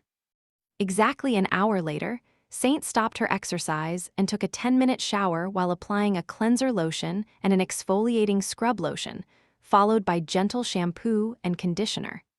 10 more minutes were spent on skincare, followed by 10 minutes spent on hair care. Finally, she prepared herself a simple omelet with greens and brewed herself a cup of black coffee. Saint ate breakfast in silence while reading the news from a well-organized personal feed, marking several scientific articles to be studied later. Finally, she put on an elegant ensemble prepared for this day at the start of the week and left home. The traffic was sparse this early in the morning, and she did not listen to music, podcasts, or audiobooks while driving to work. Her car was filled with silence, with only the muted sounds of the waking city seeping inside. Entering her neat and orderly office after approximately 30 minutes spent in transit, Saint spent 90 more minutes studying patient files and preparing herself for the day. At exactly 9 in the morning, the door of her office opened and her assistant walked in. "Dr. Saint, your 9 o'clock appointment is here." She nodded. "Please let them in." This was the first sound she made since waking up 4 hours earlier. Saint took meticulous notes while listening to the patient. After a 15-minute break, she saw another client, then left for the rounds in the heavily guarded inpatient wing of her workplace. Eventually, it was time for lunch. Usually, Saint would have eaten a nutritious meal she had prepared herself, but today, she had a different commitment. Even if skipping a meal was suboptimal, her pride as a professional took precedence. Leaving the hospital, she drove to a nearby building where she was renting a small private office. Her patient was already waiting for her there, leaning on his dirty, ramshackle car while looking at the vista of the city with a distant expression. The man himself was quite similar to his car. His clothes were cheap and wrinkled, his hair was disheveled, his complexion was unhealthily pale, while his eyes were bloodshot and red, with deep, dark circles beneath them. Saint would have been quietly revolted on a usual day, but strangely enough, he seemed quite magnetic despite all that. There was a dark, roguish charm to his messy appearance and cold gaze. Saint also felt a pang of an odd emotion when she saw him.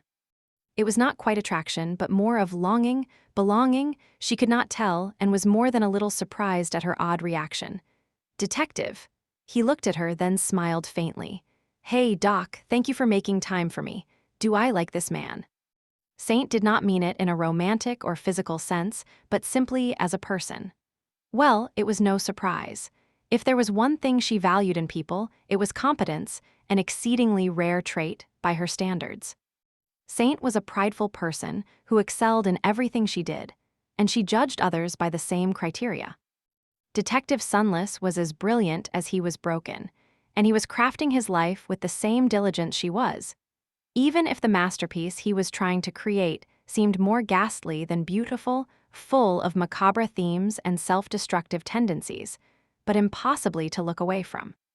Saint hesitated for a moment. Something about him seemed different today. "Please, come in." Chapter 2474, The Devil's Therapist. Saint's private office was smaller than her space at the mental hospital, but better furnished.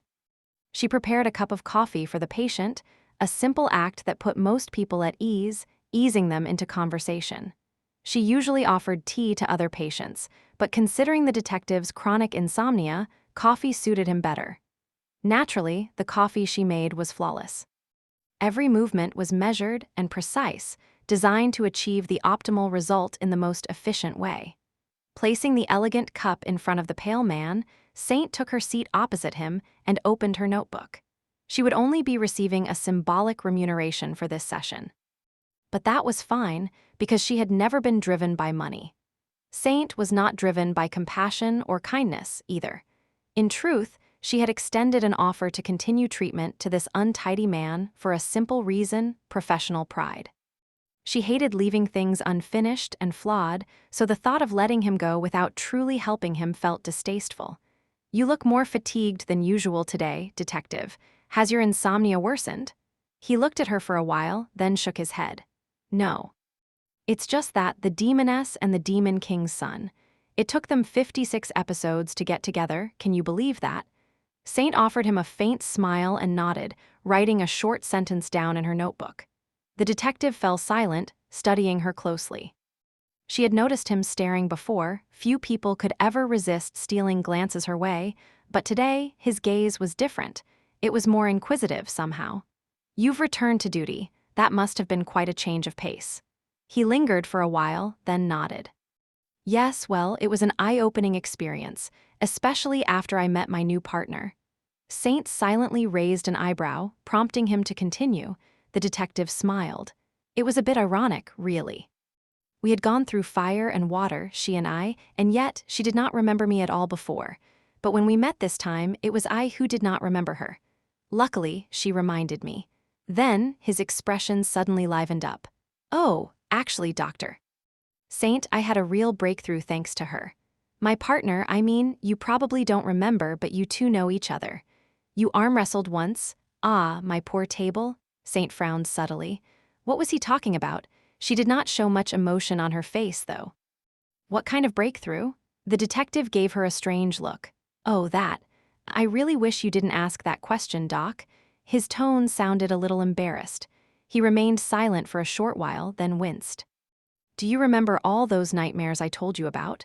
Saint nodded. "Is he finally able to sleep soundly?" "That's great." The detective took a deep breath, then let out a heavy sigh. "Well, you see, I realized that they weren't nightmares at all." Saint looked at him, encouraging him to tell her more. He offered her a pale smile. "Instead, they are the actual reality, and this place is one huge illusion." Saint blinked. "Excuse me?" The detective nodded.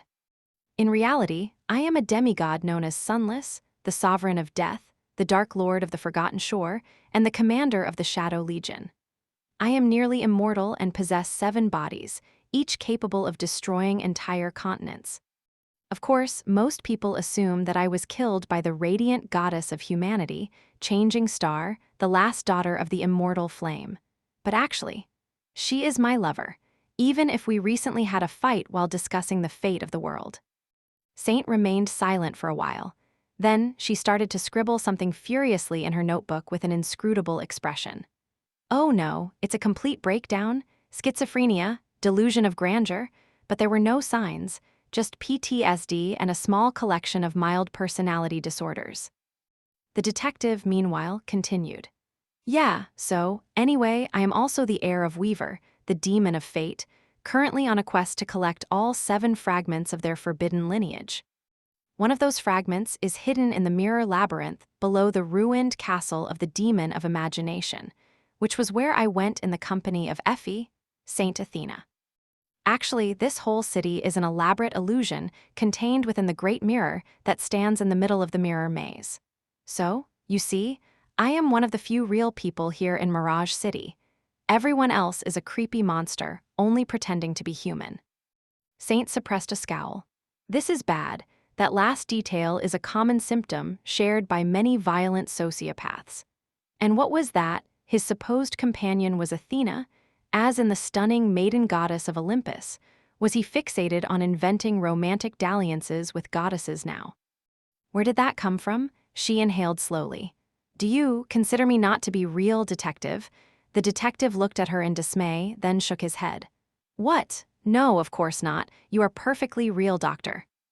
I mean, obviously, you've been brainwashed into believing that you are a mortal psychiatrist residing in Mirage City, which could not be further from the truth."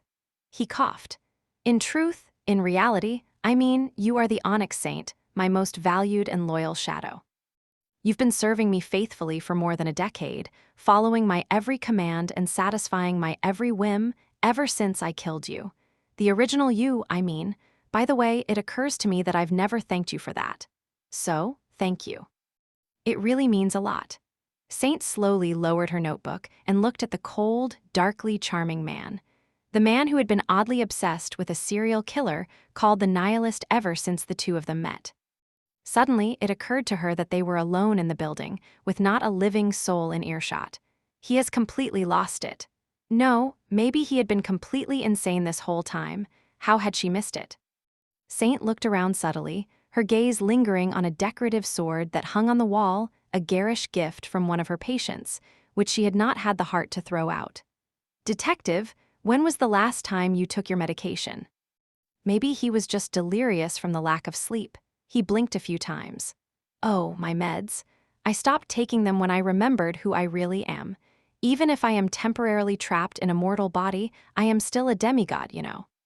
Those pills just make me feel loopy." Saint sighed with regret. "I skipped lunch for this." Chapter 2475, an astute deduction. Saint remained silent for a long while.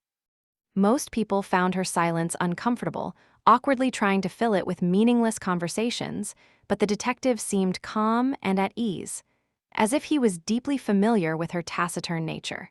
She contemplated him somberly. Was she in danger? More importantly, how had she missed the signs of a looming mental breakdown? Saint pursed her lips slightly. She had failed her patient. And so, her pride was wounded. It was an unpleasant feeling, and that feeling was only made irksome by her failure to pinpoint the origin of her mistake. She looked at the unstable man sitting across from her. Wrinkled clothes, unkempt hair, a pale face, a manic glint in his dark eyes. The detective looked back at her and smiled faintly, but his smile never reached the cold depths of his eerie gaze. The sovereign of death, was it? Eventually, Saint tapped her pen against her notebook twice. "Let me share a few thoughts, detective." His smile widened. "Oh. By all means, Doc." She leaned forward a little and spoke in a calm, indifferent tone. "It has been several days since you returned to service. Coincidentally, the 7th victim of the nihilist was discovered at the same time. I strongly suspect that you immediately found a way to insinuate yourself into the case." He raised an eyebrow. "Well, that is a simple guess. After all, you know all about my history with that guy, as well as how I ended up suspended and sent to therapy. There is hardly anyone in this world who knows me better than you, really." Saint continued, her voice maintaining its aloof cadence. "The identity of the victim has not been disclosed yet. I imagine that is happening as we speak at the press conference arranged by the Mirage City Police Department. However, I did see a relevant title while looking through the news articles this morning. It seems that the CEO of the Valor Group had a conversation with 2 homicide detectives yesterday. You must have been one of those detectives, so it is safe to say that you have not given up on the theory that there is a connection between Mr. Mordred and the nihilist. He frowned. Right, you would know about that too. Still, what an astute deduction. It seems that your talents are being wasted on psychiatry, Doc. Have you ever considered becoming a detective instead? Saint ignored the question and looked at him coldly. Naturally, the CEO of the Valor Group is an exalted existence. He is not someone to be treated lightly, and he would not have given you a chance to take advantage of him. So, you failed to reinforce the narrative you believe in by meeting Mr. Mordred. Of course, considering your personality type, that did not convince you to abandon it. Rather, it only convinced you to change tactics. This time, the detective did not say anything and simply studied her with curiosity. Saint frowned slightly. Or rather, targets. You are a resourceful man, detective, so you must have found out what Mr. Mordred's weakness is, and where she is being kept. His expression changed subtly, but before he could say anything, Saint finished in an even tone. So, this whole conversation was an act. You wanted to manipulate me into committing you as a resident patient, which would give you simple access to Miss Morgan. Bravo, detective. I did not know that you were such a talented actor. The detective coughed a few times and mumbled quietly. Oops. Then he looked at her and smiled. The smile was seemingly meant to be bright, but considering his overall appearance, it ended up looking dark and a little threatening instead. Guilty as charged, but that doesn't mean that what I said wasn't true. I am a very honest man in the world, you see, 2 worlds. Wait, it's 3 at the moment, isn't it?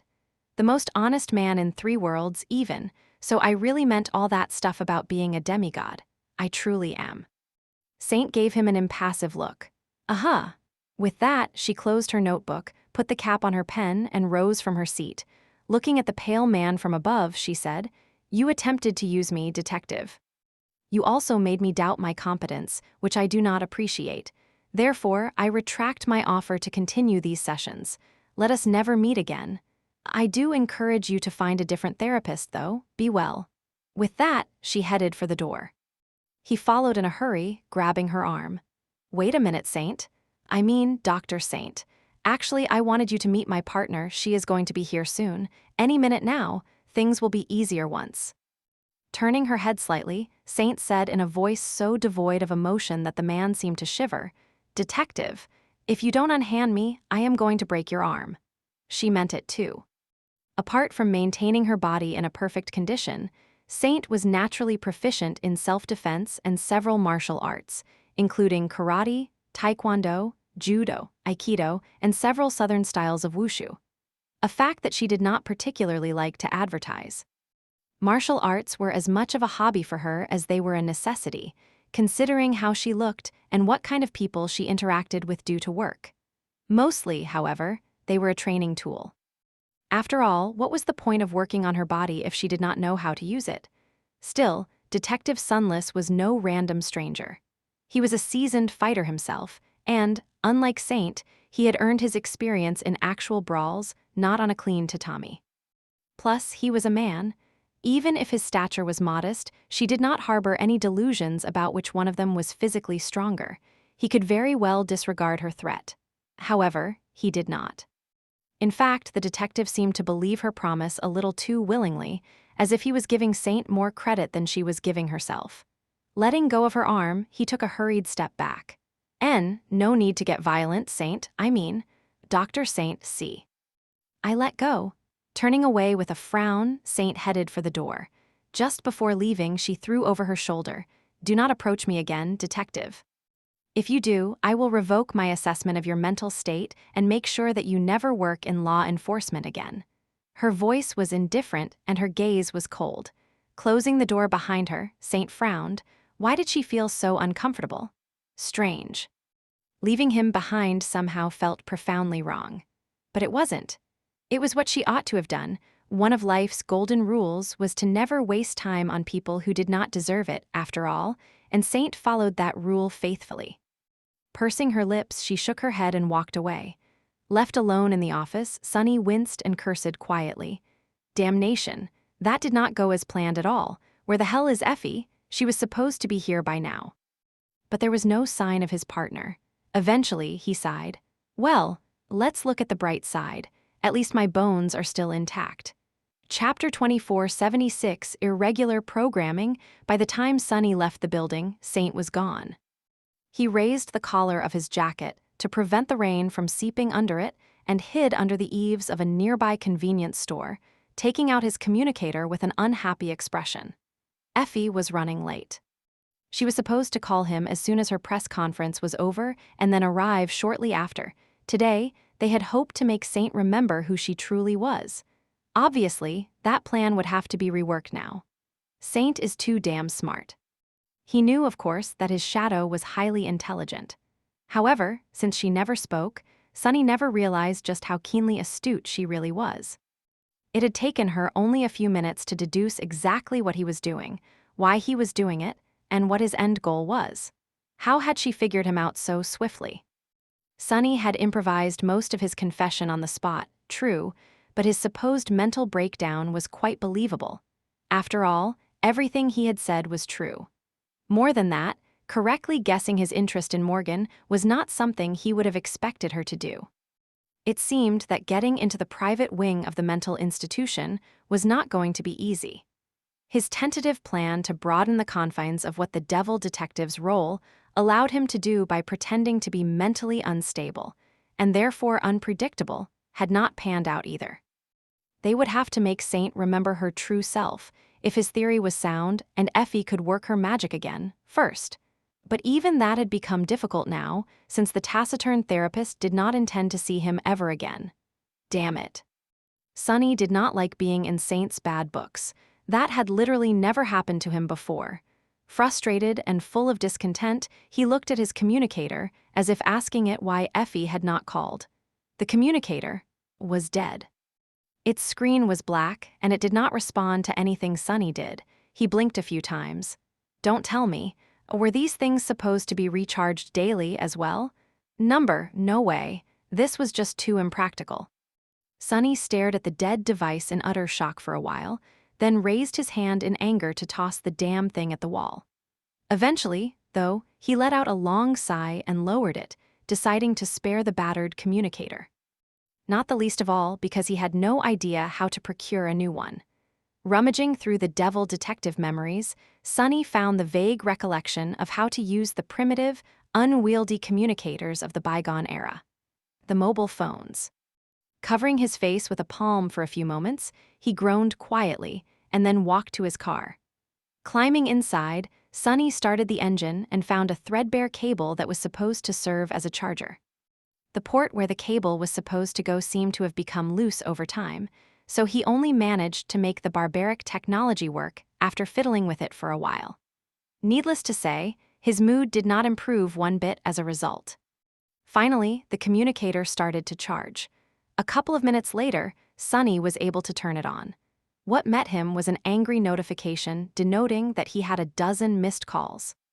To his frustration, raising the communicator resulted in the contact between the charging cable and the port being lost, so he had to wait a few more minutes before being able to return the call.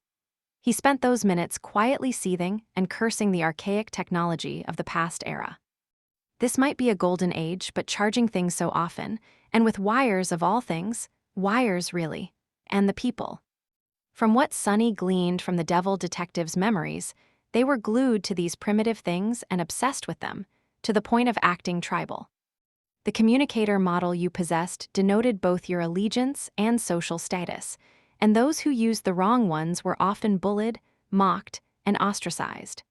This odd behavior was actively encouraged by the manufacturers as well. It was to the point that people went into debt to purchase expensive communicators they could not really afford. Ridiculous, utterly ridiculous.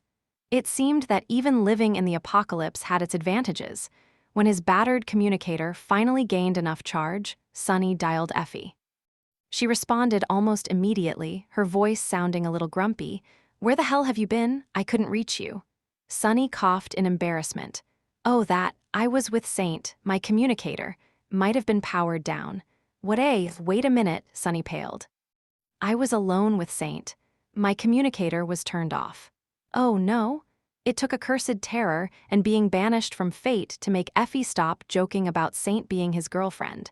And he just gave her ammunition to start that damn joke again. Sunny hurriedly spoke into the communicator, hoping to interrupt and confuse Effie before she could say anything. Anyway, how did your press conference go? Were the journalists very annoying? What about the captain? Was he pleased? Did the PR department shower you with praise? They did, didn't they? Effie remained silent for a few moments, then said in a strangely grim tone, I get it you didn't watch my press conference then. Sunny raised an eyebrow. Why? What happened? It was then that he finally registered the noises in the background, the sounds of dozens of people talking, phones ringing, and the captain berating someone at the top of his lungs. Effie sighed. Go check the news, then come back here. We might have a problem. With that, she ended the call. Sunny frowned, then assessed the local version of the network and opened the news feed. Immediately, his expression darkened. What? Pretty much every news article on the first few pages all showed the same picture. A road littered with broken glass and debris, with a wide gap in the bent and torn metal railing on its side and blood smeared on the wet asphalt. The titles were all sensational but said the same thing. Breaking news, the Valor Group CEO rushed to the hospital after a failed assassination attempt.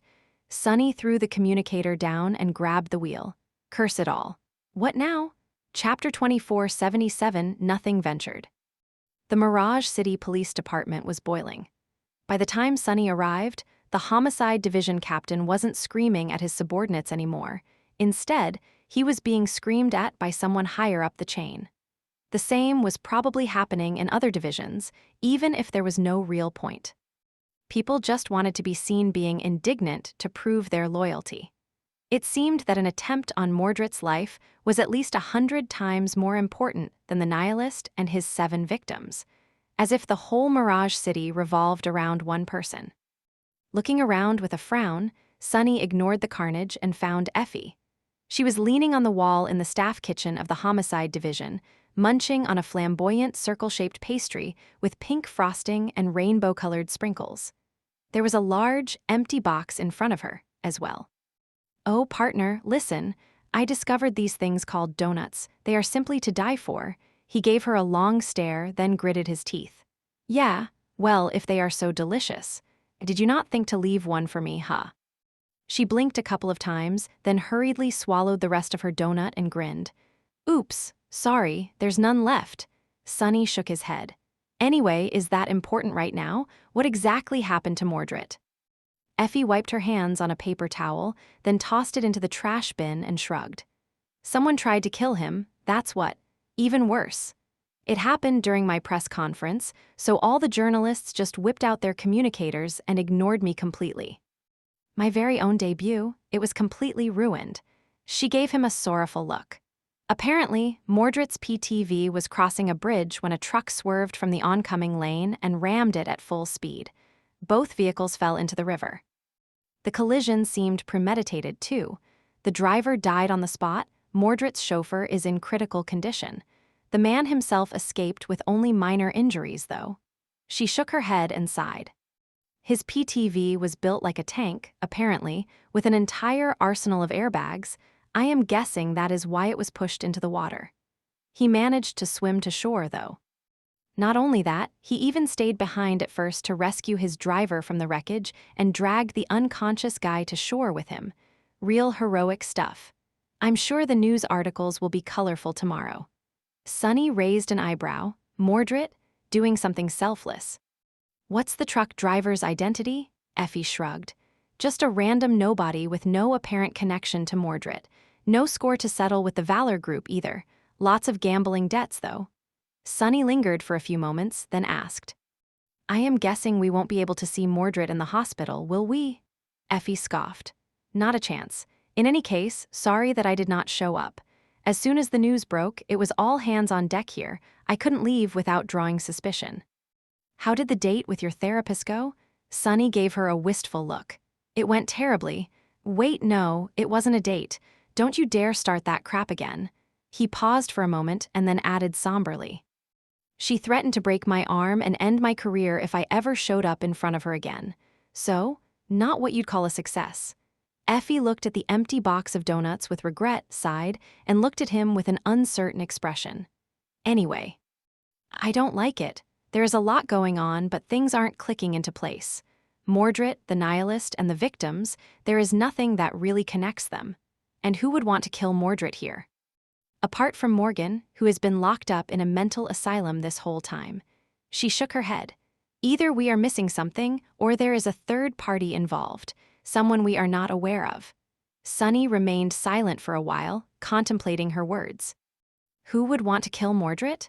A hint of a sudden suspicion ignited in his mind. He lingered for a moment, then said quietly, "Any number of people would want to kill the CEO of the Valor Group. Who would want to kill Mordred, though?" "That is a far better question." Effie raised an eyebrow. "Have you figured out something?"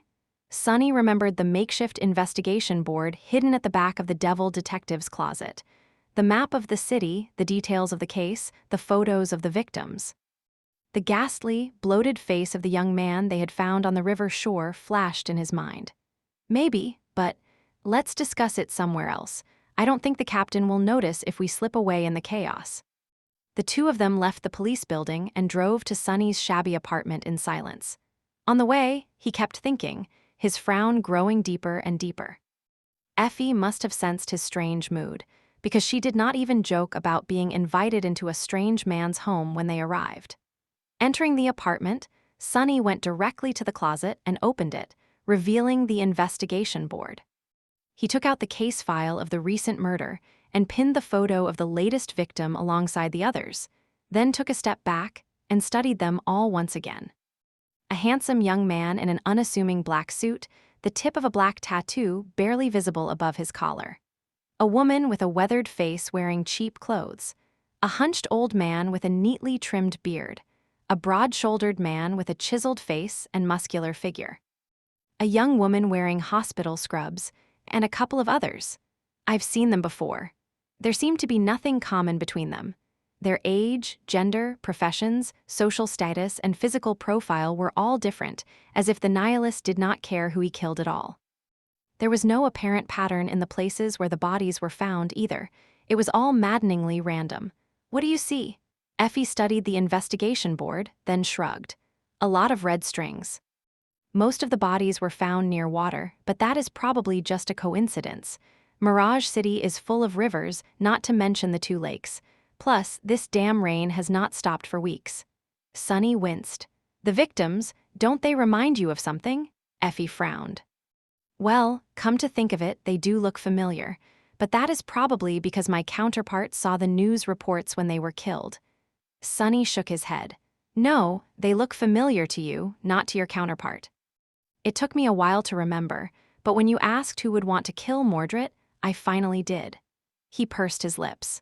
"I guess my thinking has been tainted by the lingering feelings of the devil detective, who was convinced that Mordred was the killer.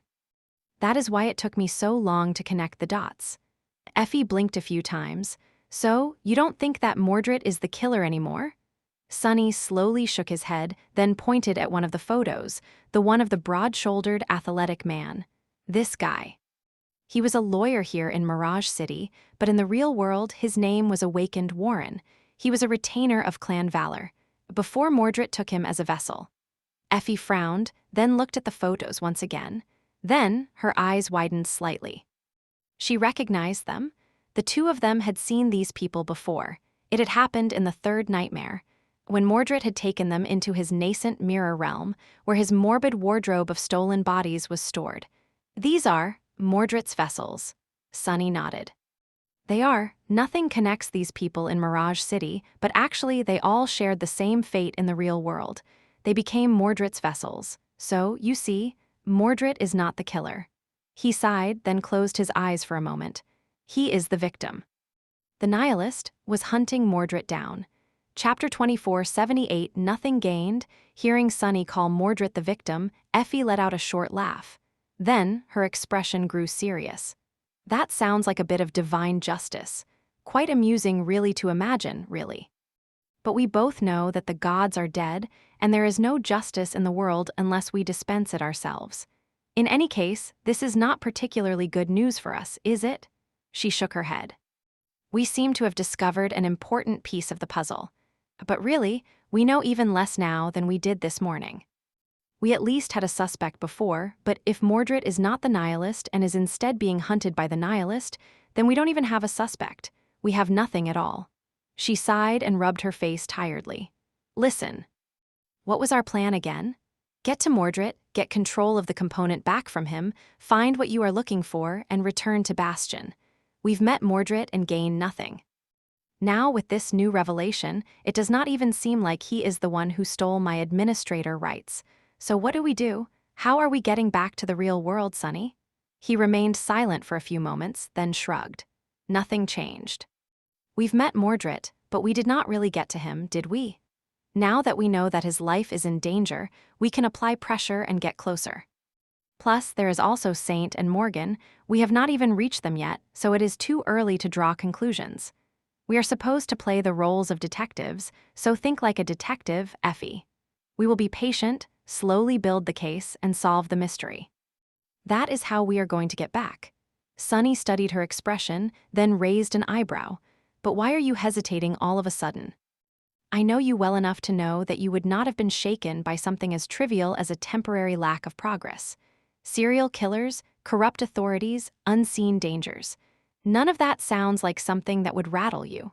So what is going on? Effie met his gaze silently, then grimaced and looked away. Every evening, I have to go home to an unfamiliar husband and take care of unfamiliar kids. That is what is going on. Sonny raised his eyebrows. That's it. You are scared of the creepy other who plays the role of your husband? She shook her head slowly. No, it's the children.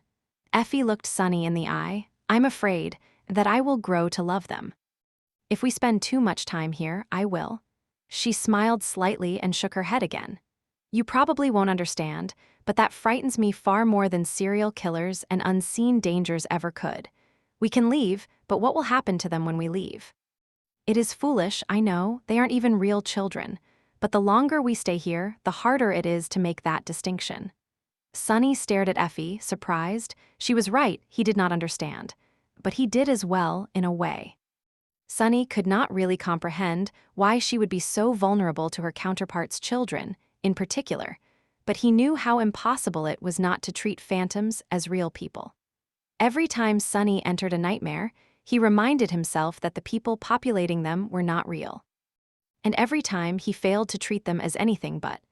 Oro of the Nine, Elias, Solvane, Noctis, Anank, Windflower, even that brat Kronos. They took more space in his heart than most actual people did, even if he knew that they had been conjured by the spell. Sonny sighed. I understand.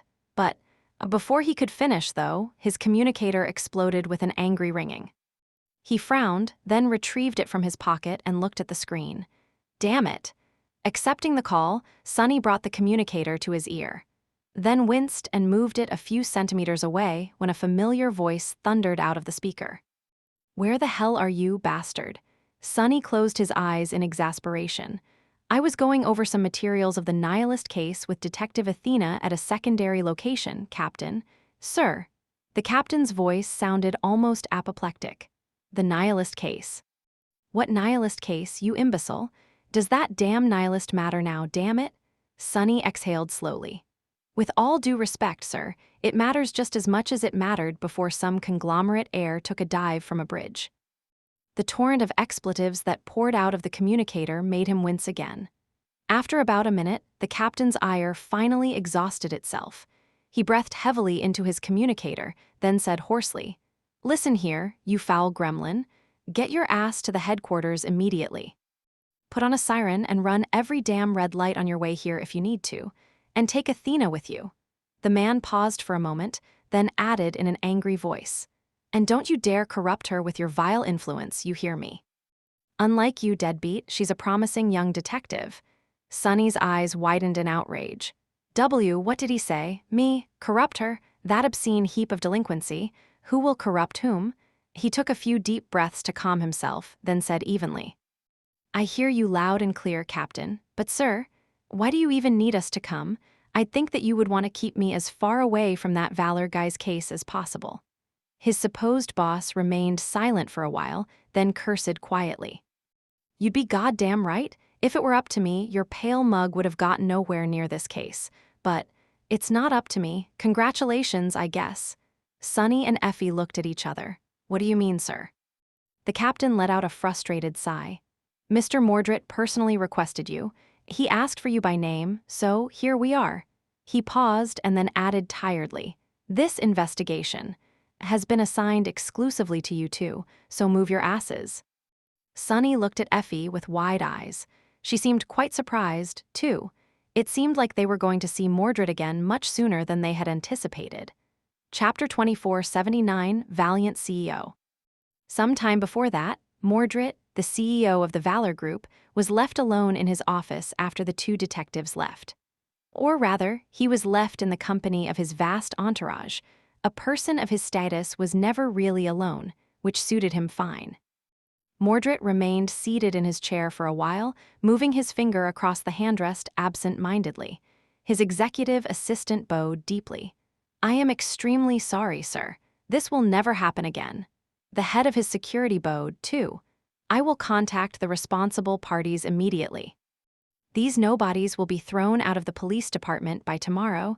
Since it was my negligence that allowed them to disturb you, I will accept any punishment with gratitude. Mordred remained silent for a while, his gaze distant, then looked at them with surprise. What? No, don't do anything. Why would we want to be rid of these valiant detectives? I actually find them quite admirable. The man, Sunless, was known as the Devil Detective.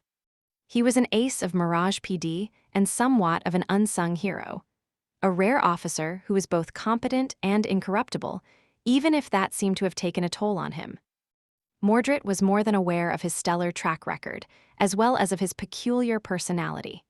The woman, meanwhile, reminiscing about his youth, Mordred smiled fondly. Who knew that he would meet the star athlete, Athena, one day, and she was a detective now? As a young man, he had been a huge fan of hers. He might have even developed a small crush, which earned him a disproportionate amount of teasing from Morgan. At the thought of his sister, his smile dimmed a little. Mordred sighed. You know, I had a bit of a lonely childhood. But there was this stack of old detective stories in my grandfather's attic. I was probably too young to be reading them, but who was going to stop me? Those books kept me company, and what an exciting company it was. I have had a soft spot for detectives ever since. Shaking his head, he looked at his assistant. Anyway, leave them alone. What is on my schedule? I imagine that the board meeting had to be moved because of this unexpected delay. The assistant, who had been bowing this whole time, finally straightened. The board is waiting, sir, as they should. The chairman is quite impatient, as you know, but he does not dare complain. The issues on the agenda for today's meeting are as follows. Budget allocation for the R&D activities in the next quarter, preliminary discussion of the government contracts regarding repair and restoration after the forecasted flood damage, issues concerning the increased financing of our charitable initiatives. Mordred listened silently, then nodded. Nothing out of the ordinary, then? Wait. Repairs after the forecasted flood damage? The assistant nodded. Yes, sir. Mordred looked at him with a confused expression. What about preventative measures? Why is there nothing on the agenda regarding that? The assistant shifted uncomfortably, then said in a flat tone, Well, it's because there's little to no money to be made in prevention, sir. Naturally.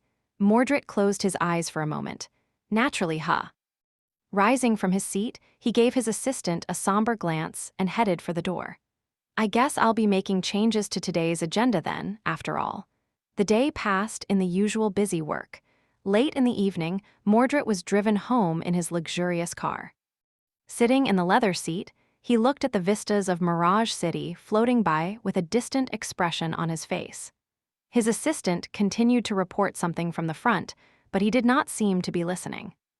One would think that a man of nearly endless wealth and status would be out enjoying the infinite pleasures life had to offer in his free time. But actually, Mordred led an almost monastic life. His days were usually spent between the offices of the Valor Group and his manor, and what little free time he had was spent with family. He had been different in his youth, but for many years now, Mordred focused solely on these two things: family and work. Despite being surrounded by countless people every day, he was a solitary person. Nobody really knew what was going on in his head and what emotions hid behind his perfectly pleasant and mild-mannered facade. "Sir?" Mordred looked away from the window, shaken awake from his reverie. "Yes." His assistant handed him a document. "This is the flood prevention plan you requested. It is a preliminary report, but Valor Construction has been quite efficient in compiling a list of possible measures." The car flew through the rain, eventually reaching the shores of the Mirror Lake. From here, one could see the proud walls of the historic castle that served as the most recognizable landmark of Mirage City. Valor Manor was situated on the shore of the lake, surrounded by several acres of old woods. The family butler, Sebastian, met Mordred at the door and bowed with his usual refined elegance. "Welcome home, young master." Mordred smiled at the aging man and walked inside. Once there, he looked around with a subtly lost expression on his face. The manor felt terribly empty as of late. His grandfather had long moved to one of their vacation homes in the countryside. His parents were away on one of their trips. Morgan was temporarily away as well. Mordred was faced with an empty silence for the first time in a long while. He stopped near a family portrait hanging above the fireplace in the main foyer and studied it for a while. His assistant, who had followed him inside, finished the report and bowed. "If there is nothing else, I will depart now, sir. Please have a good rest." Mordred nodded slowly, letting the man go, but then stopped him suddenly. "Wait." The assistant looked back. "Yes, sir." Mordred hesitated for a few moments. "In the morning, the detectives mentioned a blood sample found on the crime scene. Was my blood really found there?" His assistant frowned. "I can check the veracity of their claims if you want, sir. However, I don't see why they would lie about such a thing." Mordred remained silent for a moment. "Who ordered to suppress the investigation then?" The man blinked a few times. It seemed that he had been anticipating a different question. Who was behind planting the blood sample on the crime scene, for example? He looked down. "I assume that it was the chairman of the board, sir." Mordred pursed his lips. "The chairman again, huh?" Soon enough, he was left alone in front of the family portrait. Mordred stared at it for a long time, his expression slowly growing more and more troubled. Eventually, he whispered, "Are you still there? Have you come back?" Of course, there was no answer. Turning away from the portrait, Mordred quietly walked away. Chapter 24, 80 Alter Ego. In the morning, Mordred informed Sebastian that there would be a change of plans. He was supposed to go straight to the office, but instead, he decided to visit Morgan. "Master and Madam informed me that they would be returning to Mirage City post-haste, young master. We should be expecting them in a matter of days." Mordred smiled. Finally, some good news. The driver had the car ready by the time he left the manor. The man hurriedly opened an umbrella to escort Mordred to the luxurious vehicle, then pulled open the door and looked down. Mordred patted him on the shoulder. "I'll be spending several hours with Morgan." "No need to wait. Treat yourself to something warm and delicious on the company bill. Just make sure to come pick me up at noon." His driver had been serving the family for more than a decade now, and used to drive Mordred to and from the university. Hearing that he would have some free time today, he smiled. "Thank you, sir." As the car drove toward the distant clinic where Morgan was being treated, Mordred suddenly remembered the detectives from the day before. They were an amusing pair. The man was of a modest stature and deathly pale, rough around the edges, while the woman was tall with olive skin, soft and maternal despite her flawlessly athletic figure. By all accounts, they were complete opposites, almost like a pair of mismatched partners straight from the pages of the detective stories he once loved to read. But that was not why Mordred was suddenly reminded of them. Snap out of it, was that what Detective Athena said? Strange words, not at all suitable for the occasion. He could almost feel the heat of her touch on his shoulder. Still, a fantastical suspicion entered Mordred's mind, and a subtle crease appeared on his brow. Just then, the car drove onto the wide bridge. One escort vehicle was in front of it, while another was behind. The rain was so intense that they could barely be seen, and the headlights of the cars in the oncoming lane fused into a blur. Mordred was deep in thought, a complicated expression twisting the fine lines of his face. It was then that something on the periphery of his vision attracted his attention. Looking up, he just barely had time to notice a ramshackle truck in the oncoming lane taking a sharp turn. Then everything happened too fast to react. The truck caught the rear bumper of the escort vehicle, throwing the car aside in an explosion of debris. Then, it rammed the luxury car behind it at full speed. Mordred would have been thrown against the wall of the leather-bound interior if not for the airbags that instantly deployed. Still, he received a vicious shaking and was completely disoriented because of the blow. The seat belt dug into his chest, suffocating him. Dazed, Mordred heard an ear-piercing scratching sound and felt the car moving sideways. Then, there was another impact, and he could suddenly feel his body growing light. The car was falling. The river. Before Mordred could finally realize what was happening, there was a third impact, this one the most violent. The deflated airbags still protected him, but then he felt water streaming across his legs. Shaking off his disorientation, Mordred looked around. It only took him a split second to assess the situation. The car was severely damaged, its windows broken and sinking into the swollen river. The water was already inside the cabin, rising swiftly at a steep angle. He was hopelessly entangled in the seatbelt and imprisoned in a soft cage of airbags, moments away from being submerged into the cold darkness. Mordred tugged on the seatbelt, but instead of releasing him, it seemed completely stuck in place. Well, of course it was.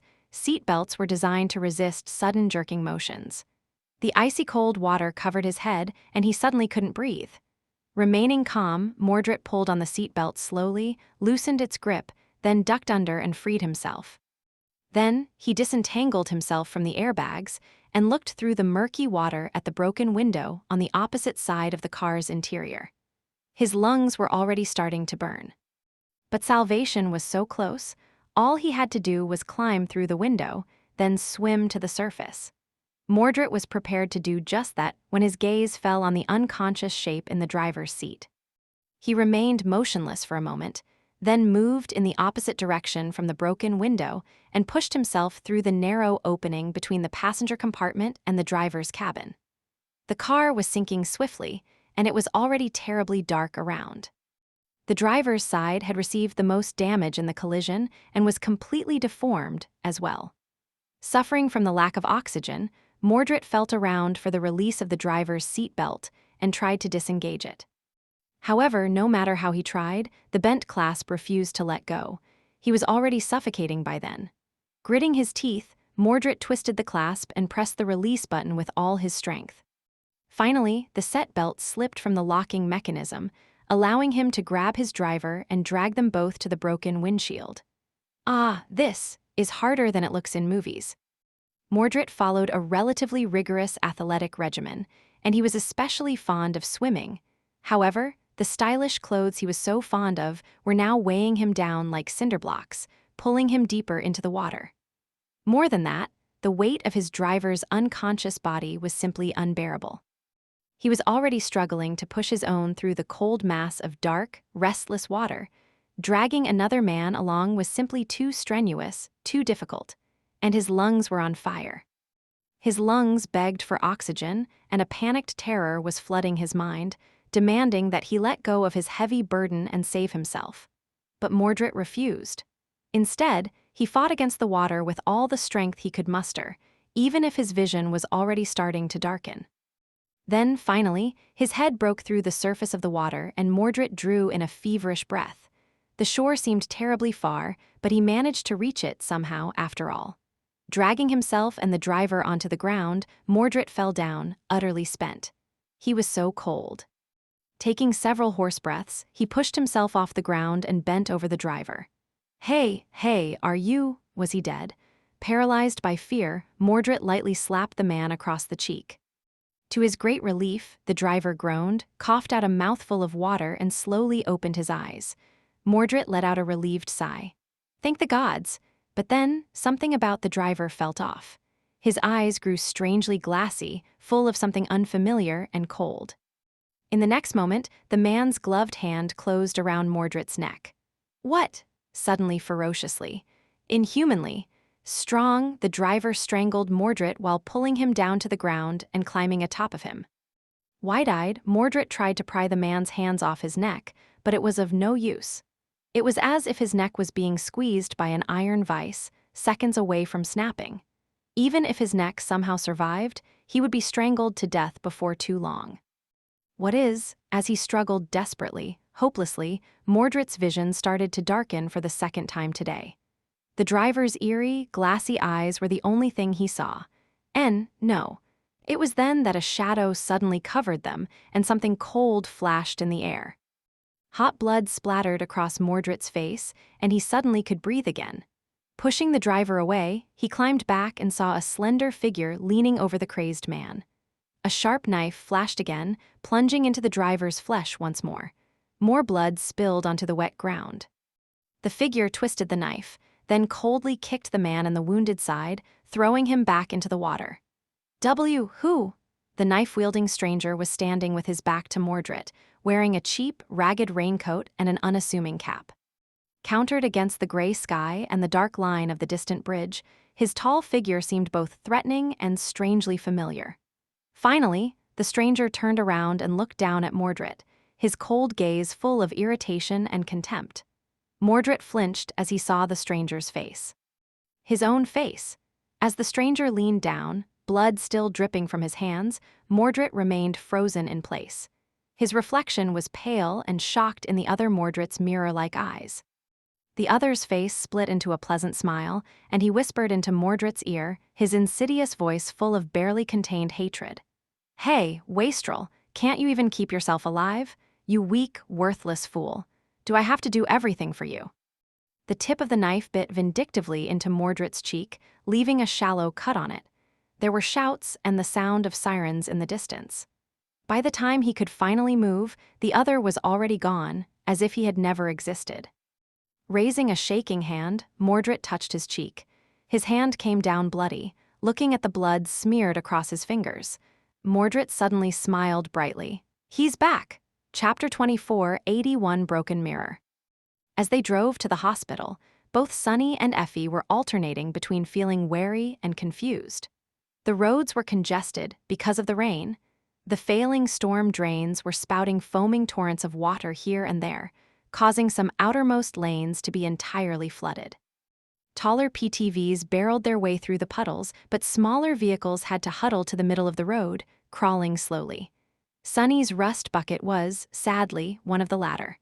"My rhino would never," Sunny sighed. At that moment, Effie finally spoke. "Why would he want us to handle his case?" Her voice was full of suspicion. Sunny hesitated for a while, then shrugged. "That depends. Does he really not remember anything, or were we fooled? Either way, we'll find out when we get there." Effie grimaced. "Listen, partner, you probably don't know that guy well. But I had the misfortune of conquering 2 nightmares with him, so believe me when I tell you, he is a demon. And not in a cool, sexy way, more so in the creepy. There is something deeply wrong with this bastard way." She paused for a moment, then added somberly. "First of all, as you might know already, he is immortal. The great clan Valor and his own father went out of their way to find a way to kill him, but they failed. All they could do was turn a citadel on the chained isles into an inescapable prison to contain him, complete with a transcendent warden and 100 lost guards. But he still escaped, massacring everyone in that citadel in the process. Cassie was the only one who survived." Sunny smiled sadly, but did not say anything. Effie looked at him with a dark expression. In the second nightmare, he slaughtered an entire kingdom. Then, he played song and valor against each other and provoked the Battle of the Black Skull. If not for his machinations, Whispering Blade and gods know how many more people would have still been alive. We saw a defiled version of his transcendent self consume literally millions of people in the tomb of Ariel. That thing was not an abomination. It was an entire nation, in and of itself. A bitter smile appeared on her lips. And while he did not swallow millions of people in the real world, he did devour and take out an entire great clan all by himself. Not only that, but by doing so, he completely changed the course of the war between the sovereigns. giving Kai Song a chance to win. He would have conquered the entire sword domain, too, without an army, all by himself, if not for the trick Morgan and Jet pulled off in Bastion. She sighed and shook her head. Even then, technically, he accomplished what he wanted to accomplish there by stealing a great citadel from Anvil without even setting foot in it. And without that cursed demon you somehow lulled to sleep and delivered to me, who knows what would have happened. In any case, the very fact that a cursed demon was needed to handle a mere saint says everything one needs to know about Mordred of Nowhere already. What I mean to say is, he might not have taken the last step to supremacy like the two of you did, but he did just about everything but. Effie scowled. That guy is not right in the head, not right at all. You looked into that guy's eyes, so you should know something is amiss there. I don't know what he is missing, but whatever it is, it's the thing that makes us humans. Human. Sunny looked at her with a subtle frown, contemplating. Something is missing. Effie's words had reminded him of his own old impression of the Prince of Nothing, and something about it all suddenly seemed to hide an elusive meaning. A completely bizarre idea was slowly forming in his mind. It seemed a little too strange to be true, but also a little too fitting to simply discard it. That is, impossible, right? He lingered for a few moments, then asked, "Did you get the same impression when you looked our CEO friend in the eye?" Effie raised an eyebrow, thought about it, and then slowly shook her head. Sort of, not really, at least not in the same way. Sunny exhaled slowly. He would have never suspected something like that before meeting Mordred here in Mirage City, but now, an entirely new possibility suddenly emerged out of nowhere, making him question everything. Do you remember what Mordred said in the third nightmare? Effie blinked a couple of times. What you even know about that? Wow, I have not imagined that Neff's pillow talk includes talking about Mordred. Sunny gave her a glare. Yes, I do know. And why the hell are you imagining our pillow talk at all? Effie laughed.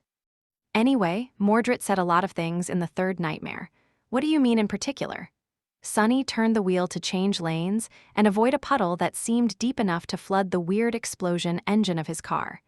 His and Soul Stealer's Flaw. He said that he did not bring his Flaw along into the nightmare because carrying something that perilous around would have been foolish. Effie raised an eyebrow, then nodded. Oh, that? Sure, I remember. You don't hear something like that every day, after all. Sunny frowned. I always assumed that he was either lying or talking about a thing. You know, like in the fairy tales where an evil being separates their death from themselves to become immortal, then hides it in the guise of some mundane item. Like a needle or some such, so they could only be killed by that needle. But what if Mordred was not talking about a thing? What if? He fell silent for a few moments, then asked in a hesitant tone, what if he meant a person? Effie opened her eyes wide and stared at him with a confused expression. Wait, are you saying that Mordred's Flaw is a person? She blinked a few times. No, wait, you're not just saying that it's a person. You're saying that it's the CEO of the Valor Group. There are two of that bastard. One Prince of Nothing was already one too many. Two of them walking around at the same time. Sounded certifiably dreadful. But it fits, doesn't it? Damnation. Sunny did not respond immediately, choosing to keep quiet. Eventually, though, he had to answer. Well, I don't know, but Mordred always had an odd relationship with mirrors and reflections. What if his Flaw is actually his reflection? He paused for a moment, feeling a chill run down his spine. Something else suddenly occurred to him. Damn. Actually, we don't know which one of them is real. What if the Mordred we know is the reflection instead? Mordred had conquered his first nightmare at 12, so he had gained his Flaw at 12 as well. If he had really been broken in two, and there were two halves of him walking around the world. Then one of them had been scorned by the great clan Valor, imprisoned for 7 long years, then escaped his cage and became the Prince of Nothing they knew. While the other would have spent close to 2 decades in the stunning fantasy created for him by the great mirror of the demon of imagination. In a place that revolved entirely around him, where all his wishes would have come true. In Mirage City. Chapter 24, 82, Inside Job. By the time they arrived at the hospital, the rain seemed to have become even heavier. Sunny and Effie jogged from the parking lot to the entrance, where groups of workers in yellow raincoats were busy building sandbag barricades around the building. The same was happening in many parts of the city after a flooding warning was issued earlier in the morning, with a small army of volunteers mobilized by the Valor Group. Before diving into the dry safety of the hospital's lobby, Sunny looked up at the stormy expanse of the gray sky. The heavy sky looked like it would split open at any moment now. "Ah, I hate water." Shaking his head, he followed Effie inside. It did not take them long to arrive at the VIP ward where Mordred was being treated. The ward, if it could even be called that, resembled a presidential suite in a luxury hotel more than it resembled a patient room. It was definitely much larger than Sunny's entire apartment, furnished with a degree of lavishness few people could ever dream of, let alone experience. The man himself was in the process of putting on another immaculately tailored, stylish suit while discussing something with one of his plentiful assistants. There was a small piece of adhesive bandage on Mordred's cheek, as well as a few bruises marring his smooth skin here and there, but other than that, he did not look like someone who had just barely survived a lethal vehicle collision. In fact, he looked strangely cheerful. "Ah, detectives." Noticing them, Mordred smiled. "You are just in time. I am about to be discharged. Would you mind following me to the office? We can talk in the car." Sunny and Effie glanced at each other, then studied the battered CEO of the Valor Group intently. They might have remained silent for a few moments longer than necessary. "Ah, yes, no problem," Mordred beamed. "Wonderful, then, shall we depart? What the hell is wrong with him?" The CEO of the Valor Group did not feel like Mordred Sunny knew at all. He was too soft, trusting, and nice. However, he did not seem exactly normal either. Why was he so happy? Even if he had not sustained heavy injuries in the assassination attempt, it was still a traumatic experience. If Sunny was right, and this version of Mordred had spent most of his life in Mirage City, then he should not have experienced many brushes with death, let alone with murder and violence. People like that did not usually brim with positive energy after surviving an attempt on their life. Perhaps he's just happy to be alive. They followed Mordred back the way they came. As they did, Sunny asked the question that had been tormenting him for the last couple of hours. "Excuse me, Mr. Mordred, but may I ask why you requested my partner and me to be assigned to your case?" Mordred glanced at him with a smile. "Why?" "Well, I guess you've made an impression." Sunny shook his head. "You should know that you are a suspect in another case we are investigating. Needless to say, there is somewhat of a conflict of interest, not to mention that a person of your status would usually feel offended by two detectives interrogating them. Considering the vast resources at your disposal, we are not exactly the best choice, are we?" Mordred looked at him with a hint of amusement in his strange, mirror-like eyes. "On the contrary, detective, that makes you the best choice." Effie chuckled. "How do you mean?" As they entered the elevator, Mordred gave his entourage a nod to stay behind. "With only the three of them in the cabin," he said calmly, "it is not simple to assassinate someone like me. My security is quite thorough, and yet, someone ambushed my car on the bridge. At the very least, they had to have known the route I was taking, as well as my destination. Which means that my schedule had been leaked. More than that, I changed it on a whim just that morning. So, whoever leaked my schedule has to be quite close to me, a person in my inner circle, most likely." He paused for a moment, then sighed. "And while I don't want to brag, I have to point out that the Valor Group has no competitors. We are too vast and powerful to have enemies. So, there is a high chance that this assassination was ordered by someone within the company. You have already demonstrated your willingness to ignore the pressure exerted by the higher-ups of the Valor Group. Very few people would. So, you see, that makes you two the best candidates to investigate this case." Sunny stared at Mordred with a strange expression. The young CEO was making a lot of sense, but there also seemed to be something off about his logic. Investigating the assassination attempt would give Sunny easy access to Mordred and the inner workings of the Valor Group. Though, so he was not going to refuse. Not that the captain had given them an option to refuse. "So, basically, what you are saying is that we are the only two cops in Mirage City that you know for a fact can't be bought." Mordred coughed. "I wouldn't personally put it quite that way.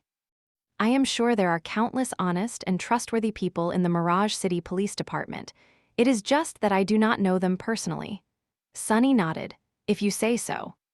They arrived at the lobby of the hospital, where another part of Mordred's entourage was already waiting.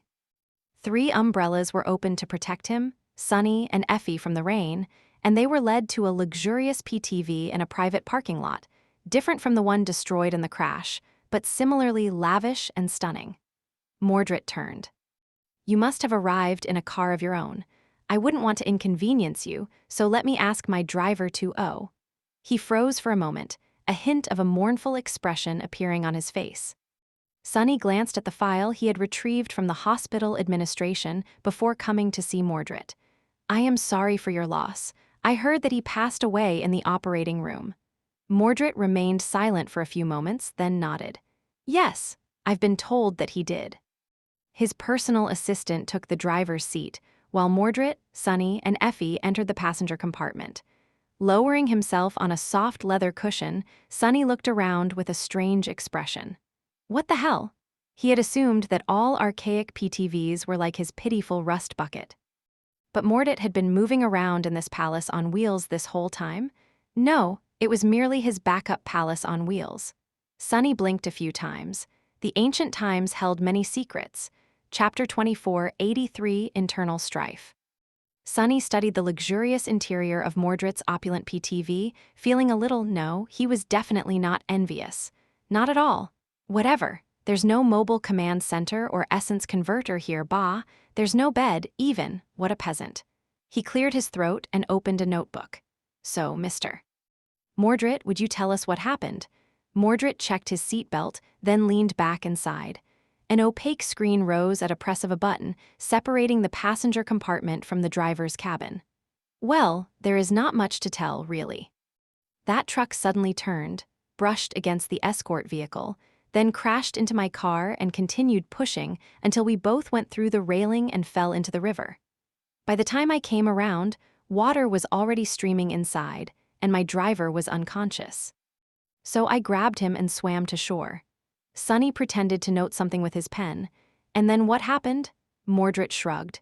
Then, nothing, I guess. My security arrived first, then the ambulances. I was taken to the hospital, and here we are. Sunny and Effie glanced at each other. He lingered for a moment, then asked in a neutral tone. The last time we spoke, you mentioned that your blood could have been planted on the crime scene, and that there are many people who would wish you ill. The next day, there was an attempt on your life. Do things like that happen to you often, Mr. Mordred? Mordred shook his head. No, this is the first time, actually. Sunny studied him for a moment. Did you not say that your sister tried to harm you? Mordred's expression darkened. That was an entirely different issue. Morgan was just confused. She was not herself. Not herself, Sunny frowned. I see. Well, in any case, you indicated that someone inside the Valor group might be behind the attempt on your life. Do you have anyone particular in mind? Mordred shook his head again. Not really. That's not helpful at all. Effie, who had been enthralled by the snacks in the lavishly stocked bar of the PTV, finally joined the conversation, leaning forward a little. She asked with a smile. Let us put it that way. Who would benefit the most if you were removed from your position? Who would gain the most? Mordred remained silent for a few seconds before saying in a hesitant tone, I guess. It would be the chairman of the board. He and I clash often regarding various issues. His vision of what the Valor Group is supposed to be is different from mine. And unless my father decides to come back from retirement, he would be the logical choice for the next CEO in case I vanish one day. Noticing a sharp glint in their eyes, Mordred laughed and raised his hands. Oh, but please don't misunderstand. It could not have been him. The chairman, he's my uncle, you see. I know what is being said about us conglomerate families, but we are not like that at all. He would never do anything to hurt me. Sunny raised an eyebrow. Your uncle, Mr. Maddock, I presume? Mordred nodded. The one and only, he is my father's older brother. How morbid. Whispering Blade was dead in the real world, but his reflection was still alive and well in Mirage City. Not only that, but just like his real self, he had lost the battle of succession to his younger brother, and then to his nephew as well. The picture practically drew itself. An affluent family, a power-hungry uncle, a conspiracy to steal control of the family business from the young prince. Well, Mr. Mordred, you might be sure that your uncle would never conspire against you, but as detectives, we must investigate all possibilities. So, if you don't mind, we would like to interview him, as well as a number of other people in your immediate circle. The staff of your manor, for example. Mordred nodded. By all means, I hope we can get to the bottom of this unfortunate incident. Ah, but it will take some time to arrange all the interviews. Maybe we can start tomorrow. Sunny and Effie asked a few more questions, slowly drawing the picture of the internal politics of the Valor Group. They subtly tested Mordred to see who he really was, as well. Some time later, the PTV arrived at its destination. Mordred smiled apologetically. If you'll excuse me now, detectives, I have already been absent for too long, so there's a mountain of paperwork awaiting me. I will ask my new driver to drive you back. He made to leave, then hesitated for a few seconds and chuckled. Oh, I have a request. If it's not too forward, Detective Athena, may I ask for your autograph? He picked up an exquisite round coaster and offered it to her, along with a pen that seemed to be more expensive than everything the two detectives owned put together. His slightly shy smile was quite charming. In honor of your famous discus throw that brought Mirage City the golden medal. Effie took the pen, lingered for a while, then laughed and signed it. I can't believe that the CEO of the Valor Group is my fan. How strange, I'll have to tell my husband. Taking the coaster, Mordred flashed them another smile. Then, if you'll excuse me. With that, he left. The ride back was spent in silence. Since the interview with Chairman Maddock and other employees of the Valor Group was scheduled for tomorrow, Sunny and Effie had to do a lot of research. So, they were buried in their communicators, studying everything there was to study on the network. The sandbag barricade around the hospital had grown a little taller in their absence. Climbing back into Sunny's car after experiencing the luxury of Mordred's palatial PTV felt like a letdown, but neither of them really cared. As soon as they were alone, their expressions changed. Sunny looked at Effie and raised an eyebrow. So, what do you think? She pulled out the snack she had pilfered from Mordred's car and smiled darkly. He seems nice. I am entirely sure that he is not our Mordred. Sending a handful of honey-glazed almonds into her mouth, Effie chewed them happily and added, I am also sure that the bastard is lying. Chapter 24, 84 Nature versus Nurture, Sunny scoffed. Well, obviously. Opening the preliminary autopsy report of Mordred's dead driver, he shook his head. The report says that he died from the injuries received in the crash, and Mordred's retelling of the events corroborates that. It is weird, though, I have not heard of vehicle crashes that leave knife wounds behind. A human body could be torn and broken in all kinds of ways during a high-speed collision, but Sunny had seen countless stab wounds, most of them he had delivered themselves. So, he would never mistake a wound delivered by a sharp blade for anything else. Even if the driver's body had been pierced by metal debris, the shape of the wounds would have been different. The edges of the cuts would have been different as well, so the chances of these ones appearing on the body, of course, were close to zero. Something had happened between the second the car fell into the water and the moment Mordred and his dying driver were found on the shore of the river, which meant that Mordred had lied to them. Effie nodded. Someone killed that man, and Mordred is covering for that someone. She lingered for a moment, then sighed. Also, I think that your theory was true. Sunny raised an eyebrow. Because of that discus thing? Effie nodded again. Yes, I wasn't sure at first, but after rummaging in my counterpart's memories, it is obvious. That guy might not be the Mordred we know, but he was testing us.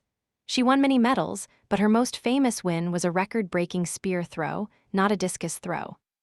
She actually messed up while throwing the ladder. She gripped the discus so hard that it cracked and fell apart in the air. It was a pretty lackluster performance. Sunny frowned. He was definitely testing us, but what was he trying to find out? Effie looked at him somberly. Whether or not I am the real Detective Athena, I presume. Sunny exhaled slowly. Which means that he's aware that someone could have taken her place, which, in turn, means that he remembers the outside world. Effie chuckled. That is why he did not react in any way when I told him to snap out of it. It was not that my authority had no effect on him, it's just that he had always known the truth, so there was nothing for him to snap out of. Sonny rubbed his face tiredly. There really are two of him. Damna, huh? Wait, you ate all of that already? There was now a pile of empty snack packets on the floor of his car. Sonny's eye twitched. And why are you throwing them on the floor? My PTV might be a scrap heap, but it is not a trash heap. Pick them up immediately. Effie coughed a few times, then picked the packets up and rolled them into a ball. These morsels were pretty sweet, by the way. Oh, sorry for not leaving you any. Sonny glared at her. Whatever, I'll forgive you this time. Only a sick lunatic like you would eat something covered in honey anyway. He shivered. Effie laughed. How about we go back to that diner and eat something? It's on me, partner. Sonny scoffed. Sure. Spending illusory money to treat me to an illusory meal, how generous of you. Soon enough, they found themselves in the familiar decrepit diner. The food was just as delicious as it was the previous time, though neither Sonny nor Effie was in the mood to discuss serious matters at the moment, so they simply enjoyed it in silence. Eventually, Effie sighed in satisfaction and looked outside. What a turn of events, huh? Makes me wonder, if I had an evil twin, what would she be doing? She chuckled and shook her head. Then again, I did have an evil twin for a while in the tomb of Ariel. She just went around devouring nightmare creatures and people, I guess. Effie's expression changed. Wait, does that make Soul steal an evil twin of an evil twin? That's like double the evil. Sonny smiled faintly. I am not sure that it's so simple that there's a nice and evil version of Mordred. Who knows?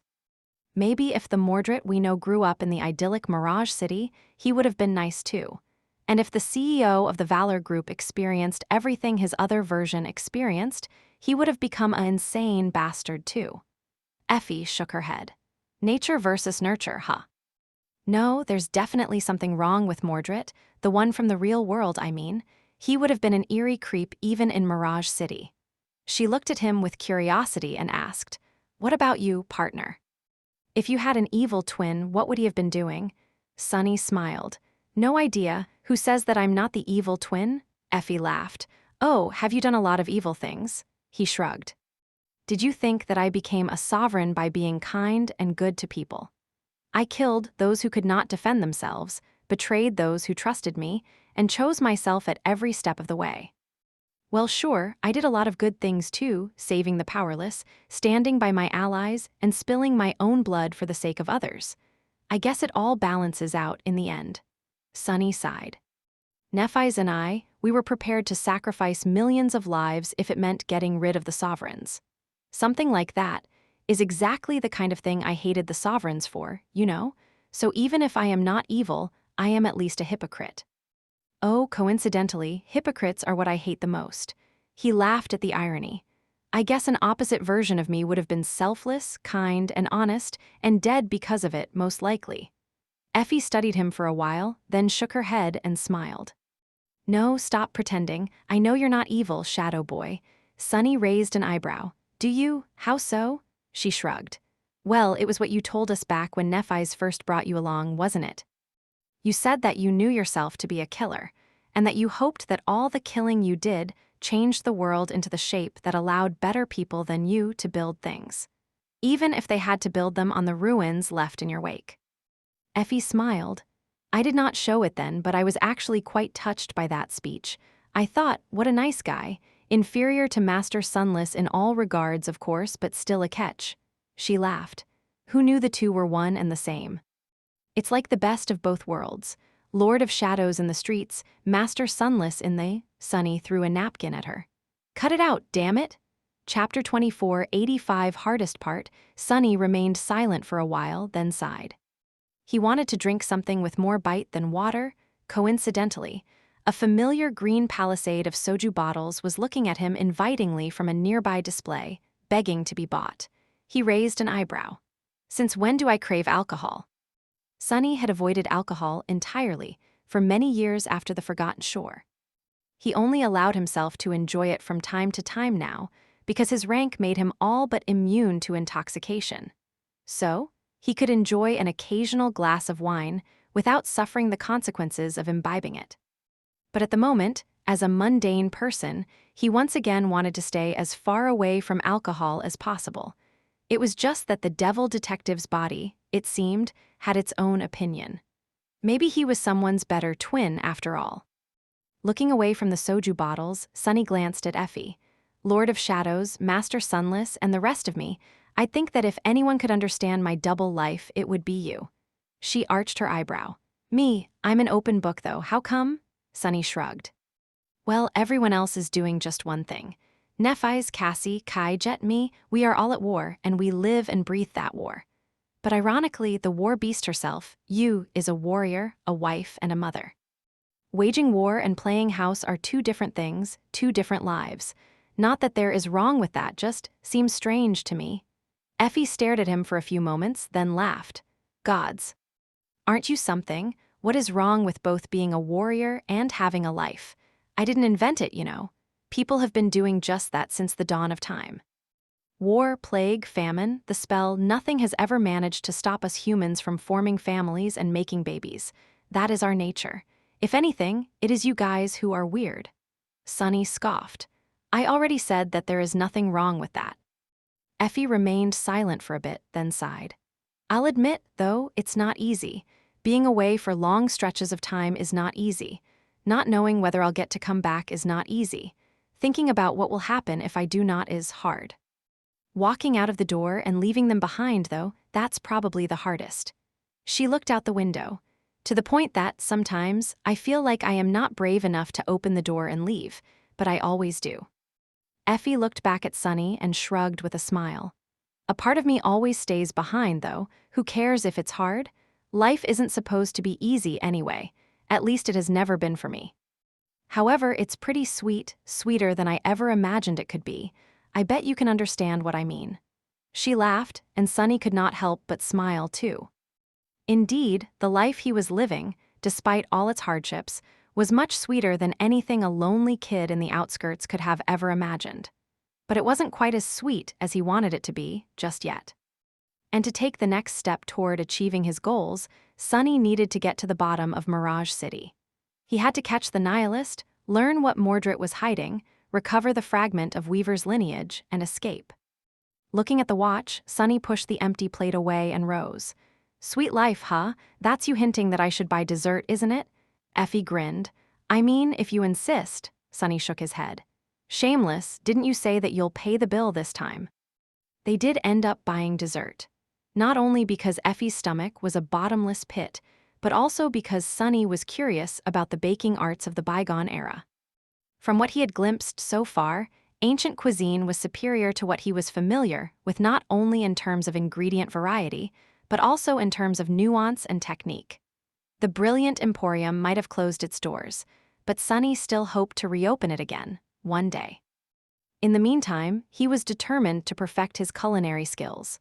Sometime later, he said goodbye to Effie and drove home. After spending some time in the evening traffic, he ended up back at the devil detective's shabby apartment complex. The familiar drunk was once again loitering near the building, but got scared away when Sunny's car pulled up. The heavy curtain of rain veiled the world and suppressed the sounds, making his paranoia act up. Sunny wondered briefly if it was his own paranoia or the remnant wariness of his counterpart. Entering the apartment, he shook the water from his jacket and went about taking care of his fragile, weak, mundane body. This body needed a lot of things to survive and function properly, and what it needed the most was sleep. The interviews with Mordred's staff were going to start early tomorrow, so Sunny needed to give himself enough time to rest. Just before climbing into bed, he stopped and stared at the investigation map at the back of the devil detective's closet. The shape of the city, the evidence, the victims of the nihilist, Mordred's former vessels. Turning away, Sunny turned off the light and lay on the bed. The sound of the rain on the window was like a lullaby, but sleep still escaped him for a long time. When he finally slipped into its embrace, his dreams were cold and restless, full of mirrors and breaking glass. The sound of breaking glass. Sunny opened his eyes abruptly, the sound still ringing in his ears. The bottle. The bottle that he had balanced on the door handle, following the devil detective's paranoid habit, was broken. Blinded by the darkness, Sunny rolled to the side. In the next moment, a cold blade hissed as it cut the air, and then plunged into his pillow, missing his head only by a few centimeters. Chapter 24, 86. It belongs in a museum. Sonny rolled off the bed, cursing his mundane senses. His reflexes were sharp, and despite the neglect and abuse, his body was in good shape. However, he could not sense the shadows. Even more humiliating, he could not even see in the dark. For the first time in a long while, Sonny was truly blind. The only light in the room came through a narrow crack between the curtains, and all he could see was a dark shape jumping over the bed. He could, however, smell wet wool, old sweat, and the stench of alcohol. The damned drunk. He knew it. Paranoia had never let him down. After all, Sonny was laying on the floor in an awkward pose, while the attacker was on the bed, a split second away from coming down with the deadly blade in his hand. It was a mundane knife, but here in Mirage City. Even a mundane blade had the power to make Sonny bleed. It had the power to make him die. His senses were gone, his aspect was gone, however, his skill and experience were still with him. Sonny did not possess the power of a sovereign anymore, but he was still the person who had become a sovereign. And that was his most frightening quality, by far, a strength far more important than his aspect, attributes, and domain had ever been. Instead of trying to rise, Sonny kicked the cheap bed with all his might.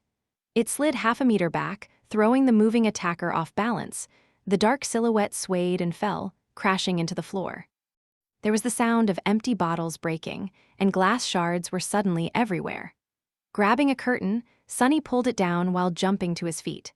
The shoddily attached curtain pole snapped, and the cold light of electric street lights poured into the small apartment. His pale skin, lean muscles, and the coils of the black serpent tattooed across his body were revealed in that light. The eerie, glassy eyes of the supposed drunk were revealed, too. Sonny looked at him with a calm, cold gaze of a seasoned killer. "You have some nerve coming after a cop. Who sent you?" Instead of answering, the drunk lunged forward. The man looked like a drunk and smelled like a drunk, but he moved with the speed and deadly precision of a trained assassin. Assassins, huh? That is a new one. There weren't any professional assassins left in the real world. There were consummate slayers proficient in killing quietly, sure, but who had time to specialize in assassinating people when there were hordes of nightmare creatures roaming both the dream realm and Earth. There was no stable employment in that, so even for those who did do such work, it was merely a part-time job. Sonny had envisioned himself as one such quiet killer once, though, so he felt a little resentful of the man who had entered his apartment to end his life.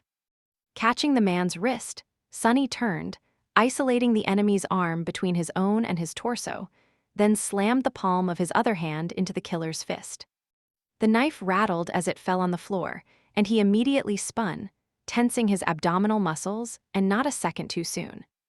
The assassin's fist crashed into the steel barrier of his muscles, and at the same time, Sonny's elbow caught the man in the side of the head.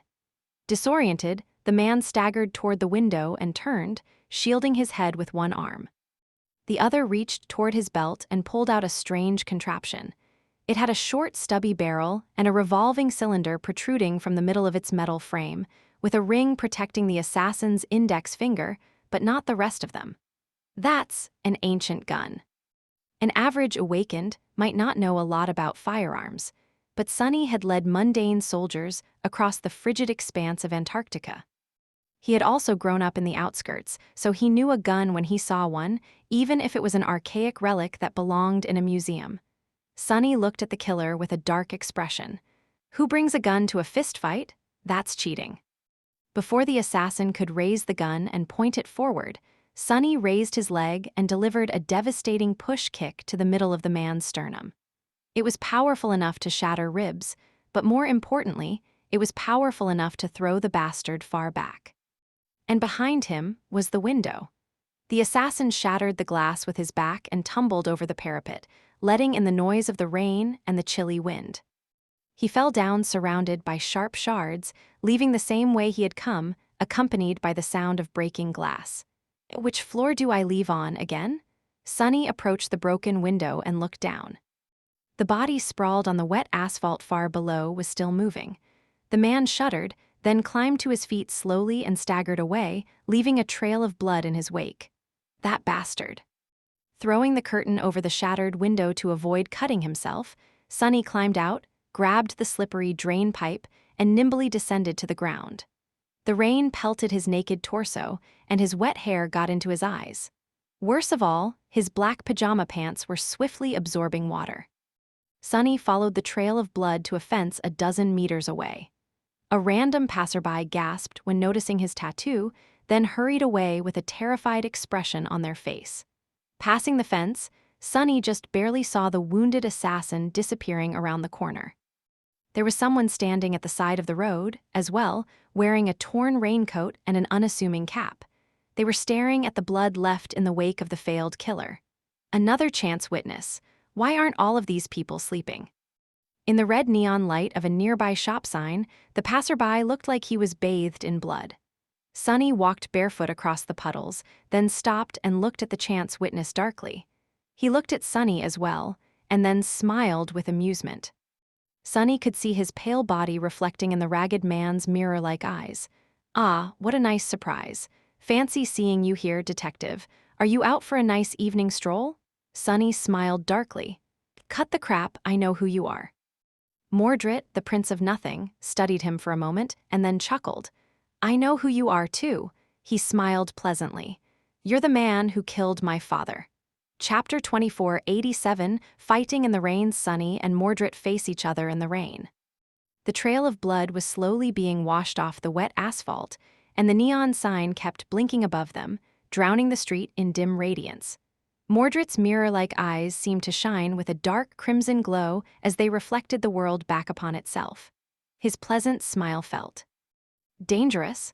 Feeling a bit hateful was only natural for someone who knew that Sonny had killed their father, even if the source of that hate was somewhat unconventional in this particular case. Sonny looked at Mordred somberly, not showing any sign of being disturbed. He loathed to admit it. But he was rather cold. Damn, why had he not put on a jacket before jumping out of the window? It was raining outside, and the night was chilly. Perhaps it was because he had grown unused to being bothered by the weather. Looking Mordred in the eye, Sonny grinned. "Why, jealous?" Mordred's dangerous smile slowly widened. Raising his head, he laughed. "Jealous? Ah, no, not quite. Jealousy is not the word I would use." Taking off his cap, he allowed the rain to pelt his tousled black hair for a moment, then swept it back and pierced Sonny with a cold, eerie gaze. The neon sign blinked, and for a moment, his mask of pleasant friendliness seemed to crack, revealing a raging ocean of scathing fury and boundless loathing beneath.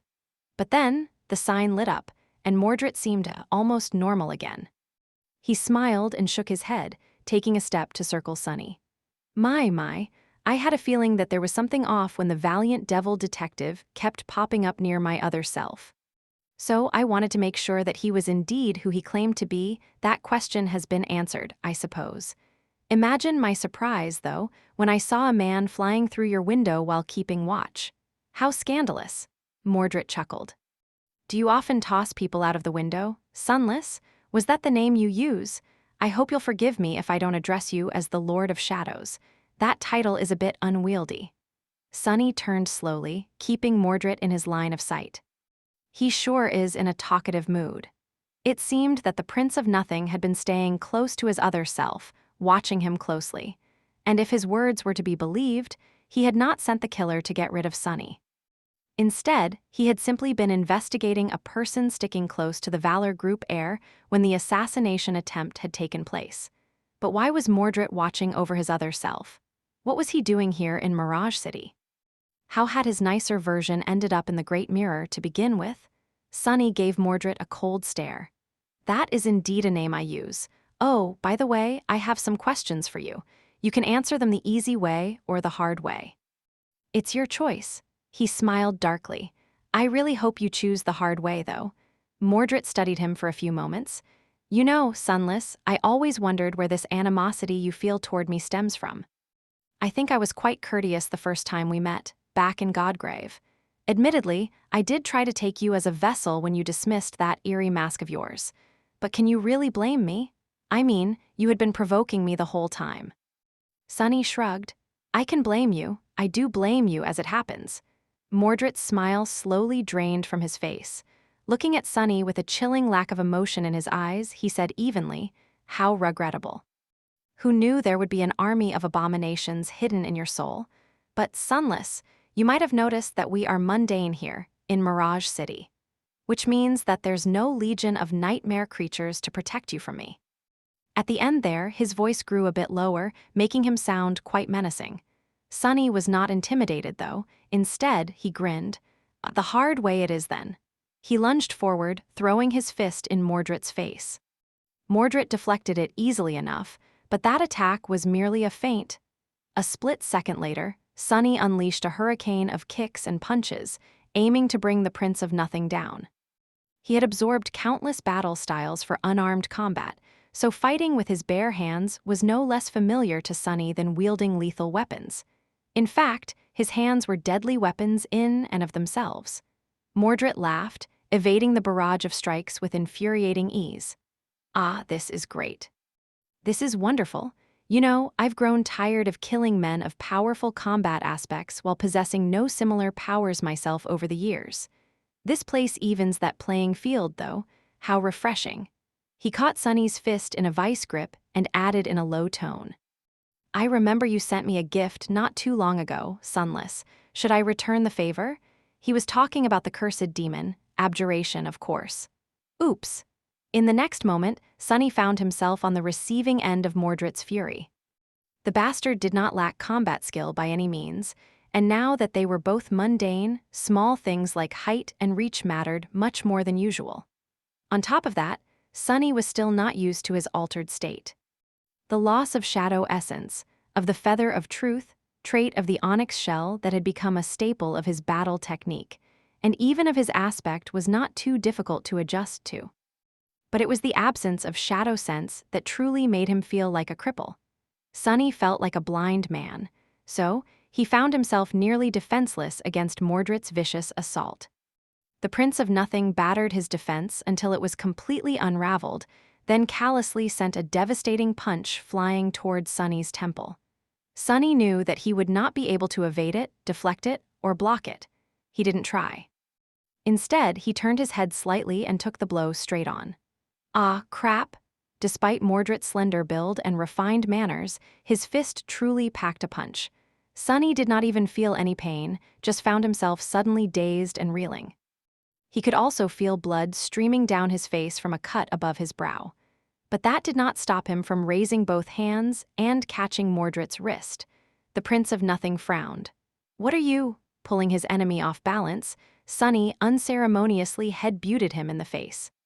Mordred staggered back with a stifled curse, blood pouring from his nose. Before he could recover, Sunny pivoted on one foot and delivered a powerful roundhouse kick to the side of his head. No matter how skilled Mordred was, he was still thrown to the ground in a daze. "How about I reunite you with your father, bastard?" Taking a step forward, Sunny prepared to stomp on Mordred's head and crack his skull. But instead, something glinted in the red neon light, and he felt a chill penetrate his flesh, followed by sharp pain. Grasping his side, Sunny staggered back. His pants were already soaked by rain, but now they were being washed by blood, too. "That damn miscreant." Mordred slowly rose to his feet, smiling darkly. There was a narrow switchblade in his hand, its pale steel painted red. "Why is everyone dying to stab me today?" Sunny let out an infuriated growl. "You think a little knife will stop me from killing you?" The growl seemed to take Mordred aback. Enough so for him to hesitate, at least. Instead of trying to stab Sunny, he looked somewhere behind him warily and lowered the switchblade. "Maybe not, but they will." Turning his torso to see what Mordred was looking at, while still keeping an eye on the bastard, Sunny saw a few silhouettes looming in the windows of his apartment complex. He could not discern their features, but his neighbors were all eerily motionless, still, all staring down at him with glassy eyes. Dozens of them. Mordred smiled faintly. "Detective Sunless, I suggest you stop behaving erratically." His smile faded quickly, though. "Unless you want to become the next victim of the nihilist, that is." Chapter 2488 Castellan, the Nihilist. What did Mordred mean? The laceration on Sunny's forehead and the cut on his abdomen stung, but he was much more uncomfortable because of the motionless figures staring at him with empty eyes from the windows. He knew what was happening. Just like Effie's family had reacted to her acting out of character, so were Sunny's neighbors unsettled by his fight with Mordred. Something about it was not in character for the devil detective, and the others inhabiting Mirage City were unhappy about it. Sunny did not know what would happen if he continued to attack the Prince of Nothing, and suspected that he would not want to find out. But what did it have to do with the nihilist? Frowning, Sunny looked at Mordred and asked, "Aren't you the nihilist?" He knew by now that Mordred was not the serial killer terrorizing Mirage City. Instead, he was the target of the serial killer. However, there was no point in revealing his cards to the Prince of Nothing. Rather, Sunny wanted to learn a thing or two from how he would react. Wiping the blood off his lips, Mordred smiled. "No need to play coy. The fact that you seem to remember yourself means that Raised by Wolves is here, too. And she would have recognized the faces of my vessels, given time, so you know that I am not the nihilist." Sunny raised an eyebrow. "If not you, then who? Your other self?" Mordred laughed. "That pathetic creature? Goodness, no, he's too useless to kill anyone." "Not a fan of his good twin, then?" Sunny grimaced. "So who is going around massacring people?" Mordred stared at him for a few moments, then leaned down to pick up his cap. "Why should I answer? It would be foolish to share information with someone who is here to kill me." Sunny blinked a couple of times. Here to kill him? His mind spun at high speed. No, it made sense. Mordred did not know about the fragment of Weaver's lineage hidden in the Great Mirror, so he would not know that Sunny had come to retrieve it. Why would Sunny have come, then? The only reasonable explanation was that he had followed Mordred and Morgan inside. And since Mordred could actually be killed here, at least according to Morgan, he would naturally assume that the only reason for the Lord of Shadows to visit Mirage City was to hunt him down. But that wasn't Sunny's goal. Killing Mordred was just a delightful bonus. He scoffed. "Aren't you too full of yourself? Why would I waste my time and risk my life trying to kill you? My arrival at Mirage City had nothing to do with you, your better half, or even your sister. In fact, I'd prefer it if none of you were here." Mordred remained silent for a moment, then threw an uneasy look at the figures looming in the windows. Come to think of it, he looked a little haggard. It was especially noticeable after spending some time in the company of the glamorous CEO of the Valor Group. This Mordred's face was gaunt, sharp, and burdened in comparison. It seemed like surviving in the Great Mirror was not simple for the Prince of Nothing. Mordred looked back at Sunny, considered something for a second, and then offered him his usual pleasant smile. "It is hard to believe, but sadly, there is not much time for us to continue this polite conversation. Sure, why not? I will tell you about the nihilist." He chuckled. "I am not the nihilist, and neither is my other self. Nevertheless, you will have great trouble catching this particular killer, detective." Sunny raised an eyebrow. "And why is that?" Mordred's eyes ignited with an ominous vermilion glow under the light of the neon sign. "You really don't know? Ah, well, you have not been here long." He closed his eyes for a moment, then said in a pleasant tone, "That is because the nihilist is nobody in particular. The killer you are searching for is Mirage City itself. This entire city is the killer." Sunny's eyes widened a little. He couldn't help but shiver. "What the hell do you mean?" Mordred smiled and nodded to the figures looming in the windows subtly. "It's just like I said. There is not a single killer walking around searching for prey. Instead, any random passerby can become the nihilist for a period of time, slaughter their victim, then turn back to normal. Or rather, I should say that there was not a single killer. There may very well be one now." His words were making less and less sense. Sunny scowled, then asked in a frustrated tone, "Once again, what the hell do you mean? Why would there be an actual nihilist now, even if there was not one before?" Glancing at the apartment complex, Sunny froze. That was because there were no figures in the windows anymore. All of them had disappeared, and the building seemed empty, as if the people who had been staring at him had either lost interest or were walking out of their apartments and descending the stairs to reach him instead. Mordred slowly backed away. "How do you think this place works, Sunless?" He smiled darkly. "In theory, it should be controlled by the Master of Bastion." But the Great Mirror has stood abandoned for too long. The sorcery governing it has become twisted and corrupted over the eons. Putting on his cap, Mordred hid the bloodied switchblade in his pocket. Or rather, the custodian Mirage left behind to take care of her palace has become twisted. A very special reflection among reflections, the Castellan. It was supposed to help the master of the castle control the Great Mirror, but at some point, it broke. He smiled. Now, the poor thing doesn't know what to do. It refuses to recognize anyone as the master of the castle, but it still tries to fulfill its duty. That is why it created Mirage City when my other self became a guest of the Great Mirror. This place is meant to fulfill his fantasies, after all. Mordred laughed. But, Sunless, what happens when more guests arrive? What happens when Morgan imagines killing her brother? What happens when you keep thinking about catching the nihilist? What happens when all these dreams collide and start conflicting with each other? His smile widened a little, turning dark and sinister. The Palace of Imagination will attempt to protect itself by removing the contaminating influences. It will correct Mirage City in a way that creates a believable reason for you to die. Look, it is already happening. Someone has sent an assassin to get rid of you, after all. Who knows, maybe a real nihilist has already been created, as well as if he has always existed. As Sunny grimaced, blood still flowing from his cut abdomen, Mordred chuckled and turned to dash into an alley. Oh, and by the way. He paused for a moment and gave Sunny a pitying look. You won't be the only one Mirage City tries to remove, so, if you brought other people with you, well, anyway, I'd go give Raised by Wolves a call.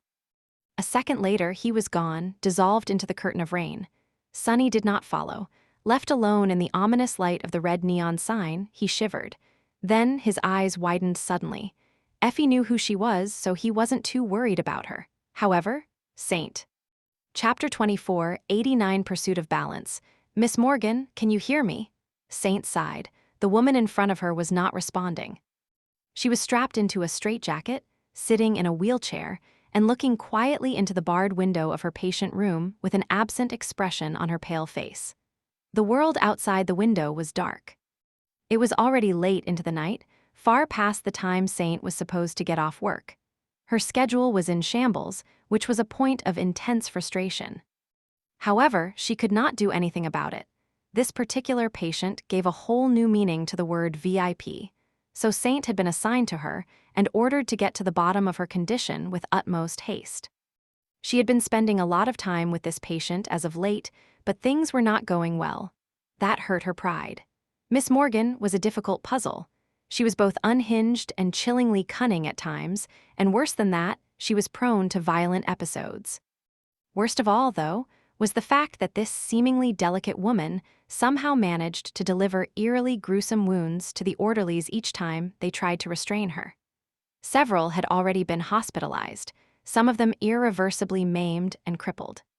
Therefore, Miss Morgan was put in a straitjacket and regularly fed a cocktail of powerful neuroleptics, which curbed some of her violent behavior, but made Saint's work much more difficult. After all, how was she supposed to have a conversation with a person who had been drugged out of their mind? It was almost as if the leadership of the hospital had no intention of helping this patient and was perfectly content simply keeping her locked up. Letting out another sigh, Saint left a note in her journal and stood to leave. I will see you tomorrow, then. She was almost to the door when Morgan suddenly spoke. It was the first sentence she had spoken today, making Saint stop. Something is different about you today. Saint lingered for a moment, then turned around. She did not say anything, studying her patient silently. Morgan studied her as well. Why did it seem like her eyes had a scarlet glint to them? Naturally, it was impossible. Iris pigmentation was determined by the melanin saturation level and varied from brown or dark brown, which could appear black in certain lighting, to lighter shades like green, blue, and gray. In rare cases, such as albinism, melanin was entirely absent, which exposed blood vessels behind the iris and gave the eyes a pale reddish tint. However, there were no people with vibrant, vivid vermilion eyes. Saint frowned subtly. I must have seen wrong. Morgan, meanwhile, smiled slowly. You are. Real, aren't you? But how strange, I don't recognize you. Well, no matter, since you arrived with that man, you must be one of his. She seemed to be delirious, talking nonsense. In fact, considering the amount of antipsychotic medications administered to this patient, it was a miracle that she was able to form coherent sentences at all. Morgan's smile did not seem like that of a person heavily dosed with tranquilizers, though. She chuckled. "Tell him to come see me." She looked at something behind Saint, then exhaled slowly. "Then again, maybe I'll come see him myself." With that, she turned to look out the window with an absent expression once again. The brief moment of lucidity seemed to have come to an end. Saint remained silent for a few moments, then turned around and left the room. The padded steel door locked behind her with a loud click. Her condition seemed to have worsened. I must make them change her prescriptions at all costs. An unfamiliar nurse and a few orderlies were loitering in the corridor outside. She did not recognize any of them, which would have been strange on a usual day. There had been many new hires as of late, though, precisely because of the patient in the room behind her. Saint had not memorized their faces just yet.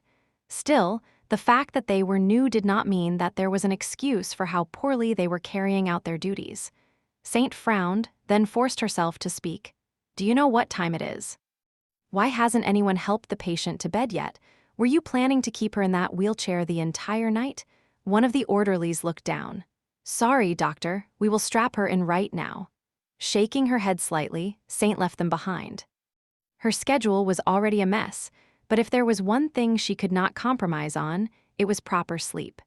Sleep was a cornerstone of both physical and mental health, so Saint maintained a healthy sleep cycle meticulously. She had to clock out and return home swiftly. Soon enough, Saint left the hospital building, opened an umbrella, and headed to where her car was parked. She looked at the phone while walking to check the time and noticed a dozen missed calls from a certain number. Detective Sunless seemed not to have taken her warning seriously. Pursing her lips, Saint blocked his number and put her phone away, retrieving the car key instead. Approaching her car, she exhaled slowly and looked up. The hospital was situated on the outskirts of the city, in the prestigious northern suburbs. So, the view would have been quite picturesque on a normal day. Sadly, the world was veiled by rain, and the stars were obscured by the heavy mass of storm clouds. The only bright lights Saint could see were the spotlights on the immense dam towering above the city in the north. Behind it was one of the three great lakes of Mirage City. Due to the heavy rainfall, its levels had risen, so the floodgates of the recently renovated dam were open. Saint could hear the hum of falling water even from a distance. That water would feed the main lake, the Mirror Lake, and if that was not enough, the floodgates of the southern dam would be open as well to alleviate the pressure. That was how Mirage City, built around a system of 3 artificial lakes, avoided drowning during the storm season. It remained safe and sound by maintaining balance, releasing pressure when needed, and letting the water flow between the 3 lakes. All systems pursued balance above everything else, after all. That was their nature. A human mind was much the same. It needed balance to stay healthy. All disorders originated from instability and imbalance. Saint wondered what Miss Morgan's imbalance was. What was there that she, who had everything in the world at her fingertips, lacked? Or was that exactly the root of the problem, the fact that she had too much? Shaking her head, Saint raised the key to unlock her car. It was then that she sensed movement behind her, and suddenly there was something sharp and thin wrapped around her neck. Chapter 24, 90 Heal Thyself. I am being strangled. Saint found herself strangely calm despite the fact that someone had wrapped a garrote around her neck, as if situations like this were nothing new to her, familiar and trifling, rather. She noted the strangeness of her reaction and filed it away to be analyzed later, reasonably assessing that now was not the time for self-reflection. Her instincts kicked in, proving that countless hours of training had not been in vain. Before Saint could even register what was happening, her body moved on its own, and she just barely managed to insert her hand between the cold garrote and her neck before the sharp string drew taut. The rain obscured everything around, its rustle drowning all the sounds. Light was pouring out of the hospital's windows no more than 100 meters away, but even if Saint screamed, no one would hear her, not that she could scream with all the pressure being put on her throat. Ah! The assailant pulled on the garrote, and Saint suddenly couldn't breathe anymore. The string bit into her fingers, threatening to sever them, and she felt blood flowing down her wrist. Despite the horror of the situation, Saint felt a pang of annoyance. The sleeve of her trench coat, the blouse beneath, washing out bloodstains was going to be such a hassle. The trench coat might survive, considering its hydrophobic coating, but the fabric of the expensive blouse would be positively ruined. But then again, maybe she would not have to wash her clothes because she would be dead. Somebody is trying to kill me. But who? A violent robber, a deranged patient, an obsessive stalker? Anything and everything was possible. She could feel his mass behind her, pressing her into his heavy body and pulling on the garrote with monstrous strength. No matter how much time Saint had spent exercising and honing her body, she would never be able to overpower an opponent who was that much larger, that much heavier, and that much stronger on top of that. Ack! A hoarse, undignified noise escaped from her lips. Damnation. Leaning against the assailant to support her weight, Saint raised her leg and slammed the sole of her boot against the door of her car. Newton's third law of motion: for every action, there was an equal and opposite reaction. Saint had unleashed a potent force upon the car and was pushed in the opposite direction with equal force. The car did not move, obviously, but Saint and the man strangling her were thrown back. He collided with the next car in the row, denting it, and lost his balance. At the same time, Saint slammed the back of her head into his face. The pull on the garrote weakened for a split second, which allowed her to slip free. Saint rolled away while feverishly gulping air.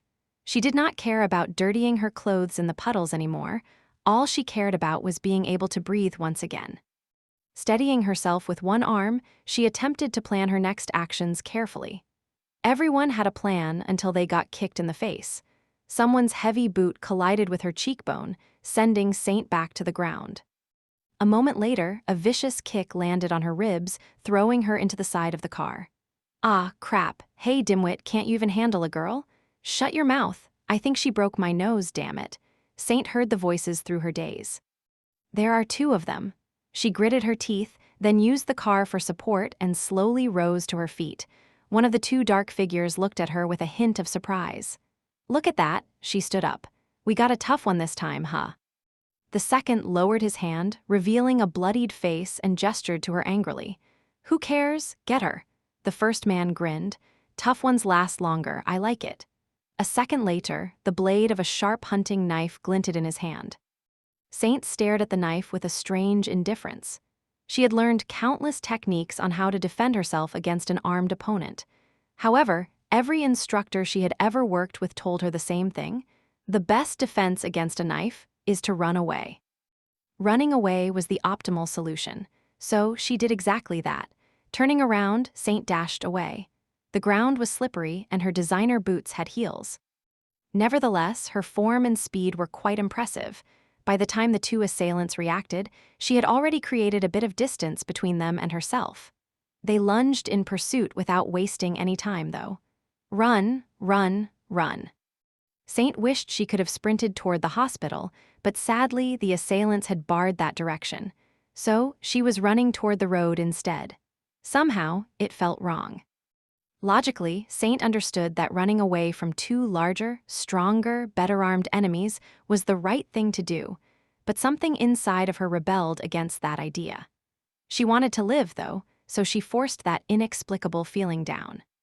By the time Saint reached the road, the assailants had practically caught up with her.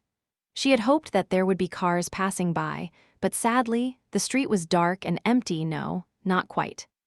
There was a car parked across the road, and the driver was outside, smoking as he hid the cigarette in his palm to shield it from the rain. Hope! Saint raised a hand, wishing to call out to the stranger, but the words froze on her lips. Perhaps it was because of his black gloves, or perhaps it was because of the glassy, eerie look in his eyes, but she instinctively knew that the man was not going to help her. On the contrary, he was one of the attackers. Their driver, perhaps. There are three of them, and she was surrounded. The smoking man noticed her by then. He frowned, tossed the cigarette away, and lunged across the road, leaving her nowhere to run. What do I do? Saint froze, feeling a little desperate. In the next moment, an old black car appeared out of the rain, sending the third assailant flying over its hood. His body struck the road with a dull thud and remained laying there, broken and motionless, while the car skidded to a stop. Its door opened, and someone whom Saint had never expected to see climbed out of it. It was the man whose number she had recently blocked, Detective Sunless. She stared at her former patient with wide eyes, feeling both relieved and confused to see him. And happy, as if him being there was the most natural thing in the world. Not quite a guardian angel. Wearing dark clothes and an even darker expression, her personal devil looked behind Saint and scowled. "Hey, bastards, why are you bothering my therapist? Are you two degenerate lowlifes tired of living, or what? If you are, stop wasting everyone's time and come here. I'll kill you." He paused for a moment and winced. "I mean, I'll arrest you." "Yeah. That is what I will, no. You know what, I am not going to lie. I'll definitely kill you." Chapter 2491. Keep calm. The assailants studied the detective with grim expressions. One of them threw a furtive look at the broken body laying on the wet asphalt. The other showed no concern for the fate of their fallen comrade whatsoever. Instead, he grinned. "Look at that. A prince on a white horse appeared to save the damsel." Detective Sunless shook his head as he walked in their direction.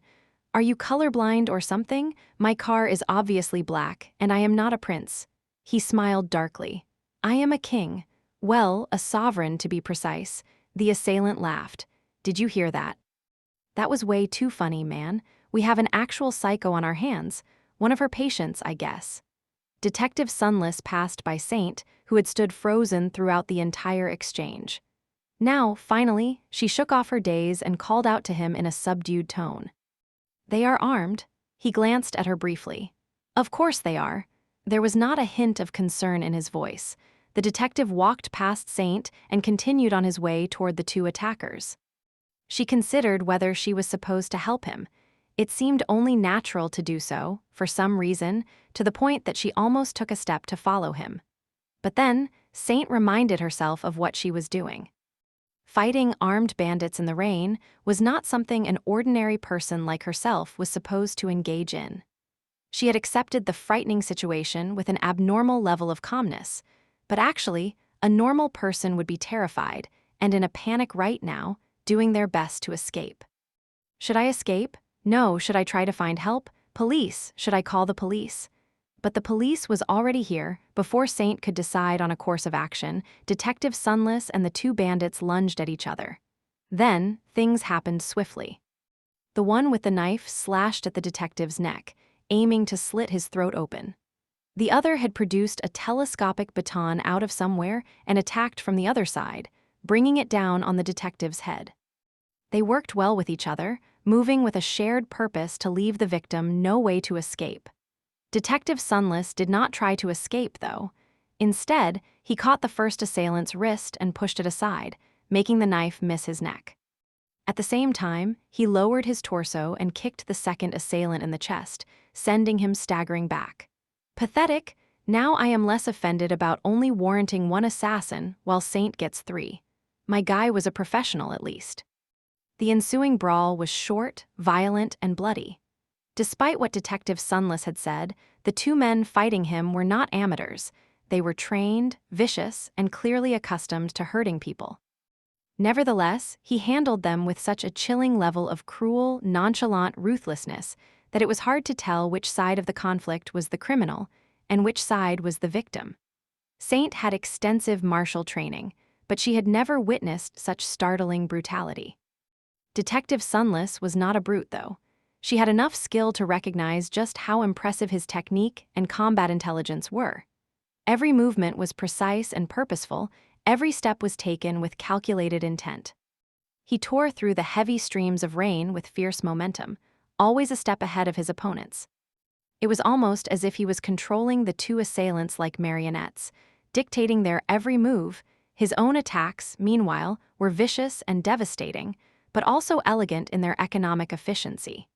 There was a cadence to it all, a strange melody, almost like a dance. "I was meaning to call the police." Saint had forgotten what she was meant to do. A pained wail drowned out the rustling of the rain. There was a revolting squelch of tearing flesh and the crack of breaking bone. One of the assailants reeled back, his arm mangled terribly and bent at an unnatural angle.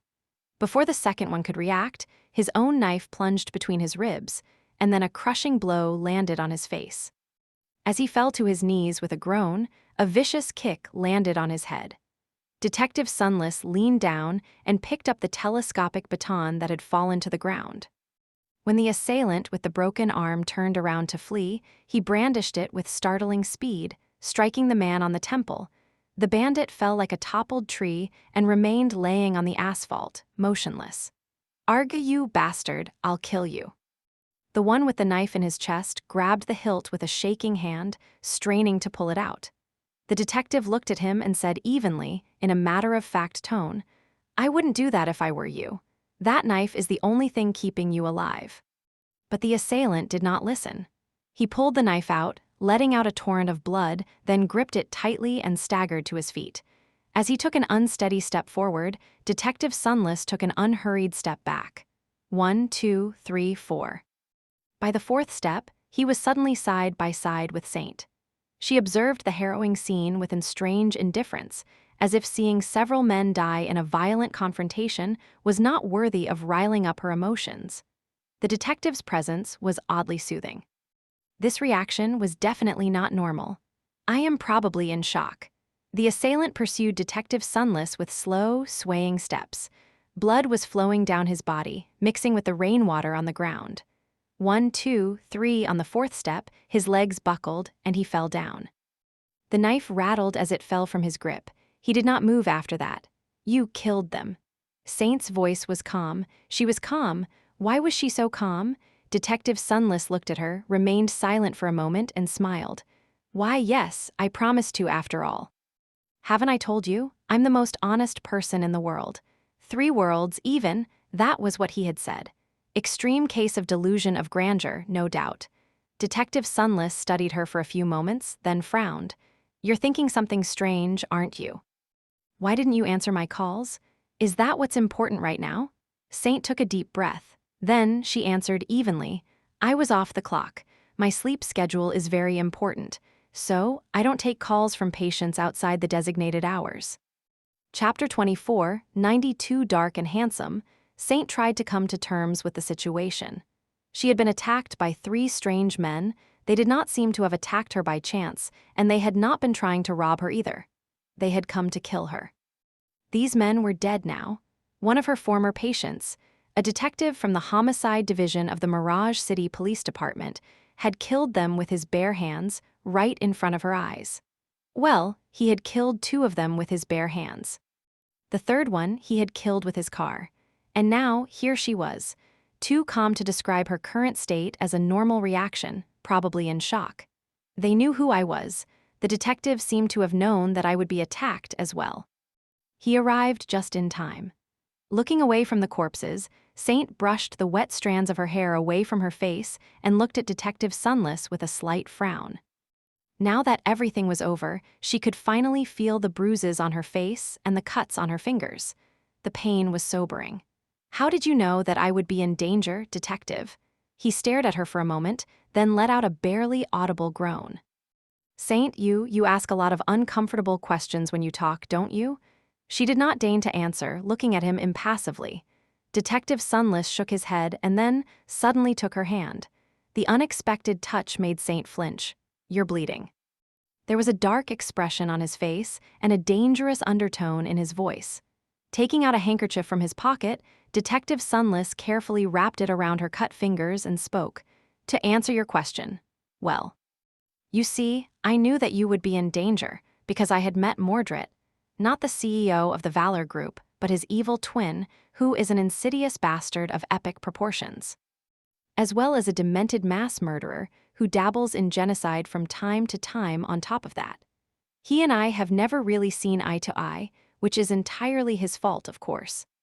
The first time we met, I ended up locked in a cage because he wanted me for my body.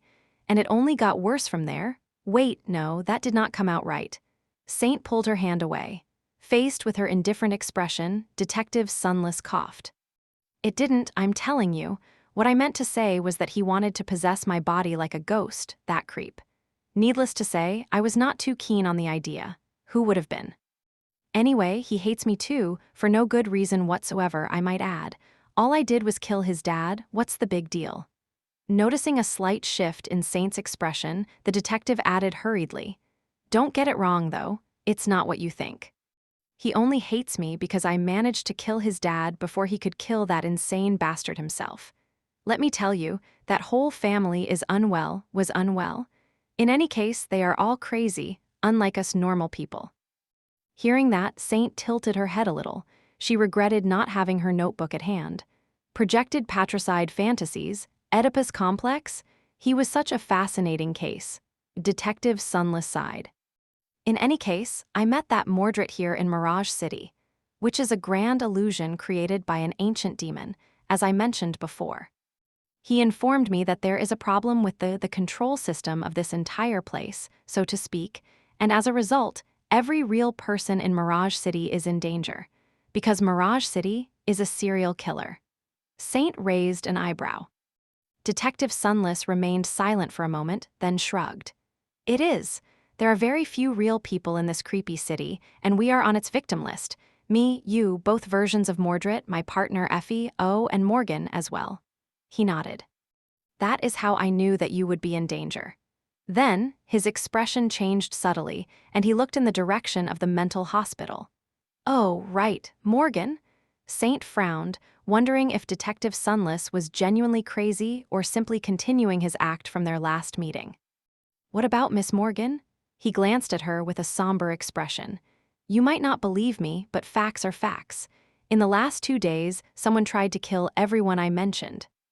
The CEO of the Valor Group barely survived an assassination attempt. I was nearly stabbed to death by a hired killer.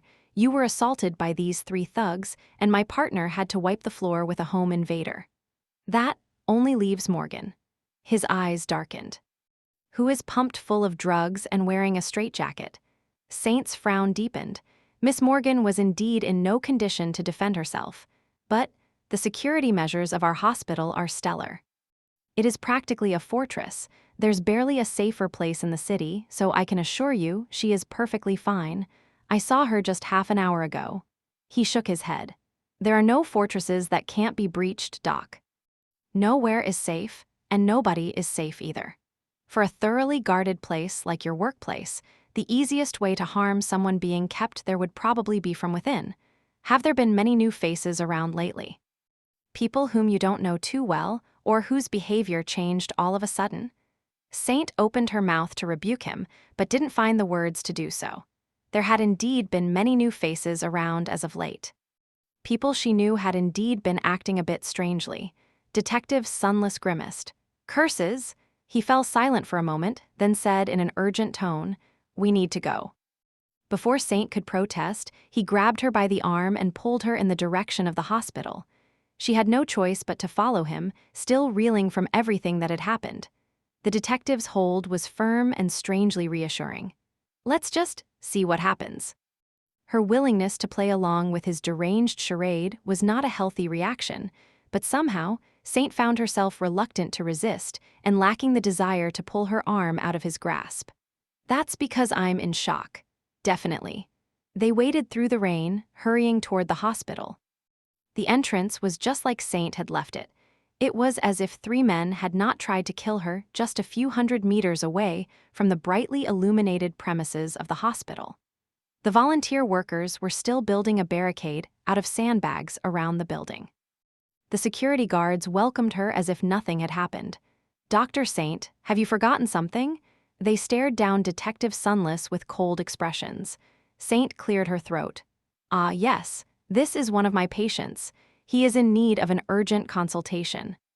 You can check the system. There is a pass issued under his name, still." The guard studied them for a few moments, then reluctantly stepped aside. Saint and Detective Sunless hurried inside. Just as they were entering, a nurse who was leaving opened the door and held it for them politely, lowering her head in a respectful bow. They walked inside. A moment later, however, Detective Sunless froze in place. "Stop!" Saint halted, giving him a questioning look. He turned around with a tense expression on his handsome face. The air was full of a subtle scent of blood. "Where are you going, I wonder?" Saint frowned, confused by the question. It took her a moment to realize that the question was not directed at her. Following his gaze, she saw the nurse who had opened the door for them stopping halfway across the threshold. The nurse lingered for a moment, then looked back.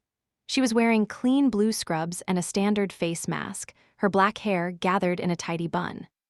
Above the mask, two beautiful vermilion eyes were staring back at the detective with a cold, calm malice. Her eyes are red. They were definitely of a vibrant, vivid scarlet shade. It was Morgan, the Valor Group heiress. Chapter 24, 93 White Walls. Not long before that, Morgan heard the door lock after the psychiatrist left the room. Some time later, the door opened again, and a nurse walked in, accompanied by 3 burly orderlies. Morgan did not move, continuing to look out the window. She was seated in a wheelchair, her arms bound by a straitjacket, which wasn't that uncomfortable. What really drove her mad was that she was not allowed to shower without supervision, and the hospital staff was too afraid of her to wash her properly. Not that she would allow anyone to touch her. Her personal hygiene situation was sorrowful. Outside the window, the world was dark and veiled by rain. Distant spotlights were shining through the torrents of falling water on the dam that towered above the city like a great barrier.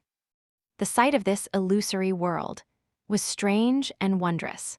Morgan was not taking in the darkly stunning landscape, though. She was tracking the movements of the 4 people who had entered her room in the reflections on the surface of the window.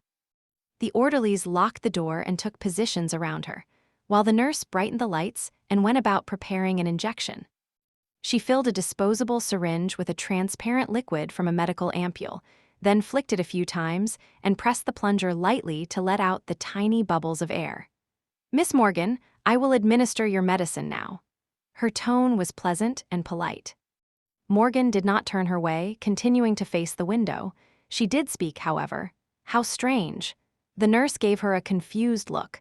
Most of her face was obscured by a mask, but there was definitely a silent question in her eyes. "Strange? What do you mean?" Morgan sighed. "You are not afraid of me." She finally turned her head, looking at the nurse calmly. "Anyone on the hospital staff would be at least a little wary. You must be new. Come to think of it, I don't recognize any of you." The nurse chuckled in a friendly manner. "Oh, yes. There are a lot of recent hires in the hospital these days, Miss Morgan. Now, if you allow me," Morgan smiled faintly. "Oh, but you see, not only do I not recognize you, but I am also not scheduled to receive any injections at this time. And on top of that," she looked at the syringe the nurse was holding in her hand. "The medication I've been receiving has a yellow tint. This one is entirely transparent, though. So, a nurse I don't recognize wants to inject me with a substance I don't know at the wrong hour, no less. How peculiar, don't you think?" The nurse remained silent for a while, looking at her kindly. Then kindness slowly drained from her eyes. Giving one of the orderlies a cold stare, she said in a harsh tone, "Hold her tightly. Ah, but make sure not to leave any bruises. It has to look natural, you know." Amusing. The orderlies stepped forward to hold Morgan down. Their rough hands landed on her neck and her shoulders, pressing her into the wheelchair and making it impossible for her to move. The nurse took a step in their direction, preparing the syringe. Morgan laughed. 4 entire people to handle one poor me? Well, I guess I'm worth it. I am Morgan of Valor, after all, even if Valor doesn't exist anymore." Her laughter stopped abruptly, and she pierced the nurse with a gaze so cold that it made the woman stumble. "You made a mistake, though. Do you know what your mistake is?" Morgan's hands moved under the white fabric of the straitjacket as if she was turning her wrists. A derisive smile twisted her scarlet lips. "Thinking that just 4 will be enough."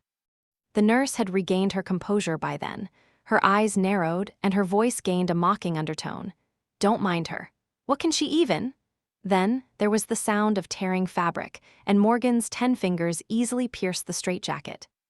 She pulled her hands down, and the tough fabric parted easily, as if cut by 10 razor-sharp knives. "I suggest you run." But of course, the 3 muscular orderlies holding her down and the nurse carrying a syringe full of an unidentified substance did not listen to her advice. The patient room had padded walls. It was quite soundproof when it needed to be. When the screams died out, Morgan exhaled slowly and looked up, at the white ceiling of the sterile room that had served as her prison cell for the past few months. The ceiling was painted red with chaotic splatters now. The soft padding on the floor was slowly absorbing vast puddles of blood. The walls were torn apart and dripping crimson. There was barely any white left in the room. Pulling off the pitiful remains of her straitjacket, Morgan turned to the only corner that remained free of the blood. There, the supposed nurse was pressing herself against the soft walls, shivering as she looked up at Morgan with horror. Monster, you are." Dropping the torn straitjacket to the floor, Morgan walked over to the shaking woman and crouched near her. "Hey, you." She picked up the abandoned syringe from the floor and looked at the nurse impassively. "Do you know why I left you for last?" The woman tried to press herself even deeper into the wall, shaking her head in terror. Morgan smiled. "It's because I wanted to keep your uniform clean." Some time later, the lights in the patient room went out. The door opened, and a woman in blue scrubs walked out into the corridor. Her face was covered by a mask, and her black hair was gathered in a tidy bun. She looked perfectly unassuming, just like any other nurse in the private wing of the psychiatric hospital. The door locked behind her with an audible click. As the woman headed away with confident steps, a passing doctor gave her a stare and then asked in a confused tone, "Did you just walk out of that room?" The woman lowered her eyes and responded politely, "Yes." "Please keep your voice down, doctor. Miss Morgan is asleep." He studied her silently for a few moments, then chuckled. "You went there alone? Brave girl." Shaking his head and chuckling, the doctor walked away, leaving the woman alone. She did not linger either, and soon, no one was left in front of the locked door and its dark window. Chapter 2494, Escaped Lunatic Morgan made her way through the hospital without being discovered by anyone. Nobody paid her much attention. When they did, she greeted them in a polite tone and calmly walked past, pretending to be busy running an errand. At some point, though, she had to spend 5 minutes chatting with an especially outgoing staff member. The man did not suspect anything and left the conversation with a pleasant impression of the polite newbie, having given the rookie several pieces of priceless advice. Morgan used the ID card of the woman she had killed in her patient room to unlock the door to the common area of the hospital, nodded at the security guard stationed there while hiding the blood-stained ID card in her pocket, and headed for the lobby. A few minutes later, she opened the door and felt the rustling of the rain envelop her. The smell of fresh air was sweet. Before she could step outside, however, she saw someone familiar right in front of her. It was the Lord of Shadows, in all his rugged glory, dragging her astonishingly beautiful psychiatrist behind him. The taciturn woman had a bloodied handkerchief wrapped around her hand. Not showing any reaction, Morgan bowed politely and held the door for them. Her heartbeat stayed steady as the pair walked past her. Once they entered the lobby, she took a step forward. But then, stop. Damn it. Morgan lingered for a moment, then turned around and looked at the Lord of Shadows coldly. "Where are you going, I wonder?" She studied him silently, evaluating the situation. Usually, she would have stood no chance against a sovereign, but they were all equal here, in Mirage City. Some were more equal than others were, though. For all intents and purposes, everyone here seemed to be perfectly mundane, with one important exception. Their flaws were still binding them like chains. In the case of Morgan, her flaw made it so that everything she touched was cut. That cruel curse had cast a lonesome shadow over most of her adult life, but here in Mirage City, it was suddenly an advantage. Morgan was pretty sure that he could kill the Lord of Shadows and his stunning companion, if it came to that.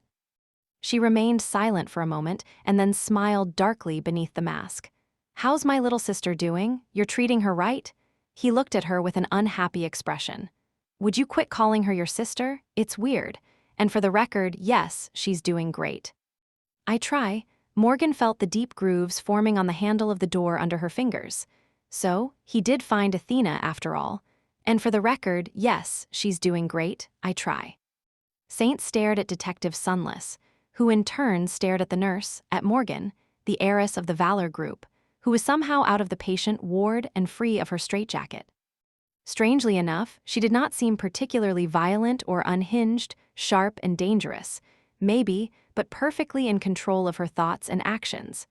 Her eyes were also of an impossible scarlet color now, apparently. And her sister was dating Detective Sunless. Saint would have been pleased for her patient and happy that he was building positive relationships, if not for the fact that it was impossible.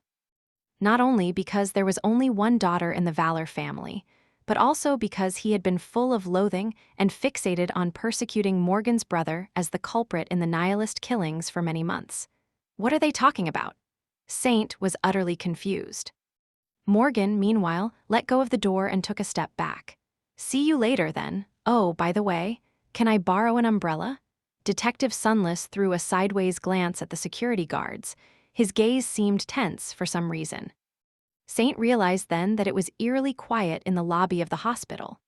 Everyone, the guards, the staff members, the volunteers fortifying the building against potential floods, had grown motionless at some point, and were all staring at them with strangely emotionless, glassy eyes. She could not help but shiver. Detective Sunless smiled crookedly. You can, but I'll do you one better. I have a PTV. Want a ride? Why is he offering an escaping mental patient a ride? Morgan hesitated for a few moments, then shrugged. Sure, why not? Lead the way. Saint opened her eyes wide. Why is she agreeing? Still confused, she found herself following Detective Sunless and Morgan of the Valor family through the rain. Their steps were hurried, and they were looking around with wary gazes. Their wariness transferred to Saint as well. It was hard to see because of the rain, and the parking lot was desolate and empty.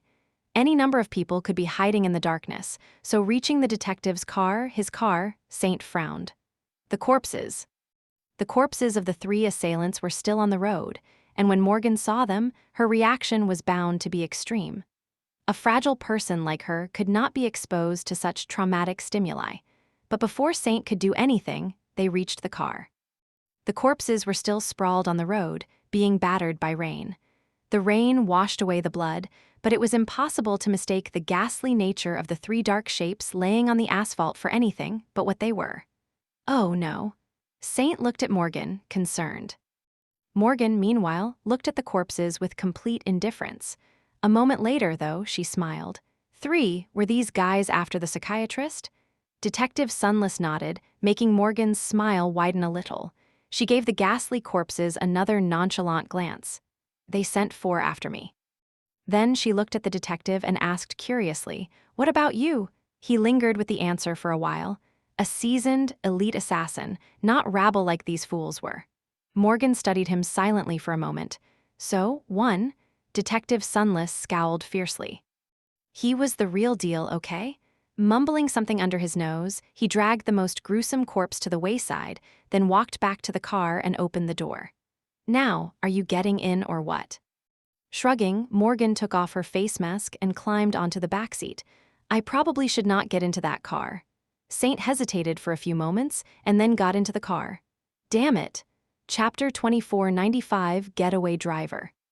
There was a crack in the windshield where the thug's body hit it, but other than that, the PTV seemed fine. It started, at least, and sped away into the rain without problem, leaving the 3 corpses behind. Sunny was driving, Saint was sitting stiffly in the passenger seat, while Morgan stretched on the back seat. She looked around and grimaced. This is your PTV? Sunny looked at her through the rearview mirror.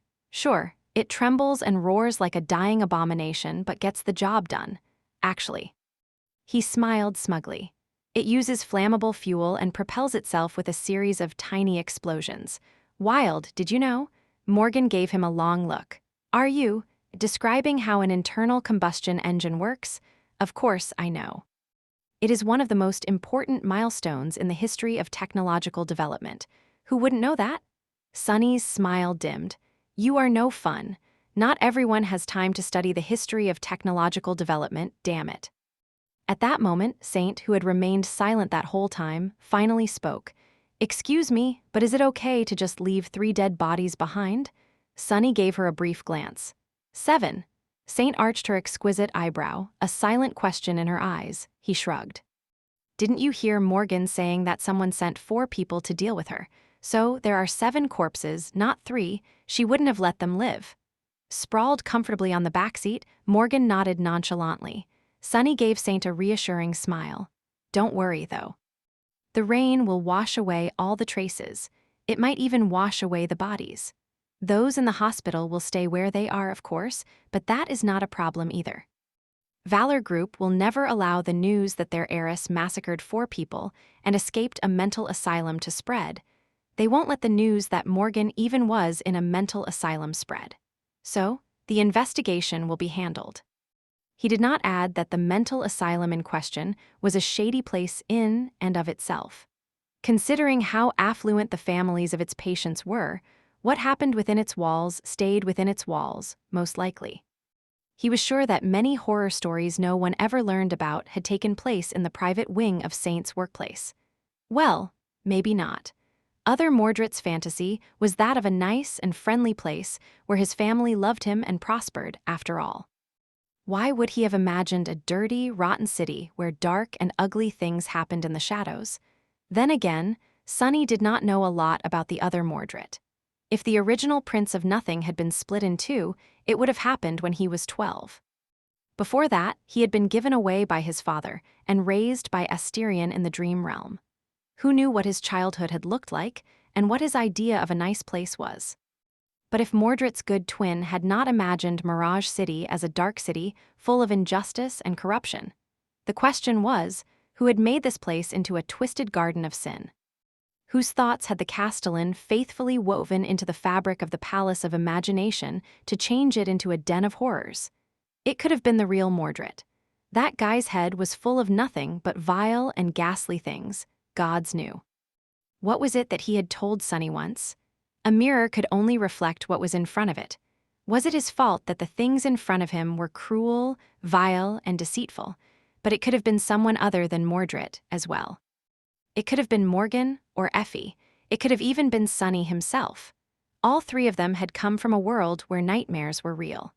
All 3 had spent most of their adult lives spilling blood and crawling through the bloody mud of numerous battlefields. They had killed numerous living beings, monsters and humans alike, and experienced far too many terrible things not to be changed by these experiences. Maybe Mirage City had become the dark, dirty, deadly place it was today because none of them could imagine a world that was anything but. Sunny groaned slightly. It was not because of this brief moment of self-reflection. Rather, it was because the wound he had hurriedly patched up before rushing to find Saint open sometime during the recent fight and was seeping with blood. Saint lowered her gaze and noticed the blood stains slowly spreading across the black fabric of his shirt. She frowned, a hint of unhappiness twisting the beautiful lines of her bewitching face. "You are bleeding. Why are you bleeding?" Sunny forced out a smile. "Oh, it's nothing." "I was stabbed." Her eyes widened slightly. "What? But I did not see you being hit during the confrontation with those people." Sunny waved a hand dismissively. "No, not by one of those amateurs. And it wasn't the professional, deadly, highly skilled assassin sent to kill me. I threw that guy out of a window." He turned his head to glance at Morgan and grinned. "I was stabbed by her brother. After I dealt with the assassin and before I dealt with the amateurs." Morgan grinned. "Busy day for you, huh?" Sunny shrugged nonchalantly. Saint, meanwhile, seemed to be struggling with maintaining her aloof exterior. Her eyelashes, at least, quaked a little. "You were stabbed by the CEO of the Valor Group?" Sunny chuckled. "No, not him, his evil twin from the real world." Morgan's relaxed gaze grew sharper all of a sudden. "Oh, you've met him then?" Sunny nodded. "I did, and he stabbed me." "Ah, but don't misunderstand. I wasn't the only one bleeding when we parted." Saint looked at him, then to Morgan. Then she looked back at him and bit her lip, as if unsure whether to say something. In the end, however, her indignation seemed to have defeated her taciturn personality. "Excuse me, is that important right now? Miss Morgan, why are you playing along with his bizarre statements? Did you not hear what Detective Sunless said, an evil twin from the real world? Why is your reaction so lackluster?" Morgan gave her a strange look and blinked a couple of times. After a few moments of silence, she shrugged. "Because everything he said is true." The man playing the CEO role in this illusory realm, my brother, has a murderous twin from the real world, who, I guess, is also my brother. She shifted her gaze to Sunny and asked in a confused tone, "Does she not remember anything?" Then Morgan frowned and looked at Saint. "And since when is the Lord of Shadows, the dark sovereign of humanity, the commander of an undying legion of dead souls, a detective?" Saint inhaled slowly, closed her eyes for a moment, and then turned to the window. Sunny could just barely hear her mumble under her nose. "Shared delusional disorder, it must be. Fascinating." Chapter 2496 Between the Cracks. With Saint seemingly falling into a daze, Sunny threw a glance into the rearview mirror and studied Morgan for a few moments. The Princess of Valor looked different from how she had been before. Morgan had always given off a sharp and deadly aura, and all her actions had been calculated and precise. She had carried herself with the reserved elegance of a born noble, maintaining a neat appearance in all circumstances. She had been a person who preferred to maintain strict control of both herself and everything around her at all times. That Morgan would have never allowed herself to sprawl on the backseat of a ramshackle PTV in a perfectly comfortable pose, not even trying to maintain the rules of decorum. She was still sharp and dangerous, just much more relaxed and at ease. As if she could not be bothered to care anymore. Granted, Morgan Steele managed to look elegant and like she owned the place, even when wearing a nurse uniform and lounging in a rusty PTV. It was just that she brimmed with a decadent kind of elegance now instead of her usual refined poise. Sunny sighed. "So, why did Mordred come here, and why did you follow him to Mirage City?" All the pieces to the odd puzzle of the Great Mirror were held by three people: Mordred, the other Mordred, and Morgan, the children of the late King of Swords. King of Swords, Sunny tensed. He was not going to receive two "you killed my father" speeches in one day, was he? Luckily, Morgan seemed entirely indifferent to the fact that she was sitting next to her father's killer. Hearing his question, she lingered for a few moments, then smiled. "You got it all wrong, Sunless. It wasn't me who followed Mordred here, it was the other way around." Sunny raised an eyebrow. "You entered the Great Mirror first?" Morgan nodded. "Back then, after you and Nephis killed Kai Song and my father, things were in utter chaos for the first few months, weren't they?" Sunny nodded. The first months of the newly established human domain had indeed been hectic. After all, it was not easy to build a new world order on the ruins of an old one. Luckily, they had received a lot of help. Ironically enough, the legacy clans had played an important part in putting the world back on track. The government had been nothing short of instrumental, as well, with Jet mobilizing the great bureaucracies of its various arms to smooth out the transition. Effie had taken control of the Sword Domain and Bastion. Kai had taken over the Song Domain and Ravenheart. Morgan had spent those first few months there with him, helping the charming archer build a solid foundation for his future rule. Then, she disappeared without a trace. Sunny frowned. "What about them?" Morgan shrugged lazily. "While you were busy conquering the world? Well, Nephis was busy conquering the world. You were busy playing dead. Congratulations on your resurrection, by the way." Sunny smiled. "You don't sound that surprised." Morgan deigned him with a scoff. "Please." Learning that the comely master I had knighted was the Lord of Shadows was a bit of a shock. Inferring that you did not really turn on Nephis or die by her sword was a piece of cake. Sunny grimaced. "Almost everyone else truly believes that I'm dead, you know?" She shrugged. "Everyone else is not me. Anyway, while the two of you were busy putting out numerous fires and dealing with the fallout of the war, Mordred and I were busy doing something else. The King of Swords and the Queen of Worms had left certain things behind, things that very few people knew existed, and even fewer were in a position to retrieve." Morgan sighed. "Mordred plundered our father's secret inheritance while hunting down the members of the extended Valor family. I tried to intercept them and extend at least some measure of protection, but you should know that man by now. He is elusive, indestructible, and utterly deadly, and I was not in the position to protect anyone, really. I was busy trying to stay alive myself." She remained silent for a few moments, then shook her head. "So, I plundered pieces of Kai Song's inheritance instead. Her daughters got to most of it eventually, but I had the advantage of being in Ravenheart before they returned, due to being kidnapped by Nightingale. Morgan paused, then asked in an indifferent tone, "How is he doing, by the way?" Sunny smiled. "Who, that guy? Oh, he's doing great. Better than anyone with a drop of shame would have the audacity to, really. He lives in a stunning palace, surrounded by stunning transcendent princesses from all sides. It's like a flower garden. What's not to love?" Somehow, Morgan did not seem particularly glad to hear that. I guess she is still resentful of Kai because of the kidnapping. Sunny shook his head. He knew a thing or two about spite, but some people were just too vindictive. So what was it that Kai Song left behind? Morgan remained silent for a few moments, then shrugged somberly. This and that, information, among other things. For example, she left behind a piece of information I was aiming to find, to begin with.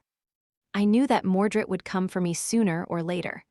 I also knew that Kai Song would have never accepted him into the Song domain without investigating possible countermeasures against his betrayal first.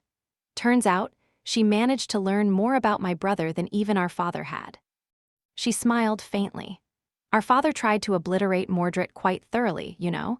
His body was destroyed, his soul was destroyed too, but he still refused to die, maybe because his reflections remained intact. In the end, all we could do was imprison him in a mirror trap. Well, as it turns out, Morgan looked out the window at the vista of the Mirage City and exhaled slowly. Turns out, he couldn't be killed because his death was somewhere else. My brother Mordred was split apart when he conquered the first nightmare. Different versions of him inherited different parts of his being, and only one of them inherited his death. She raised a hand and pointed at the lights of the sprawling city. He must have brought that version to the Great Mirror after returning to Bastion and hid him inside. Morgan turned to Sunny and smiled. So, you see, if we kill the CEO of the Valor Group, we can finally be rid of my dear brother once and for all. Chapter 24, 97, The Ones Who Walk Away. Hearing that, Saint finally looked away from the vista of the drowning city outside the window. She stared at Morgan coldly for a few moments, then turned to glance at Sunny. A faint crease appeared on her brow. Even if she did not say anything, Sunny could imagine what she was thinking. Enough is enough. Be happily crazy together all you want, but if you start discussing plans of assassinating someone, I am calling the police. Oh, wait, he is the police. Sunny cleared his throat and focused on the road. She is not wrong. He remained silent for a while, then asked in a neutral tone, "Is that how you ended up locked in an asylum? You tried to kill the other Mordred." Morgan pursed her lips, then let out a sigh. "Yes, sadly I failed." Her expression grew a little wistful. Kai Song might have found out about my brother's Flaw and where he had hidden it, but she did not know a lot about the Great Mirror, let alone about what is hidden on its other side. So, finding myself in Mirage City was quite a novel experience. Suddenly becoming mundane again was a difficult transition, as well. Morgan looked at her hands. "Plus, I was severely wounded while trying to sneak past the cursed demon you had deposited in True Bastion. Soul damage, mental damage, you name it. I was in rough shape, and Mordred, the real Mordred, was on my heels, so I might have acted a little hasty." Her expression soured. Killing the most powerful man in Mirage City as a mundane person turned out to be more difficult than I expected. He is protected incredibly well, with an army of bodyguards following him day and night, both in plain view and hidden. Well, anyway, he survived. I thought I'd be disposed of right there and then, but he must have grown attached to my false self. He looked quite distressed, even. Morgan scoffed. "You'll find it hard to believe, but I did not end up in that mental hospital because he wanted to get rid of me quietly. There were no nefarious reasons behind his decision to commit me to a psychiatric facility whatsoever. Rather, he seemed to harbor genuine hope that I would be fixed and return to how my counterpart was before." She shook her head. "That guy, something is not right with him. He is not quite as twisted as the real one, but he is definitely not entirely there." Sunny smiled crookedly. "You do remember that you just escaped from a mental hospital. Should you really be going around calling people insane?" Morgan chuckled. "Fair." Sunny lingered for a few moments. "You seem to have escaped quite easily, though. I suspect that you could have left that place whenever you wanted, So why did you stay? She shrugged.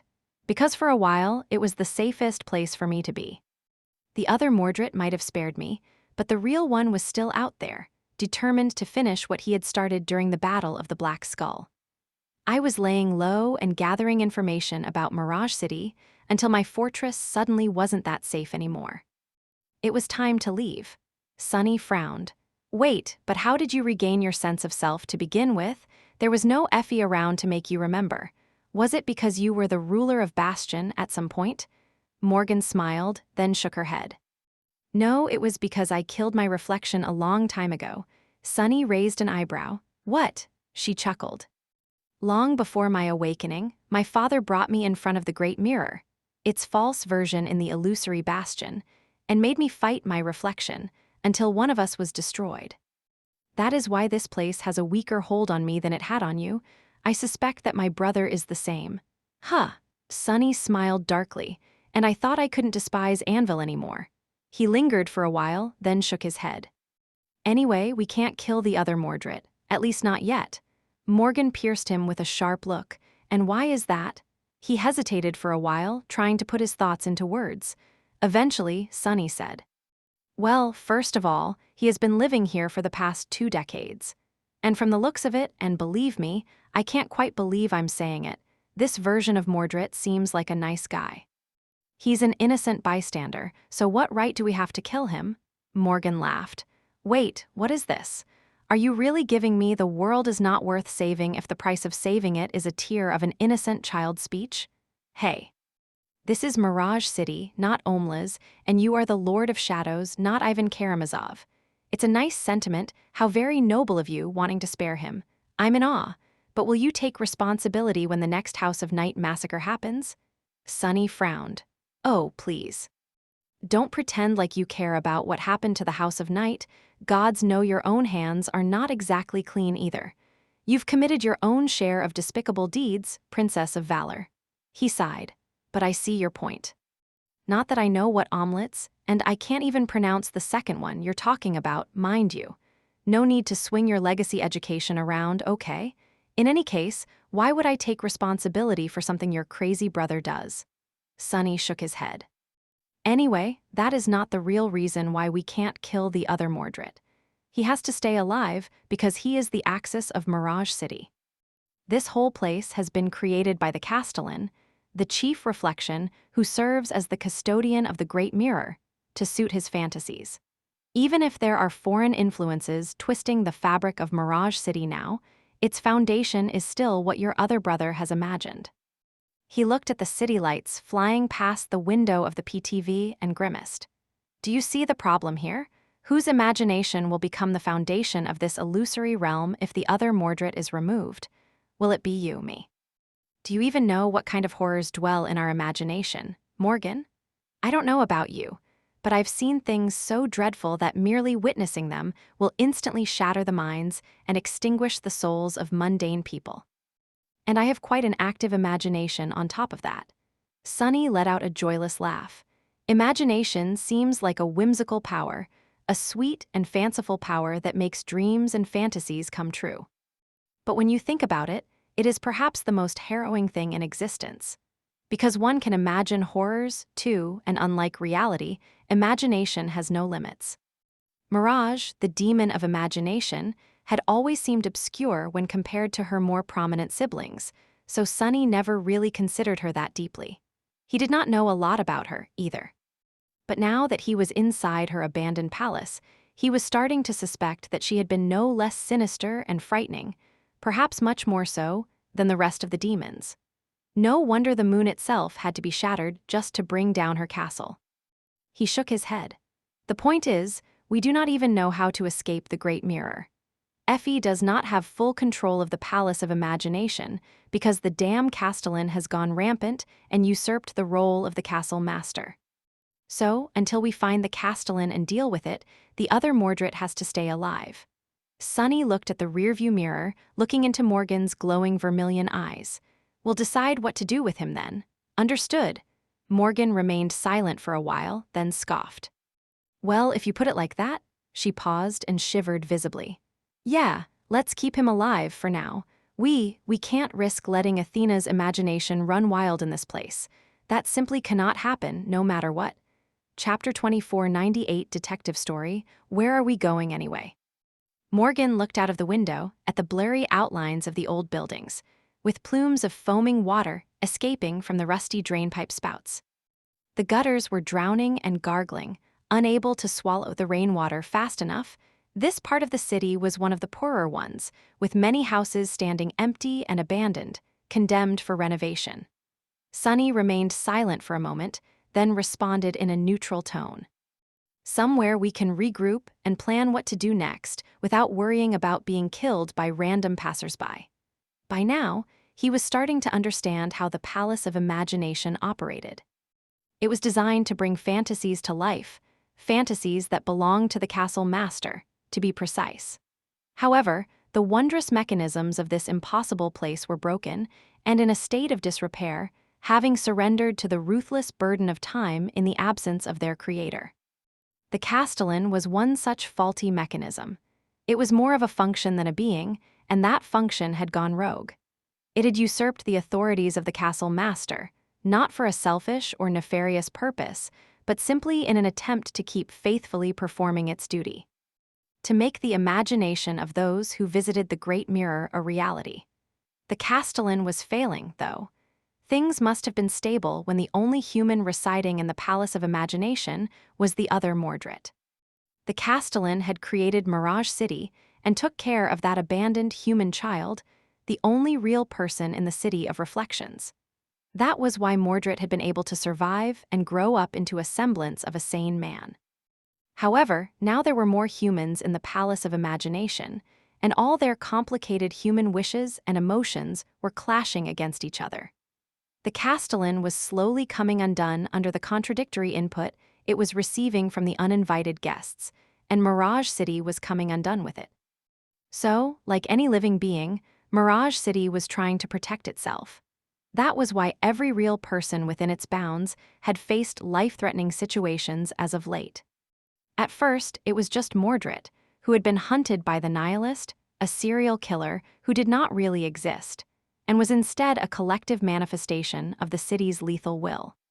But now that Sunny, Effie, and Saint were added into the mix, the ways in which Mirage City was trying to deal with them were becoming more sophisticated. Sunny noted it while fighting the thugs who had accosted Saint. They weren't random people whom the Castellan had taken control of and sent to kill her. Otherwise, they would not have come prepared and armed with the tools of their dirty trade.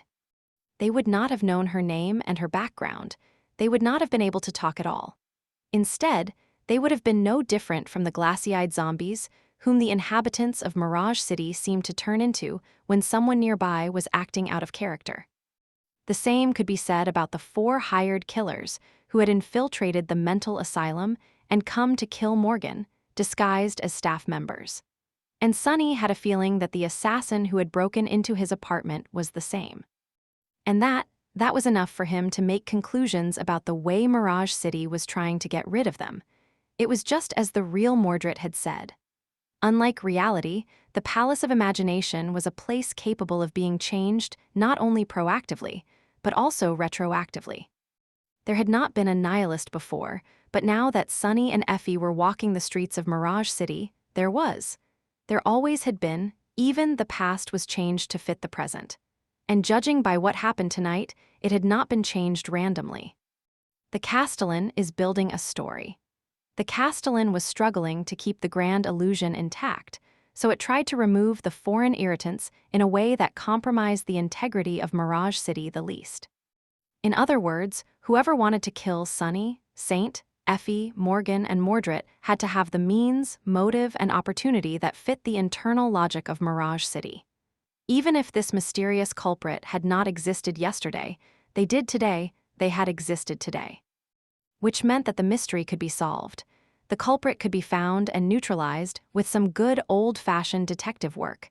Sunny smiled darkly. First, we need to ensure our safety. Then, we need to find our adversary and crush them. And then, he lingered for a few moments. That was where true difficulty lay. The culprit, whoever they were, was merely a symptom of the problem, not the problem itself. Finding and dealing with them would buy Sunny and his companions time, but it would not solve the fundamental issue. Whom they really needed to find was the Castellan, a single reflection in a city of 20 million others. How the hell were they supposed to discover it? Sunny sighed. Then, we will think of something. The PTV stopped near one of the abandoned buildings. This one was larger and more imposing than the rest of the houses surrounding it, albeit just as forlorn and decrepit. It was an old church. Looking at it through the windshield, Sunny sighed. What is it with me and ruined cathedrals?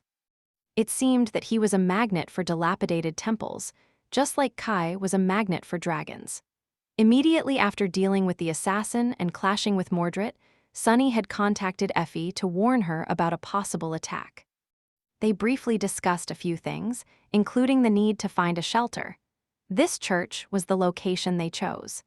This entire neighborhood was scheduled for renovation, so it was mostly cleared out in preparation for the initial round of demolition. However, the director of the company contracted by the city to perform the costly project ended up becoming one of the nihilists' victims. The work stalled, and the empty neighborhood ended up in a state of limbo. Very few people still resided here, and even fewer visited since this area was out of the way of everything. So, it was a perfect spot for a hideout. Let's go, we should be safe here. He opened the door and climbed out of the PTV first. Saint and Morgan followed. Just then, bright headlights ignited in the darkness, illuminating the falling torrents of rain and nearly blinding them.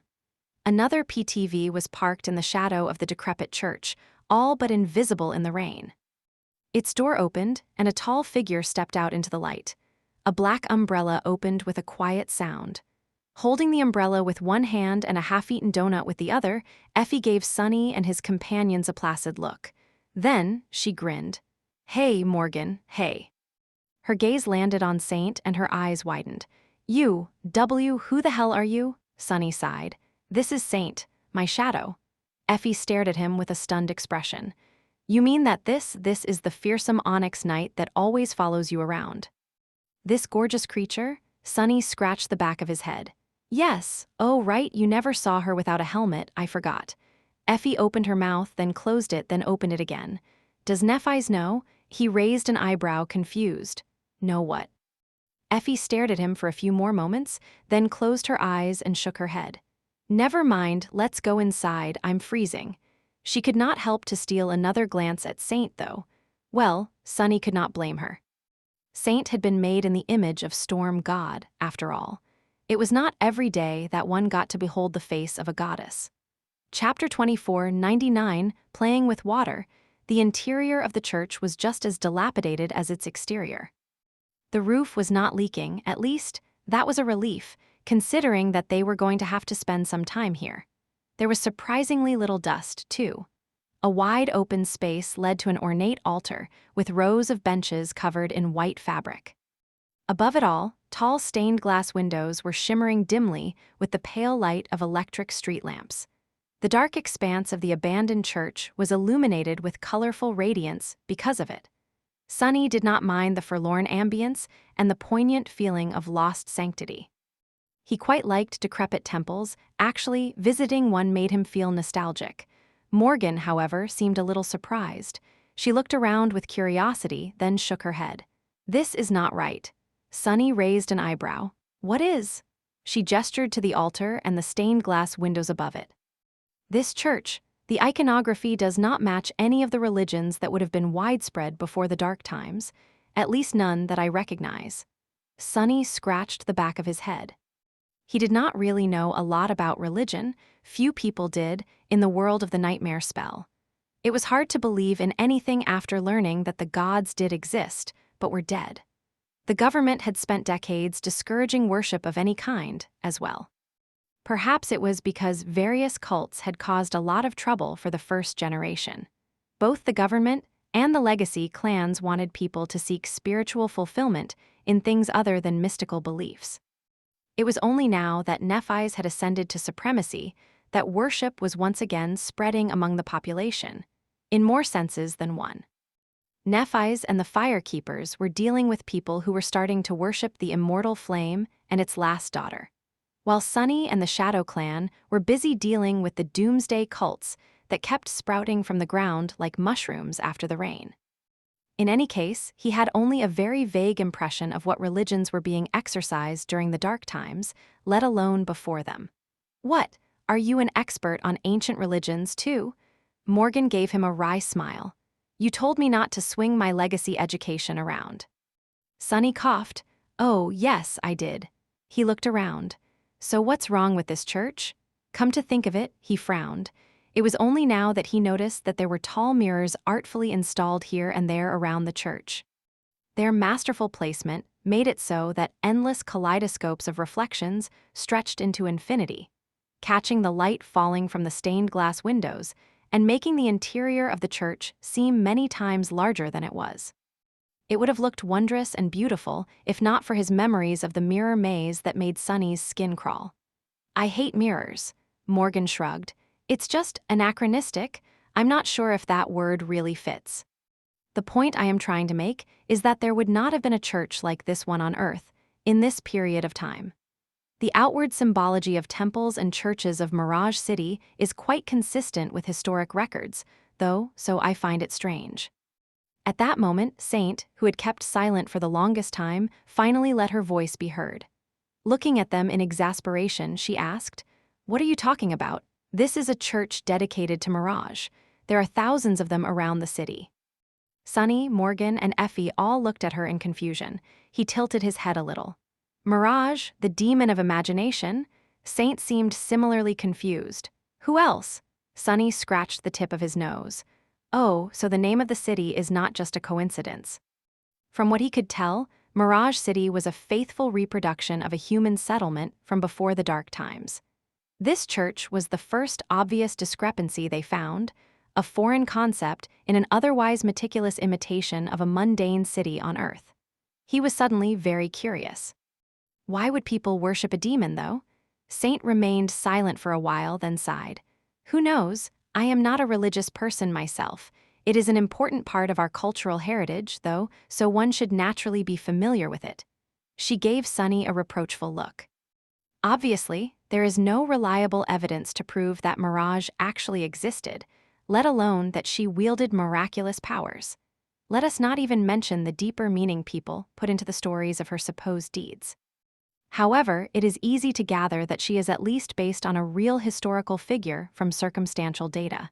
Sunny raised an eyebrow. "What data?" Saint looked at him with reproach. "It is the existence of Mirage City itself, of course.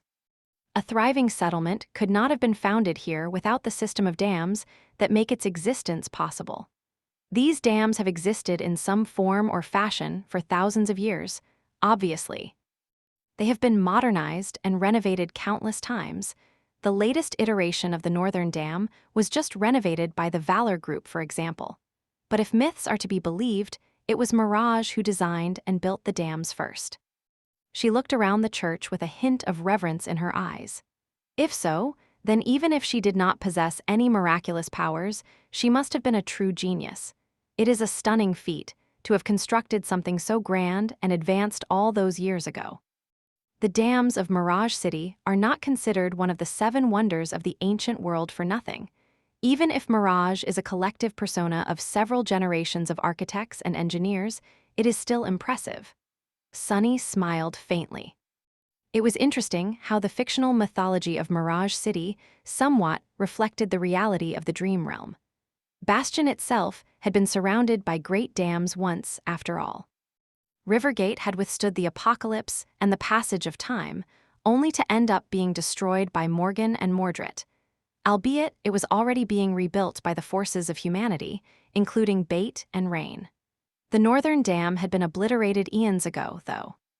In fact, Sunny had only learned of its existence by chance when Effie mentioned finding its remains in True Bastion. Its ruins in the false bastion were gone. Maybe humans had not discovered them yet, or perhaps they had simply been obliterated when the mortal realms were devoured by the dream realm. In any case, there was no twin citadel to Rivergate to be found anywhere. Neither Sunny nor Effie had known for sure that it was Mirage who had built the dams surrounding the Mirror Lake, though, just like she had built Bastion.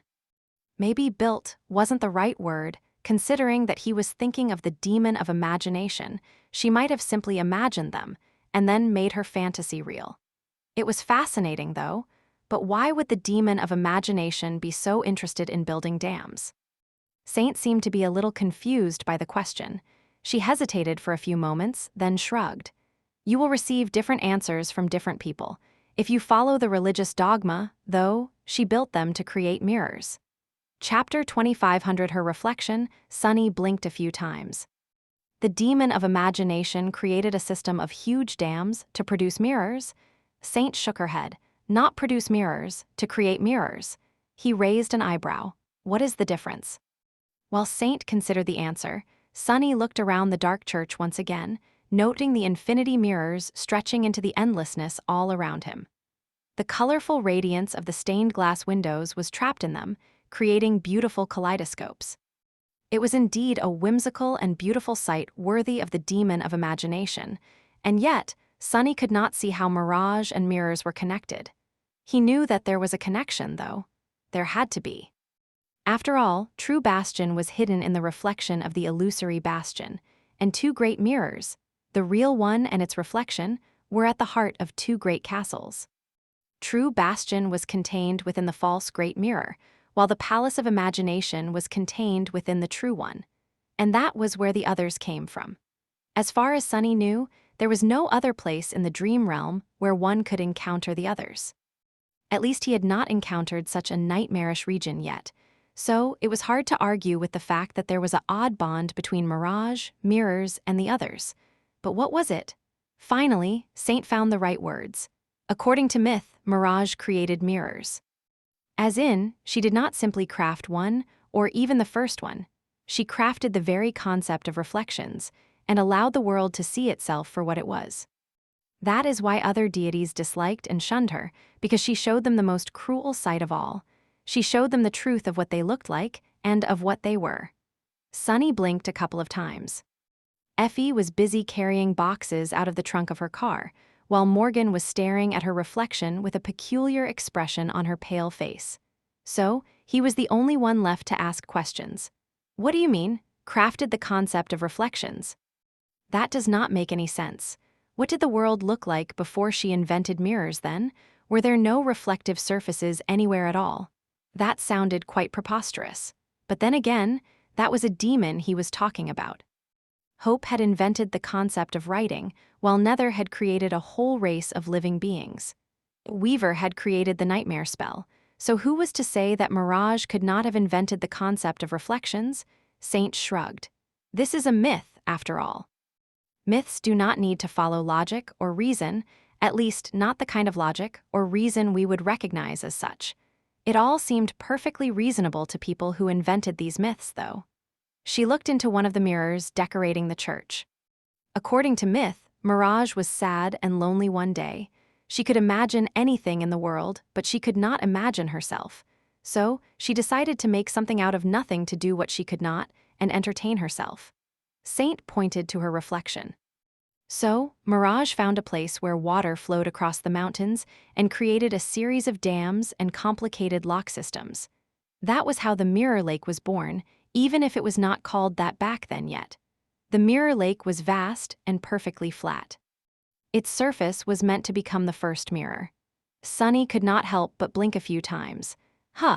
So that was the secret of the great dams and vast artificial lakes Mirage had created. Those lakes were simply massive mirrors of her making. The first mirrors to ever exist. That definitely gave the name of the Mirror Lake a new meaning. Leave it to demons to do everything on a completely ridiculous scale. So what happened next? Saint looked at him evenly. According to one myth, she took mist from a distant mountain chain and trapped it in the water. Strange creatures dwelled in that mist, and they became trapped in the lake, too. Those creatures were shapeless and only existed when one looked at them. But she bent them into taking the shape of whoever looked into the water, and whatever faced the water. The first thing the creatures beheld was the moon, and so, the first mirror was born when moonlight touched the surface of the lake. She sighed. According to a different myth, she trapped nothing in the water and imprisoned nobody in the lake. But when the moon rose above the world at night, Mirage imagined touching it, and so, nothing became something, giving birth to the first reflection. In any case, after that, the creatures created by the demon of imagination out of nothing spread, eventually populating all of existence. It is just that they dwell in a place between somewhere and nowhere, the mirror realm, and rarely come in contact with the real world. Sunny stared at her with wide eyes. Wait, why does that make sense? If he were indeed to believe that mirage created the very concept of reflections, then she would have needed building blocks to realize her grand design. The mist from a distant mountain chain that had to have been pure nothingness from the hollow mountains. Sunny had noted once that the nothing creatures and the others were alike, in some regard. After all, the nobodies only came into existence when they were perceived by someone. Similarly, reflections only took shape when one stood in front of a mirror. If there was nothing to reflect, the mirror remained empty. The others thrived on being witnessed, too. So wouldn't it be reasonable to assume that the nothing creatures and the others were kin? It was just that the former were wild and untamed, while the latter were domesticated and reshaped by the demon of imagination, becoming a closely related, but entirely new kind of beings. Like wolves and dogs. Mirage had first created the others in the mirror lake, and from there, they spread everywhere, until mirrors and reflections were commonplace throughout existence. As if an addition was made to the universal laws forming it, building an entire new concept on top of the universal laws of existence. That would indeed have been an accomplishment worthy of a demon. Saint smiled faintly. Mirage beheld herself and surrounded herself with reflections, so she wasn't sad or lonely anymore. Sunny shivered. The great taboo placed upon the demons by the gods. Demons had been prohibited from siring offspring, and many, maybe most of them, had tried to rebel against that prohibition in one way or another. Weaver had created the lineage, Nether had created the stone saints, Hope had settled among humans and nurtured them, Ariel had raised the Jade Queen, so what had Mirage done? Had she created the others, populated her palace of imagination with them, and enjoyed their companionship to lessen her solitude? If so, then the palace of imagination might not have been merely a demon's playground. It might have been a place where her own fantasy had come true.